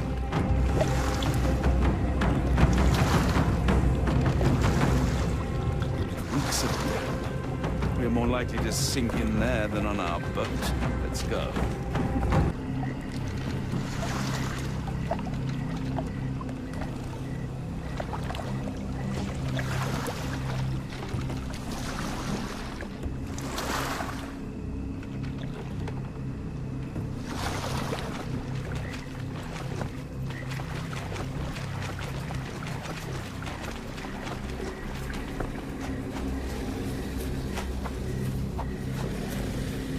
Holmes, hand me the rifle.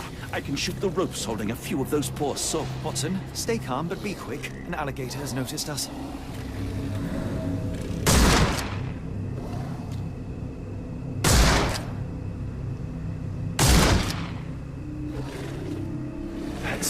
That's vicious. That's nature, Watson. Let's try not to annoy them.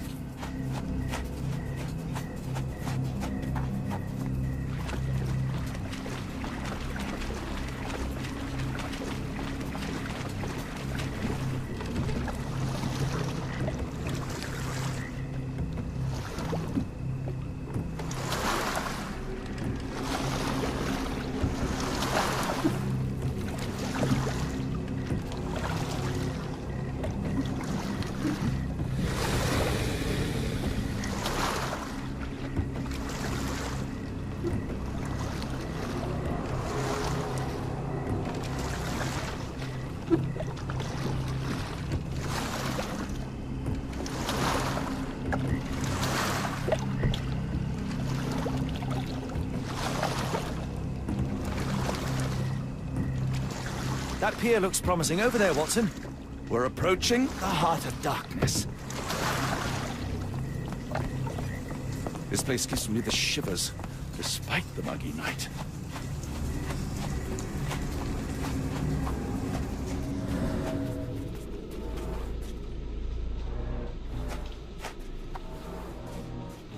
Ashmak dragged Arneson here.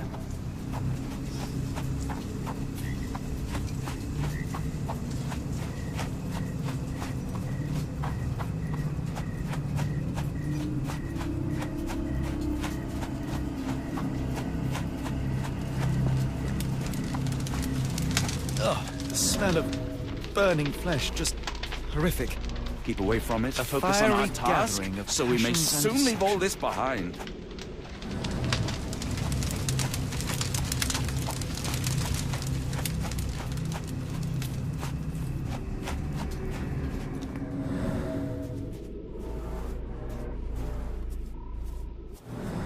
Blood was poured over someone, leaving a gruesome silhouette. A worn blade, but clean and without blood. Bowls filled with blood.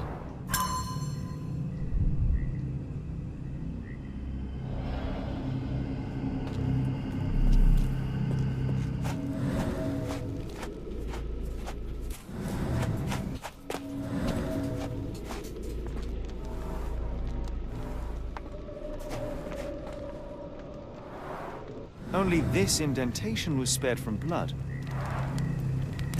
The tracks lead behind the stone slab.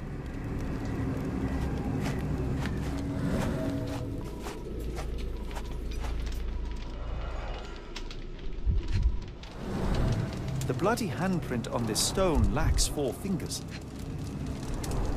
The victim's left hand clawed at the soil. Sunken heels, the result of dragging a heavy body.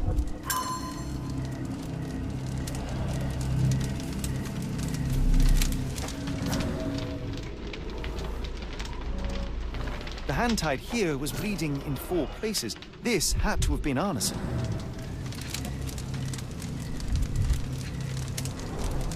That's a lot of blood, but probably not enough to be fatal.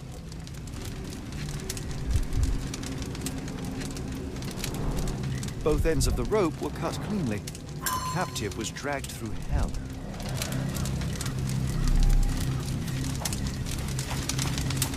Thankfully, it's not Arneson. A heavy weight scored impressions in the ground 1 inch deep. Days old and rotten. Damp and moldy hay. The prisoners were kept like animals, slowly deteriorating under the gruesome... The wood is swamp cypress, endemic to the area.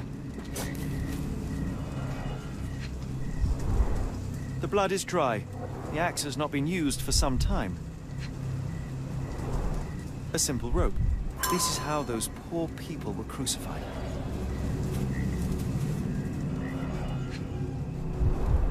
The initials EA are embroidered with silk thread.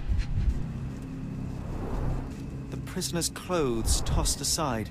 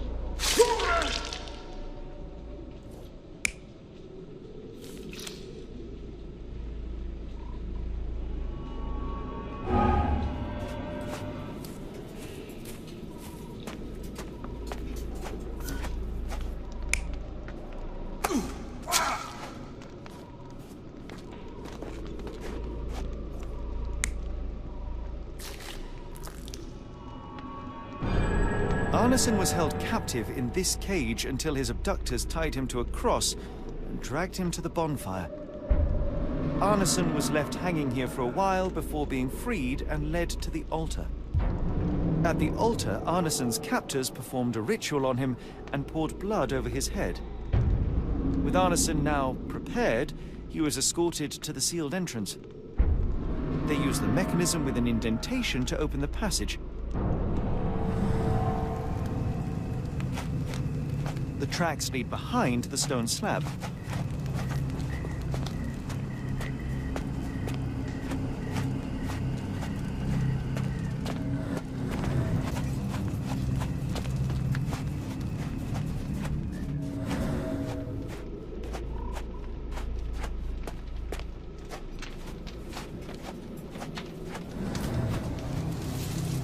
Heavy and covered in blood.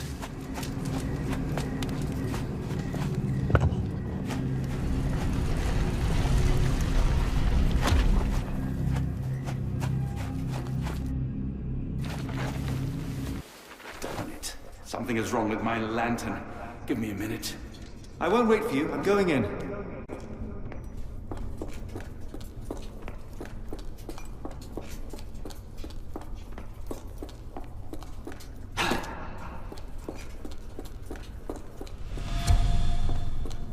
What?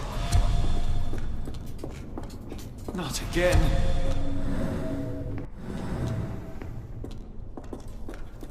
Woe betide those who take it. Walk away. Let the unknown be.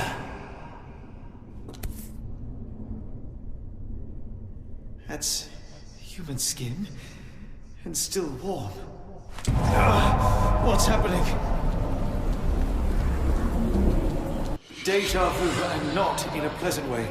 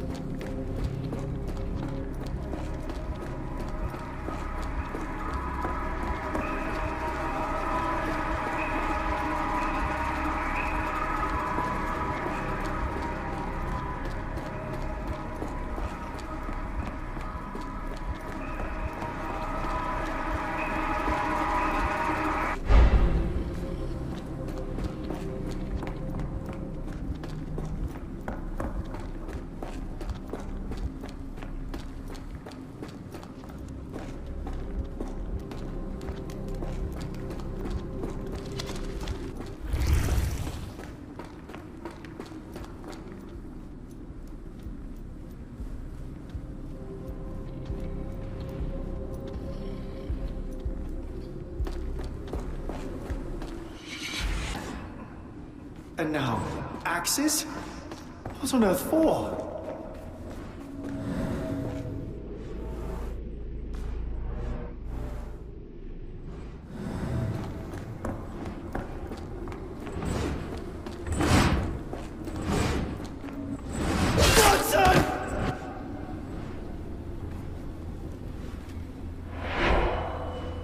Now it is glowing. Why?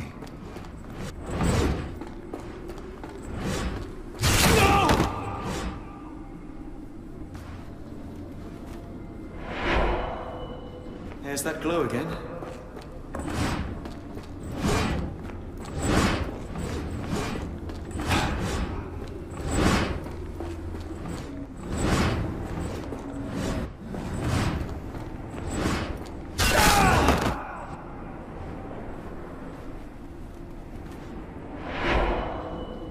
I hope that was all. I can't take any more.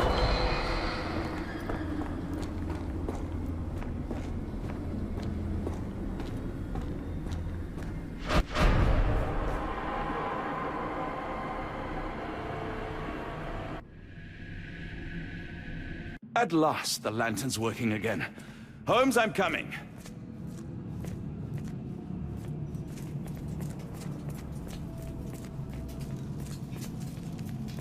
Holmes, what are you doing? Sitting in a place like this? How did you get here? How did you get through the maze? Tell me, Watson. What maze? I walked straight up to you. You saw me. Do not lie to me, John. How did you get out? Sherlock, what happened? Are you feeling all... Oh, heavens. Is that Arneson? Why didn't you mention him? Stay put. I must check if he is alive.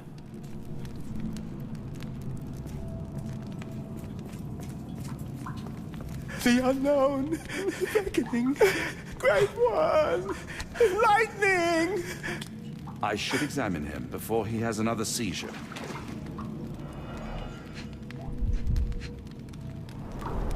Severed fingers, the wounds are inflamed. Blunt trauma to the cranium, dilated pupils, lips moving without a sound.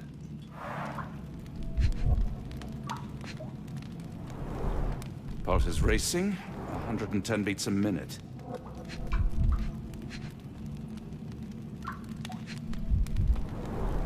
Cold sweat.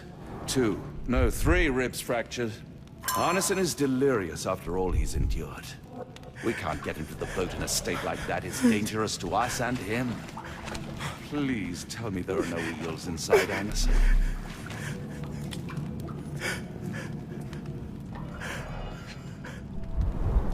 Pokeweed berries, though they appear harmless, the whole plant is lethal. Pharmacopoeia, listing drugs, effects, and directions for use.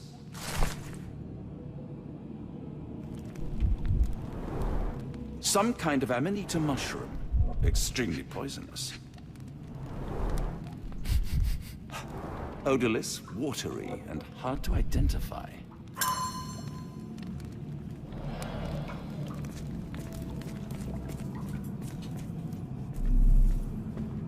I can't decipher that text.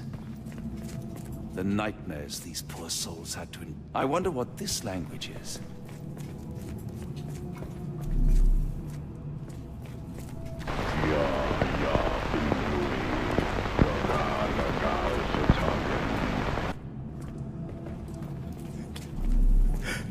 Hard to tell what it says.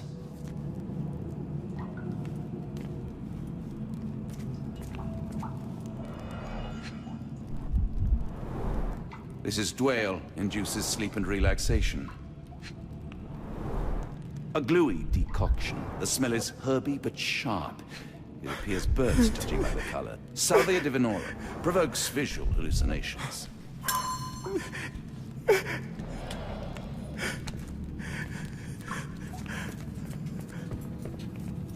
I just need a second, John.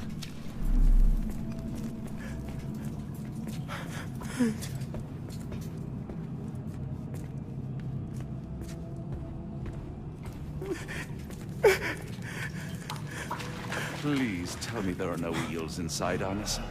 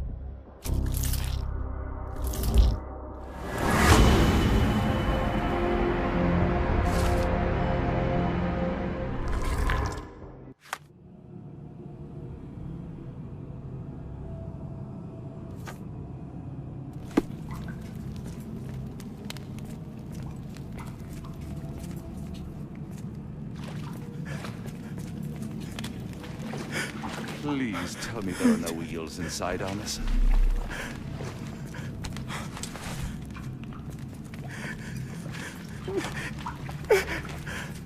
This should help soothe Arneson.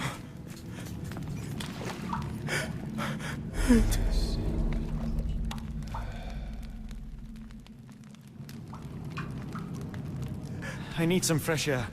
Yes, please go. I'll be right behind you with Arneson. Perhaps you can prepare the boat.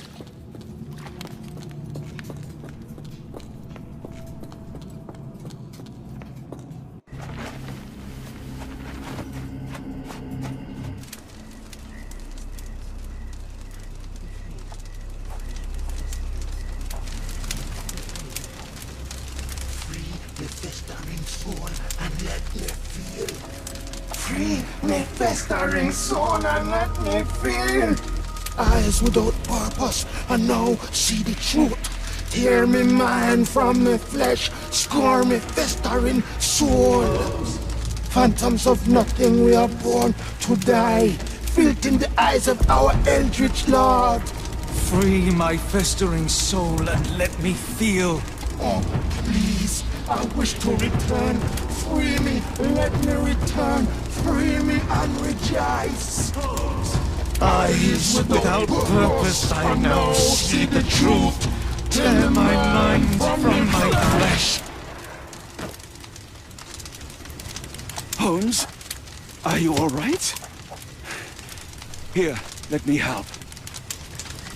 I'm fine. Holmes? Sherlock! What the hell were you doing? He almost killed you. I don't... You're right. Let's go, Watson.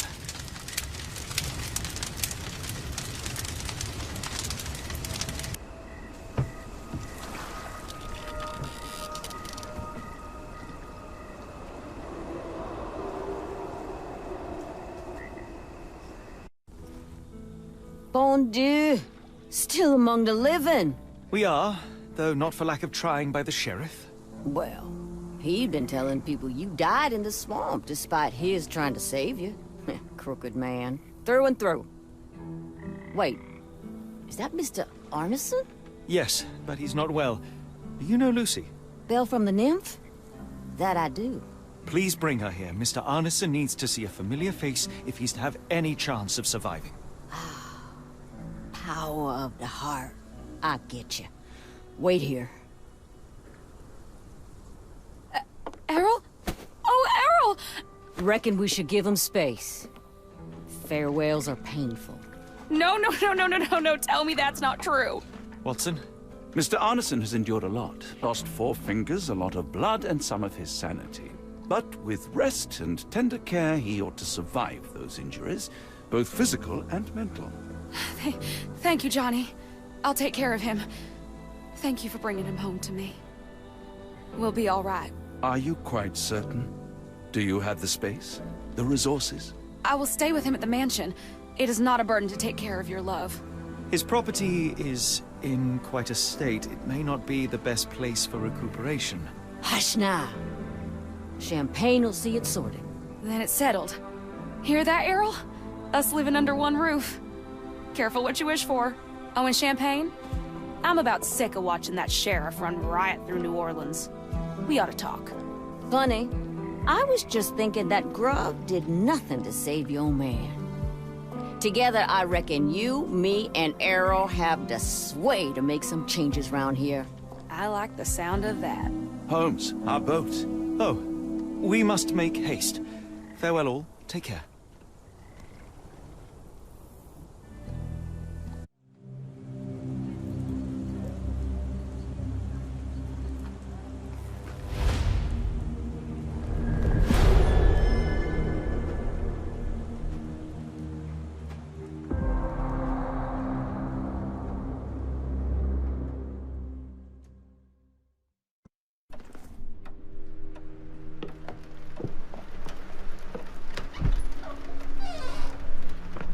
Who's there? Who do you think? Let it be known that I'm handy with this revolver. Nonsense, Dr. Watson. As I understand it, when faced with the imperative to defend oneself, one's comrades, and one's nation, you fled. Aren't you going to introduce us, Sherlock? Watson, meet my brother Mycroft, the Queen's best boy. This is a grim augury indeed, for wherever Mycroft travels, tedium surely follows. In contrast, of course, to Sherlock, a man whose obsessive pursuit of the trivial tears through the most carefully laid plans like a hurricane. Do you have any idea what you have disrupted? Your ego is inflated as much as your waistband. What word comes to mind? You work for the government? International trade is a delicate beast. Your antics and Edelweiss have jeopardized one of the Crown's richest relationships. Oh dear. As rich as all the butter you've been slathering on your bread? We need your help. What? There is evil afoot. Strangeness and savagery like I have never seen. Something otherworldly festering in the dark beyond our reach. We have seen things that defy explanation. Mystic forces, magic. You must help us. It's true. The British government does not invest its resources in the insane or intoxicated. Pull yourself together. I know men like you. Men like you grease palms, whisper in ears, start wars, and you send men like me to die in them. You and the rest of your corpulent cronies. Ha! Corpulent! That was it. Interesting, Sherlock. But as you again drift away from sanity, you find yourself another John. All right, so the choice is made. I beg your pardon? There is only us. We cannot run from this problem. I shall take the book and Davy's cryptic message to Barnes. See what he makes of it.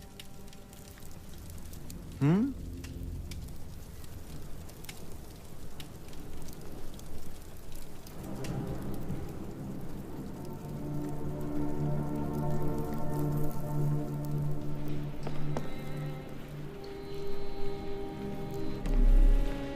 As you were, Watson. Do what you must.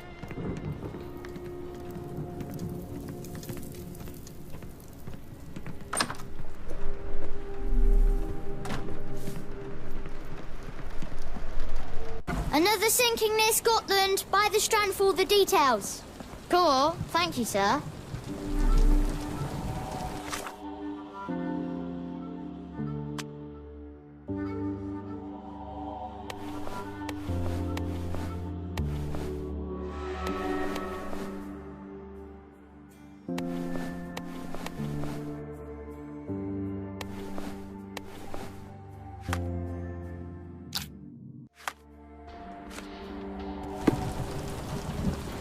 Just back from a trip, Doctor.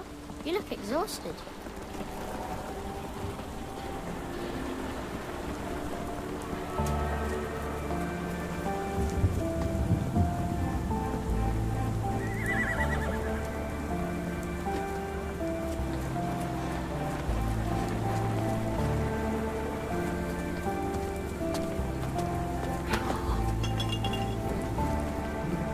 Doctor, nice to see you after all this time. A flower?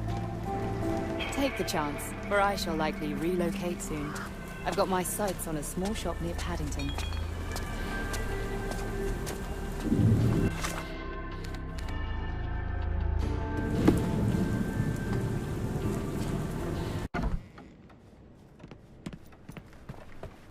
It has been a while, Barnes. Dr. Watson. Indeed it has, and good to see you as always. How can I help? Barnes, does Stevenson's guiding light mean anything to you? Well, my mind first goes to Robert Louis Stevenson, an up-and-coming author. I've been following his work in the periodicals. Interesting man.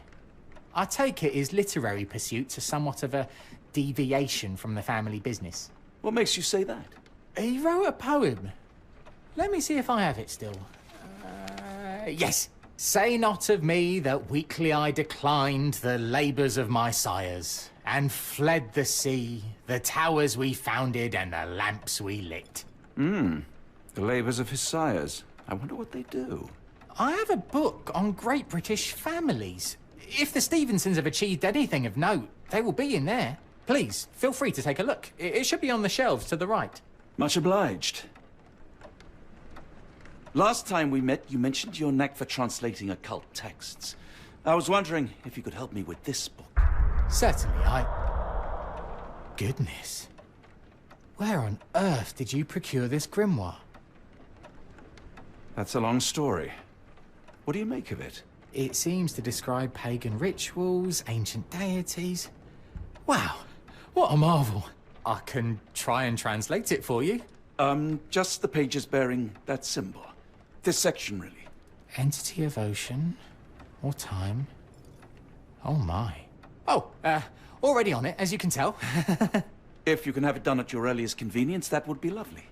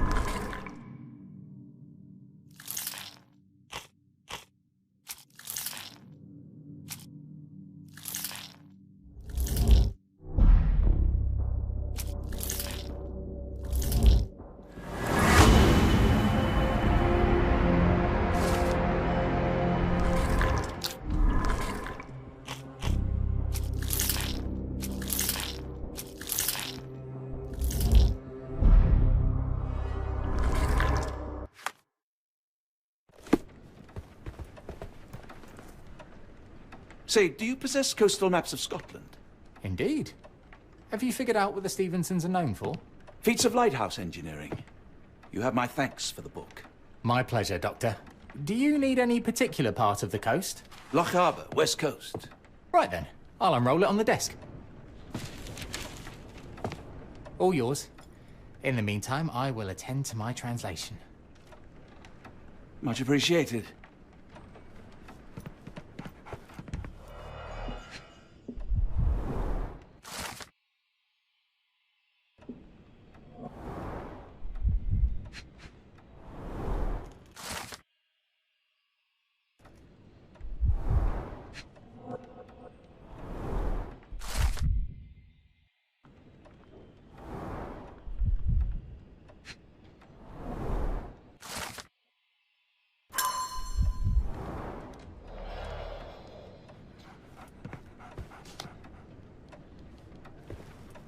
Doctor, look what I just found.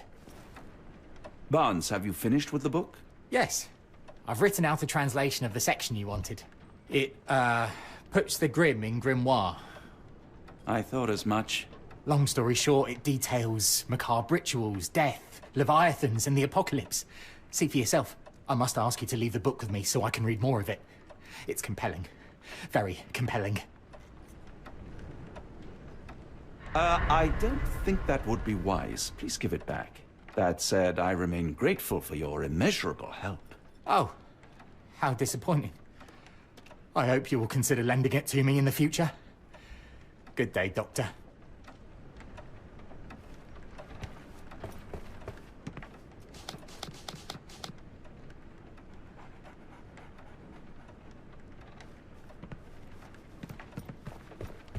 A fascinating book.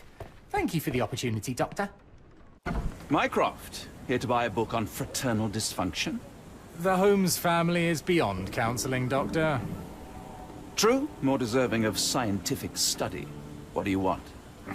I came to warn you. Perhaps you have a moment to... Sorry, I reserve Tuesday afternoons for time with friends. I'm worried about Sherlock. He's not well. You should know that he has had episodes in the past. Detachment from reality. He will need your support. Such gall. First you crush him under your boot heel, now you ask me to pick up the pieces. Your emotions are impeding your rationality. He needs to be distracted, diverted into something less harmful. Surely you jest. Only one thing shall truly bring him peace of mind, and that is solving his case.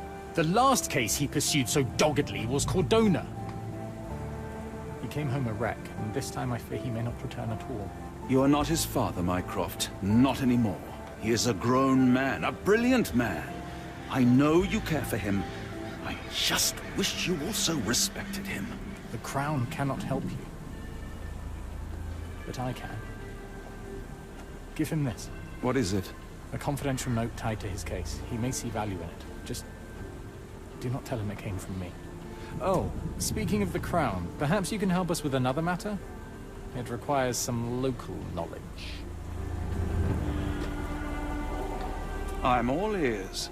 For your eyes only. Here is a folder with all the details.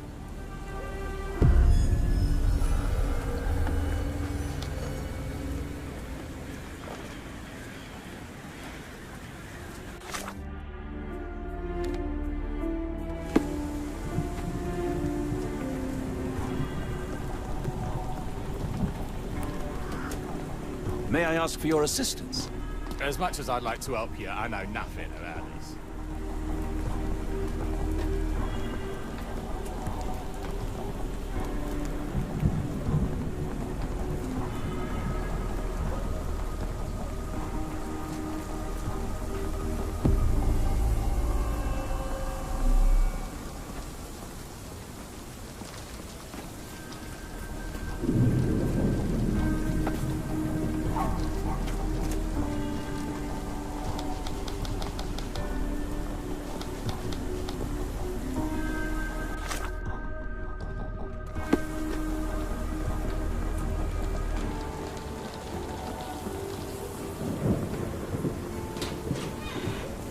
Unlike Holmes, they don't carry lockpicks.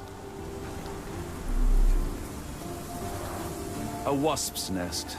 They might attack if someone draws too close or are otherwise provoked. Much like London itself.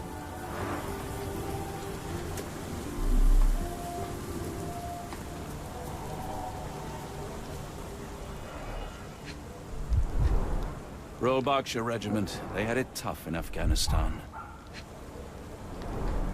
His face and neck are swollen, and I can see wasp stings all over the skin.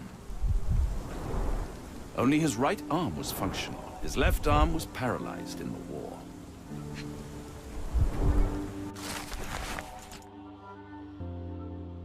A capital M signed by someone else's hand. A map of possible routes taken from the embassy. I thought only Sherlock was capable of this kind of deduction. The spyglass was positioned to watch the windows of the embassy across the road. Near perfect camouflage. It makes me wonder if Mycroft also spies on our suite in Baker Street.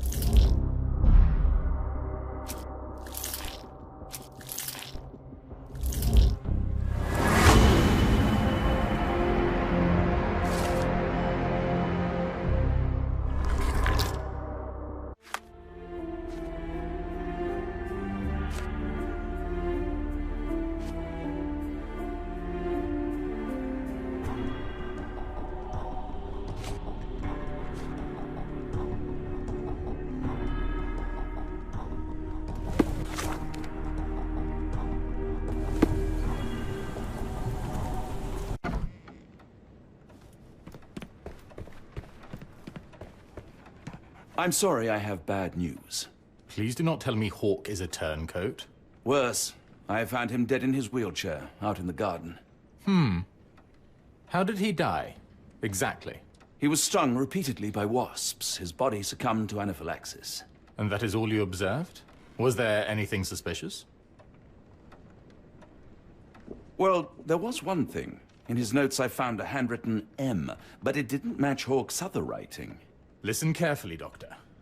Do not investigate further, do not talk about this matter to anyone, and do not ask questions. Thank you. Now leave it alone.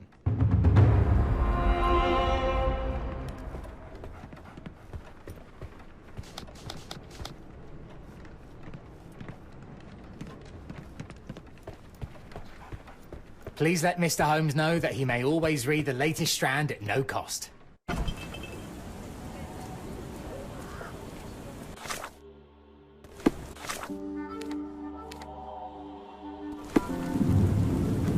Another sinking near school.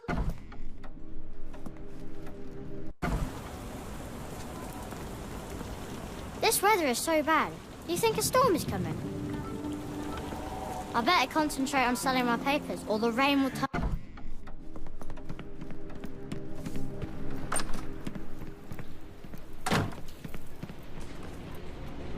Holmes, I have the translation. But Barnes was affected by the book. Holmes? Watson? Did you hear me? Barnes was behaving oddly, but I was able to retrieve the book and his preliminary translation. I think we have a lead. Sherlock, what is it? I find myself burdened. It will come as no surprise that I tend towards obsession. Indeed, obsession oft grants me the insights that have become my stock in trade, my greatest asset. Yet I cannot deny this nature proves as much a hindrance as a boon. It has cost me friends, colleagues, brothers. And despite my obsession, as I contend with the matter at hand, no closer to understanding than when we began, well, I must conclude that I am of no worth at all. Without an answer, what use is the question? Sherlock, this is no time for despair. The book is real. Those men went mad. John, I fear that I am as mad as the rest of them. I bore witness to the same events that you did. I saw with my own eyes the inexplicable, the ghastly, and the unnatural. I can attest to their occurrence. So take heart, for it was as real as you or I. And thus, we must persist. Lives hang in the balance. If you cannot see your worth, then trust in me, for I see it. And I know of no other man capable of putting this matter right. Thank you, John. Would that I possessed even half your courage. Pray tell, where does our journey end? Ardnamurchan, Scotland. Well, shall we be off? Yes, of course. You can apprise me of your actions while we pack.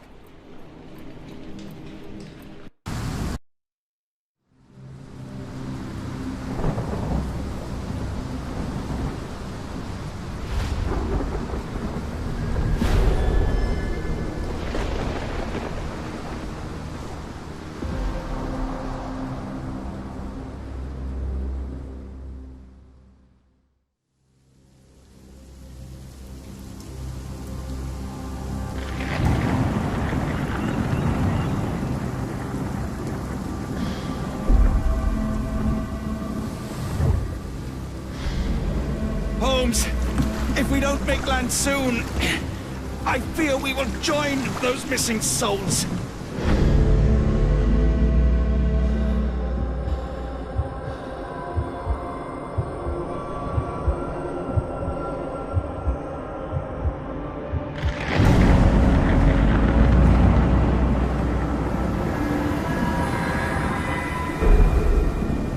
These seas have taken too many, John.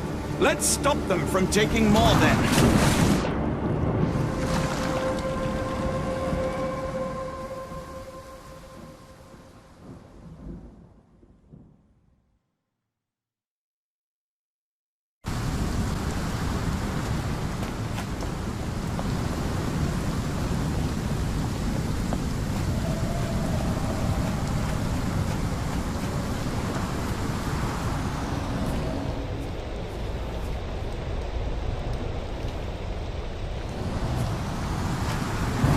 The door won't budge.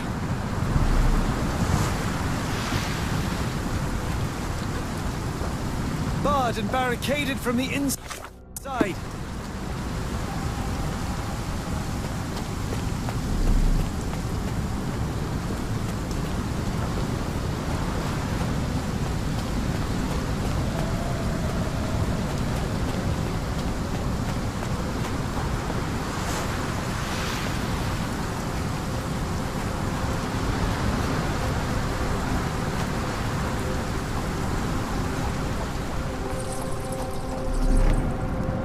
An old cannon, probably rusting here since the 16th century. Where did the shirt come from?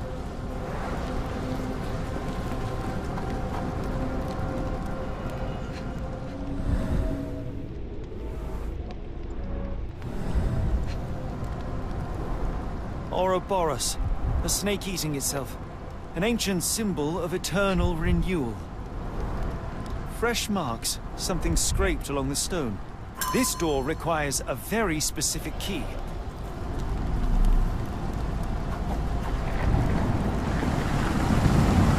Holmes, look!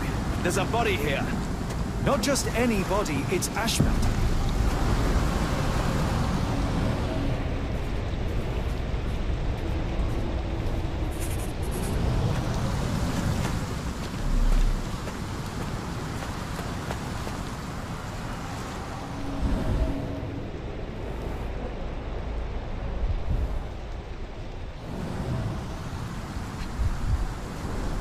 A human-sized imprint. Someone fell on their back.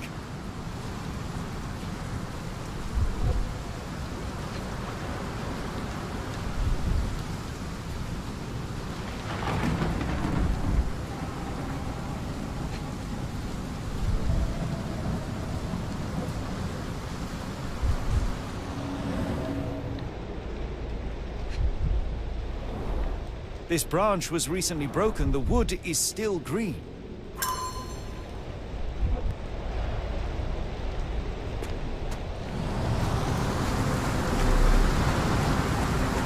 The body is still soft to the touch. He died recently. The infamous curved dagger. It's tied firmly to his hand. Oh, his eyes are gouged out. Scratches, bruises, and stabs, all self-inflicted.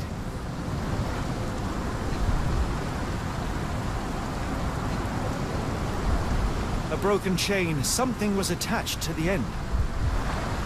His body succumbed to all those wounds. This is why Ashmat fell. The chain got caught on the bush and he lost whatever was on the end.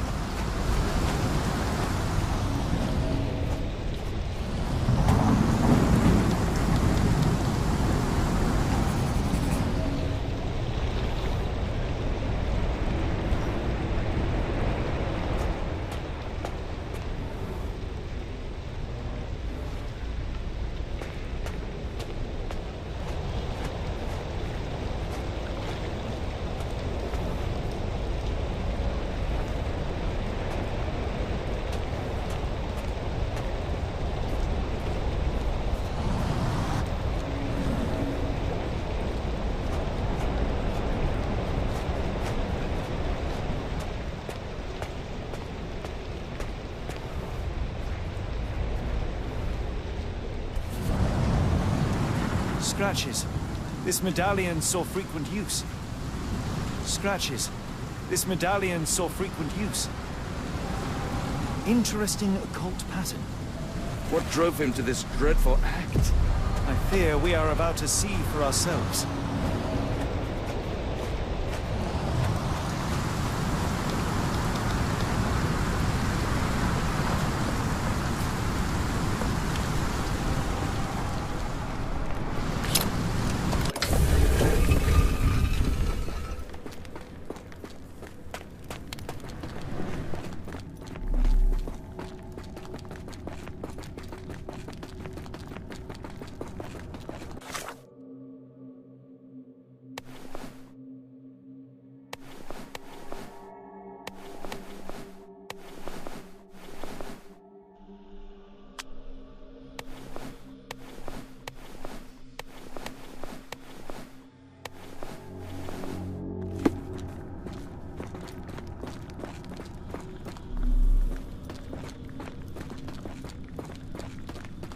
Sealed shut, and seemingly for a long time.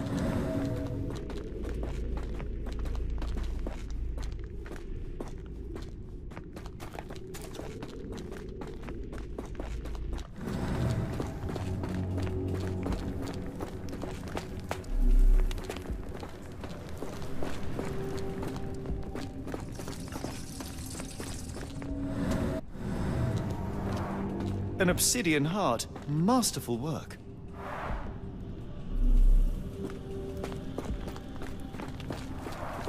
This vessel is covered in dried blood. Oh, I get it. We need fresh blood. This vessel And is covered no, in I'm dried not blood. volunteering. Fear not. I think Ashmat can help.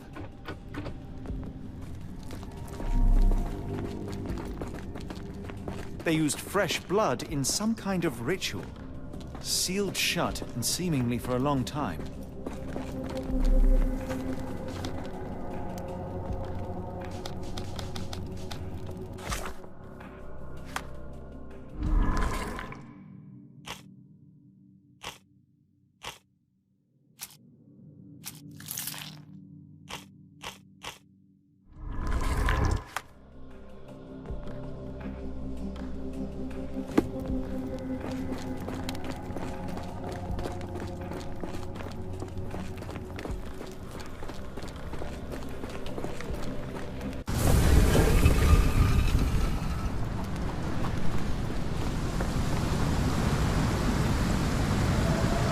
Do you have anything to hold blood, Watson?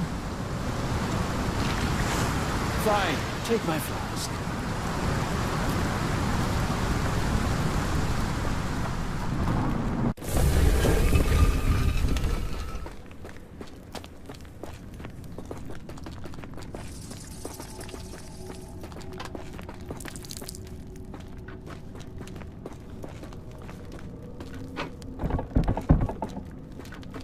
The lever doesn't want to stay on its own. Watson, hold the lever for me. I must investigate.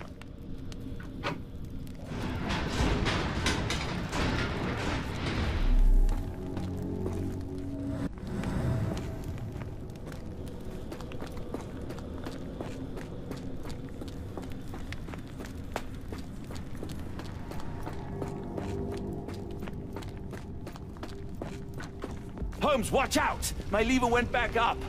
The doors, Watson. Hold the doors. Ah! We're trapped! Now what? Look around. There must be something we can use.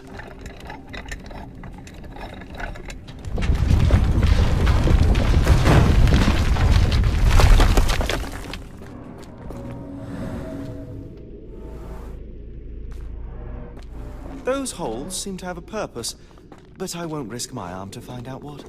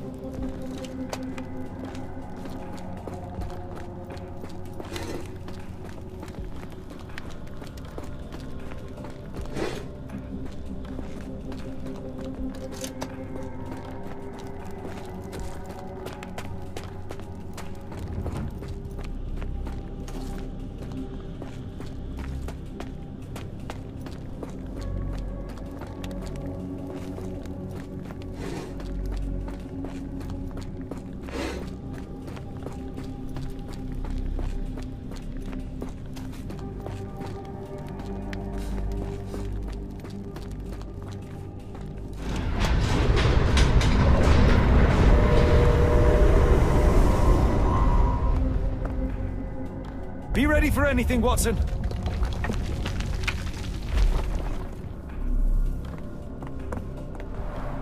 It's all right, Watson. It's merely a chest with coins and a dagger, made of obsidian by the looks of it.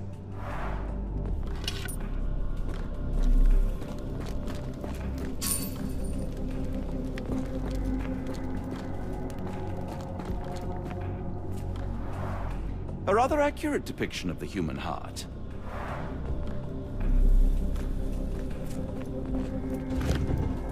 It's ancient, though still working.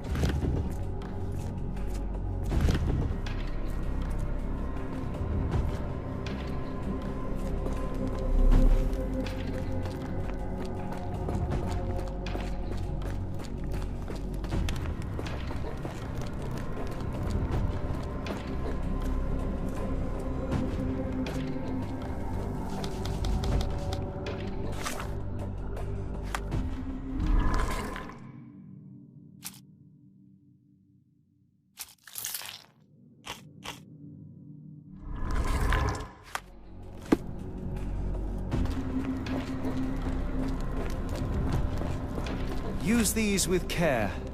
Let us be the first adventurers to raid a tomb without destroying it.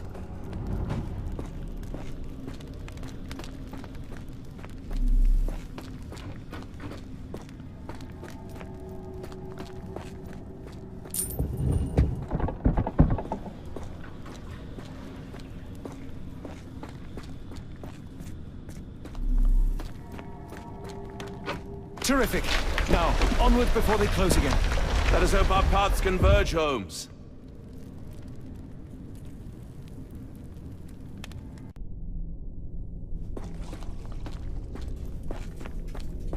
It's calling me, John. I cannot bear it any longer.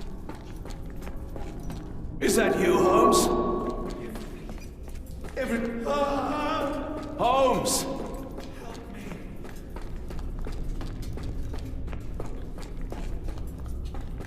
Holmes, speak up! Please, John. Holmes! Holmes, speak up! Holmes!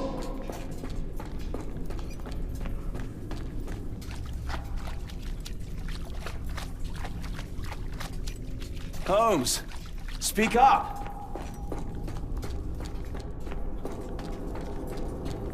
I'm coming! Keep talking!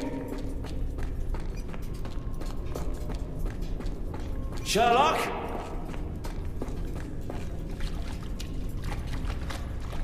Keep talking!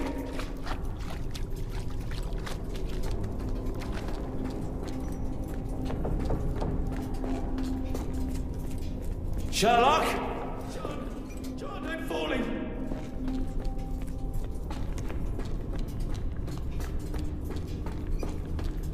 Where are you?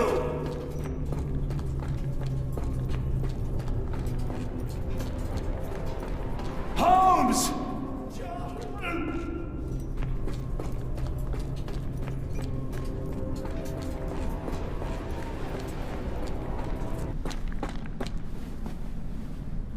Holmes!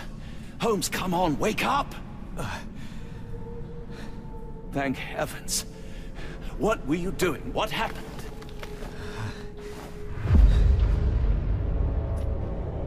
The whirlwind. Stars are so distant. The sun inverts. The earth, it becomes transparent. Sherlock, snap out of it. Nothing is everything. We are so small, inconsequential. A shadow in the dark. I think we best go back. You are not well, Sherlock. No. We are so close. We cannot... You asked that I intervene if I saw you cracking. This is me intervening. With every passing minute, another life is extinguished. We must stop. Rochester, we must end this. Ah, Sherlock, you almost died. Do not worry about me, John. You have other men to save.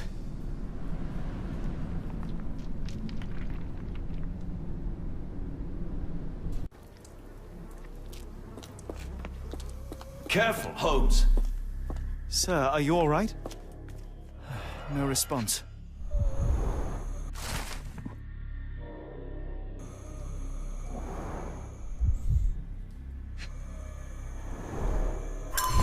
Here.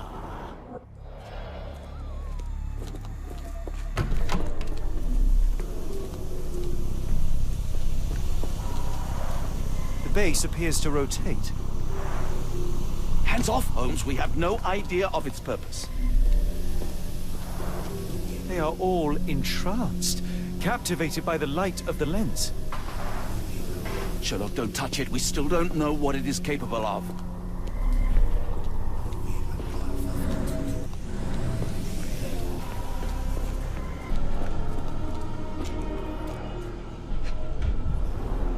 The sheer form of it, the color, it makes me feel uneasy. Black, metallic, and with a characteristic hue. Obsidian yet again.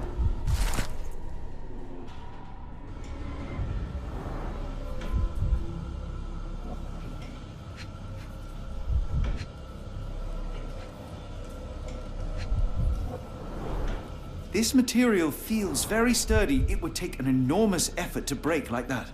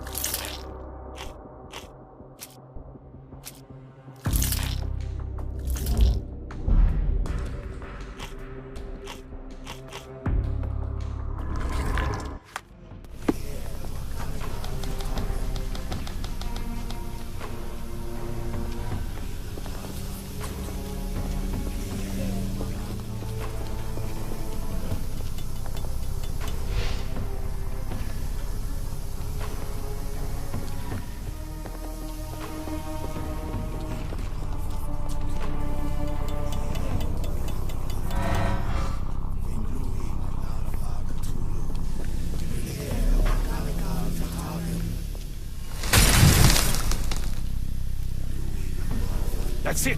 You did it! The lens broke! John, the worshippers, we need to make sure... Of course, I'll see if they're all right.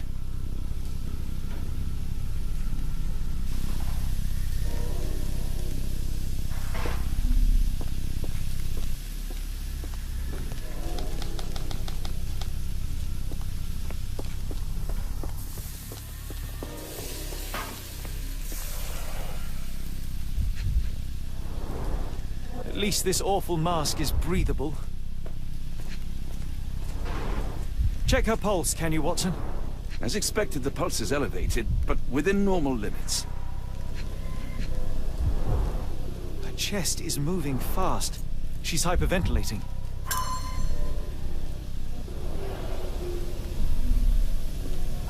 I thought that I'd seen horrors during the war, but this is complete madness.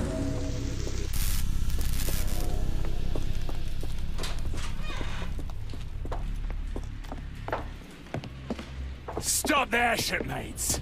A storm awakens and we've battened down the hatches. Dirty Summers, I presume. Nice to put a filthy, sweat-covered face to a name. That's no way to speak to a captain. Sherlock, get down!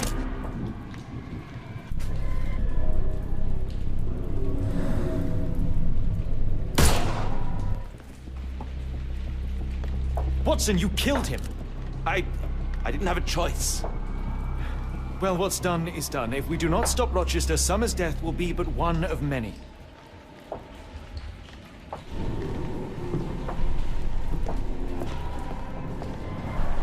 A sailor who didn't survive the storm.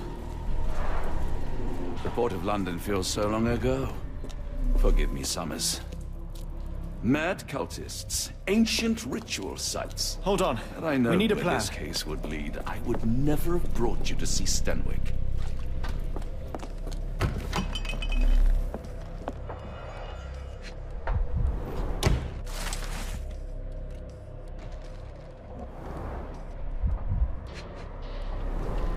They modified the gallery and watchroom.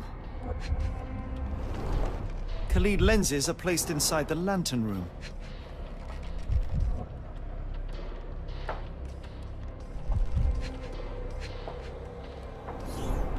It seems they have placed beam emitters all over the main gallery. One moment, Watson. I'll redraw this blueprint.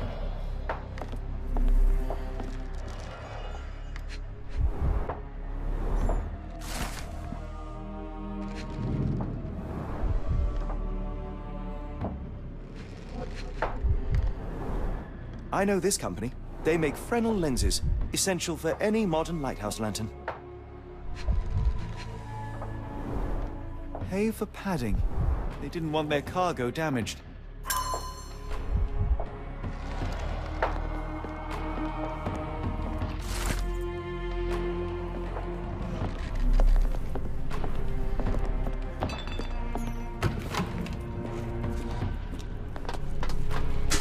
They made sure no one could enter through the main door.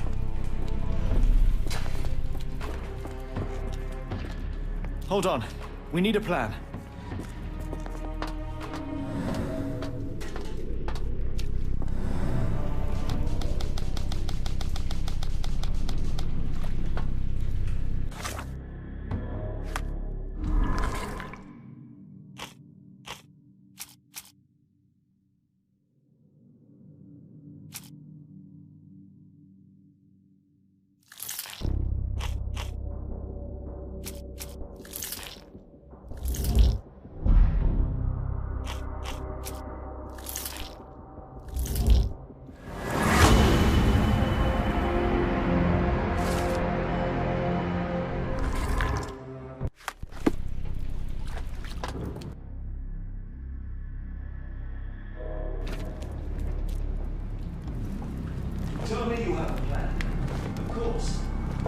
We shall apply what we just learned, charge the Khalid lenses, and break them with the dagger. That should put a stop to this cursed ritual. All right, good. I confess, I worry about what awaits us. Is it too much to hope this will all come right? If our future is black, it is better surely to face it like a man than to attempt to brighten it by mere will-o'-the-wisps of the imagination. Come on. We'll go together.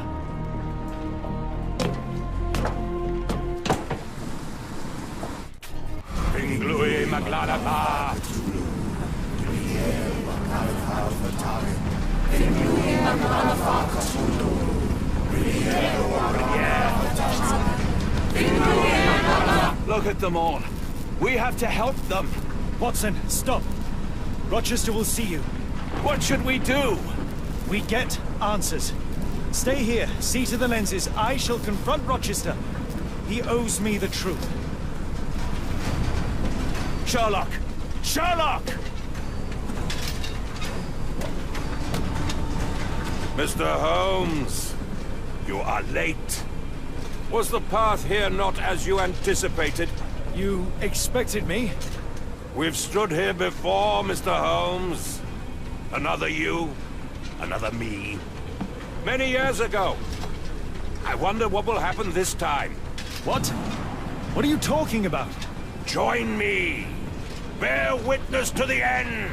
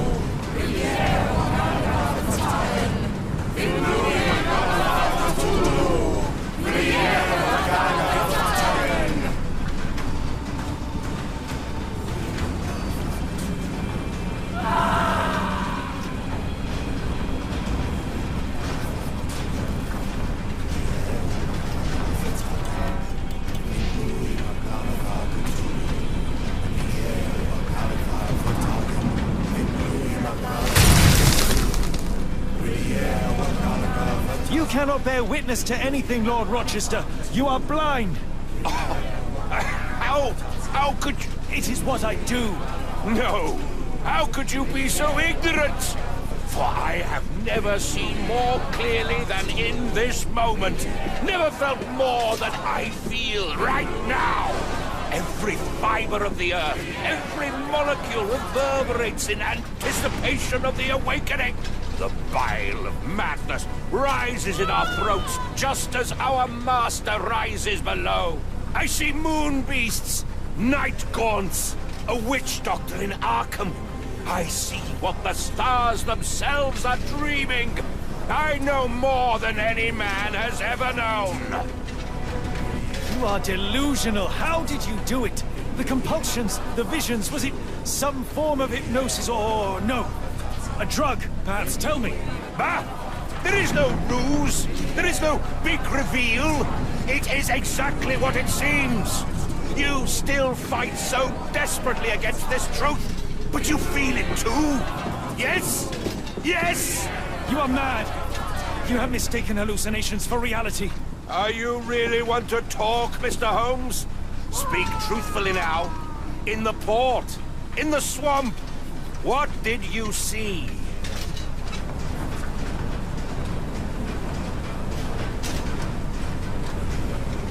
Something beyond the capacities of my imagination. A world so alien, but so familiar. Yes, I see it too. In your mind's eye.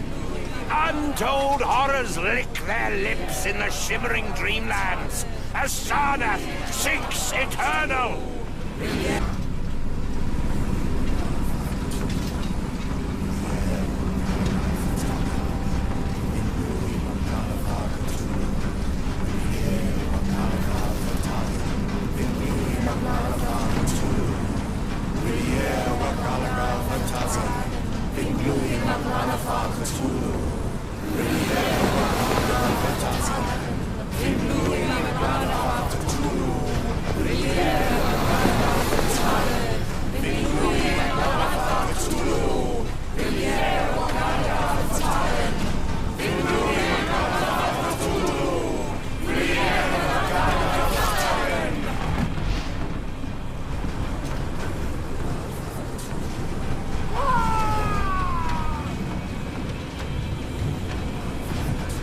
This could prove useful.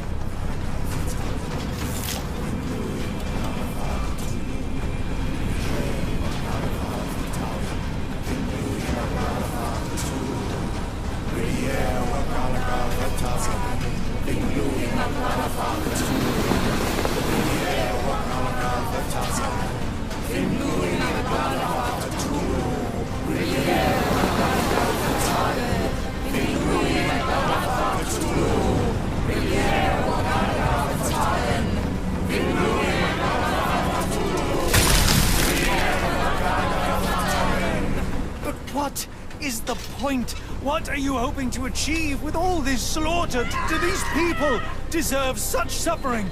They are just tools. Their existence is meaningless unless put to use. Oh, all-seeing master. Oh, grand God beneath. How he has blessed them with purpose. You use them for cruelty. I've seen a man eat his own flesh just to hear the whispers of lizards. I've seen a mother behead her newborn that she might travel to another world. Galaxies swallow each other whole. Light folds in on itself until nothing remains.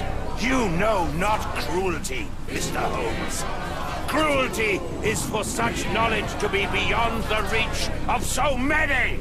This is hubris delusion. You are Icarus flying too close to the sun. No, no. You misinterpret the legend, Holmes. Icarus flew. He reached heights no man had ever reached. One must imagine Icarus happy. He burned. Rochester plummeted to his death. And were you to ask him of his choice, he would have not a single regret. Every step I took was necessary. Every drop of blood a blessing. Every death predestined. Surely you understand. It was for knowledge! The only thing worth living for! Why must you remain so blind? Be honest! What is it you fear? I'm afraid that it will cost me my sanity, much as it has cost you yours. There is no such thing as sanity. There is only the world as it is, and one's willingness to accept it.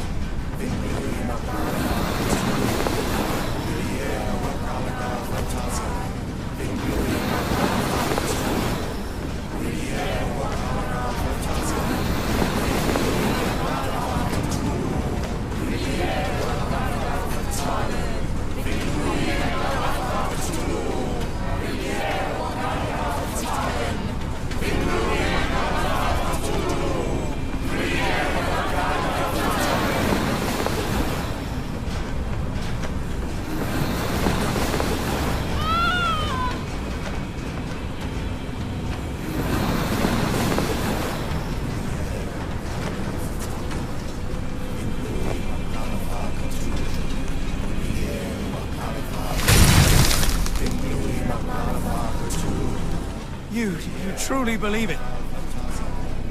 That a god arises from below, that the world shall end? There is only nothingness. Only chaos and torture and endless time, stretching its wings, baring its teeth. It's preposterous. It's nonsense. It's... You drugged me. The fumes in the temple, narcotics, a bad reaction. Or you're one of my cross agents. Yes.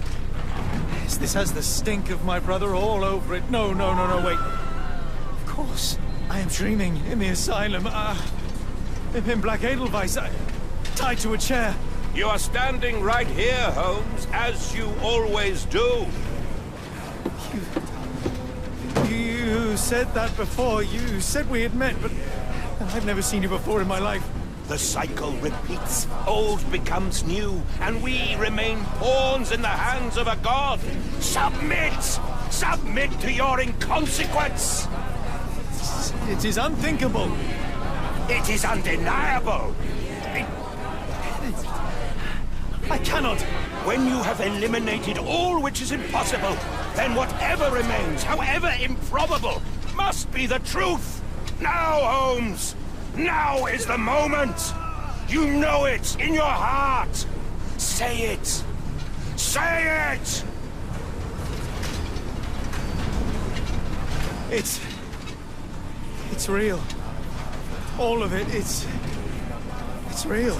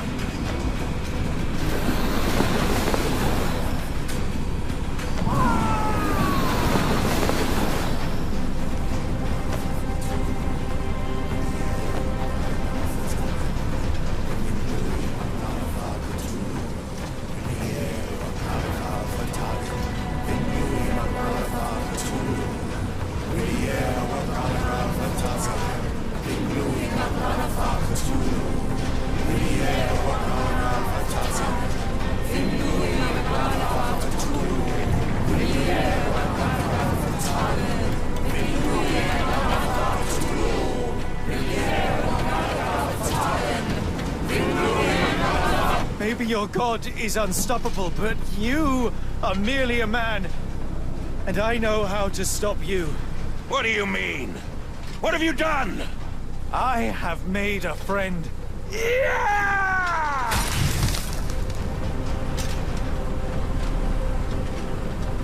No! Curse you! Oh, Great One, forgive me! It is over, Rochester. I thought this time would be different. But the gods laugh at man's arrogance. Sherlock, come back down! The wave! Come with us! Turn yourself in, save yourself! The abyss calls for me, Mr. Holmes, as it does for you. The final problem approaches, and you too shall fall. Sherlock, please! Rochester, don't! Such heights we reach! No! God! Sherlock, we must get inside! I have to see it, John. I have to know.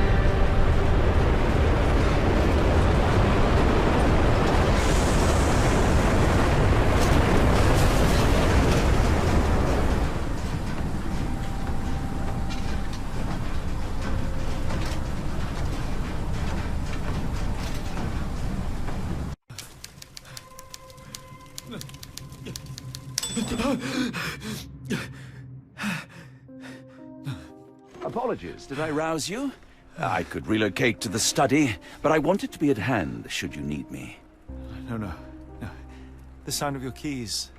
It is my tether back to the waking world. I find writing of our adventure helps me too. Perhaps at some point you could read it and tell me if it accords with your memory. There are moments in our journey that only you were privy to. Your encounter with Gygax, your visions with Light of the Abyss, your confrontation with Rochester. No. Pardon me? Do not publish it. It would be professional suicide. You would be a laughingstock, a fabulist, concocting penny dreadfuls for the unwashed masses. And I would no longer attract a distinguished clientele, but madmen convinced I could connect them to their deceased relatives, or help them capture a fairy. Ah. It doesn't seem to get any better, does it? When I close my eyes, John, I am falling. Falling into a black abyss. It is endless and suffocating and unforgiving. What I would give for a dreamless night. It's going to be all right, Sherlock. What is that? It will help you rest. No, not that. No.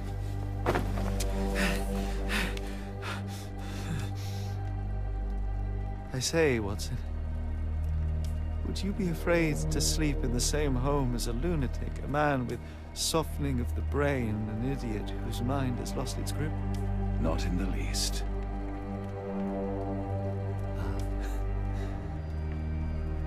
That's lucky.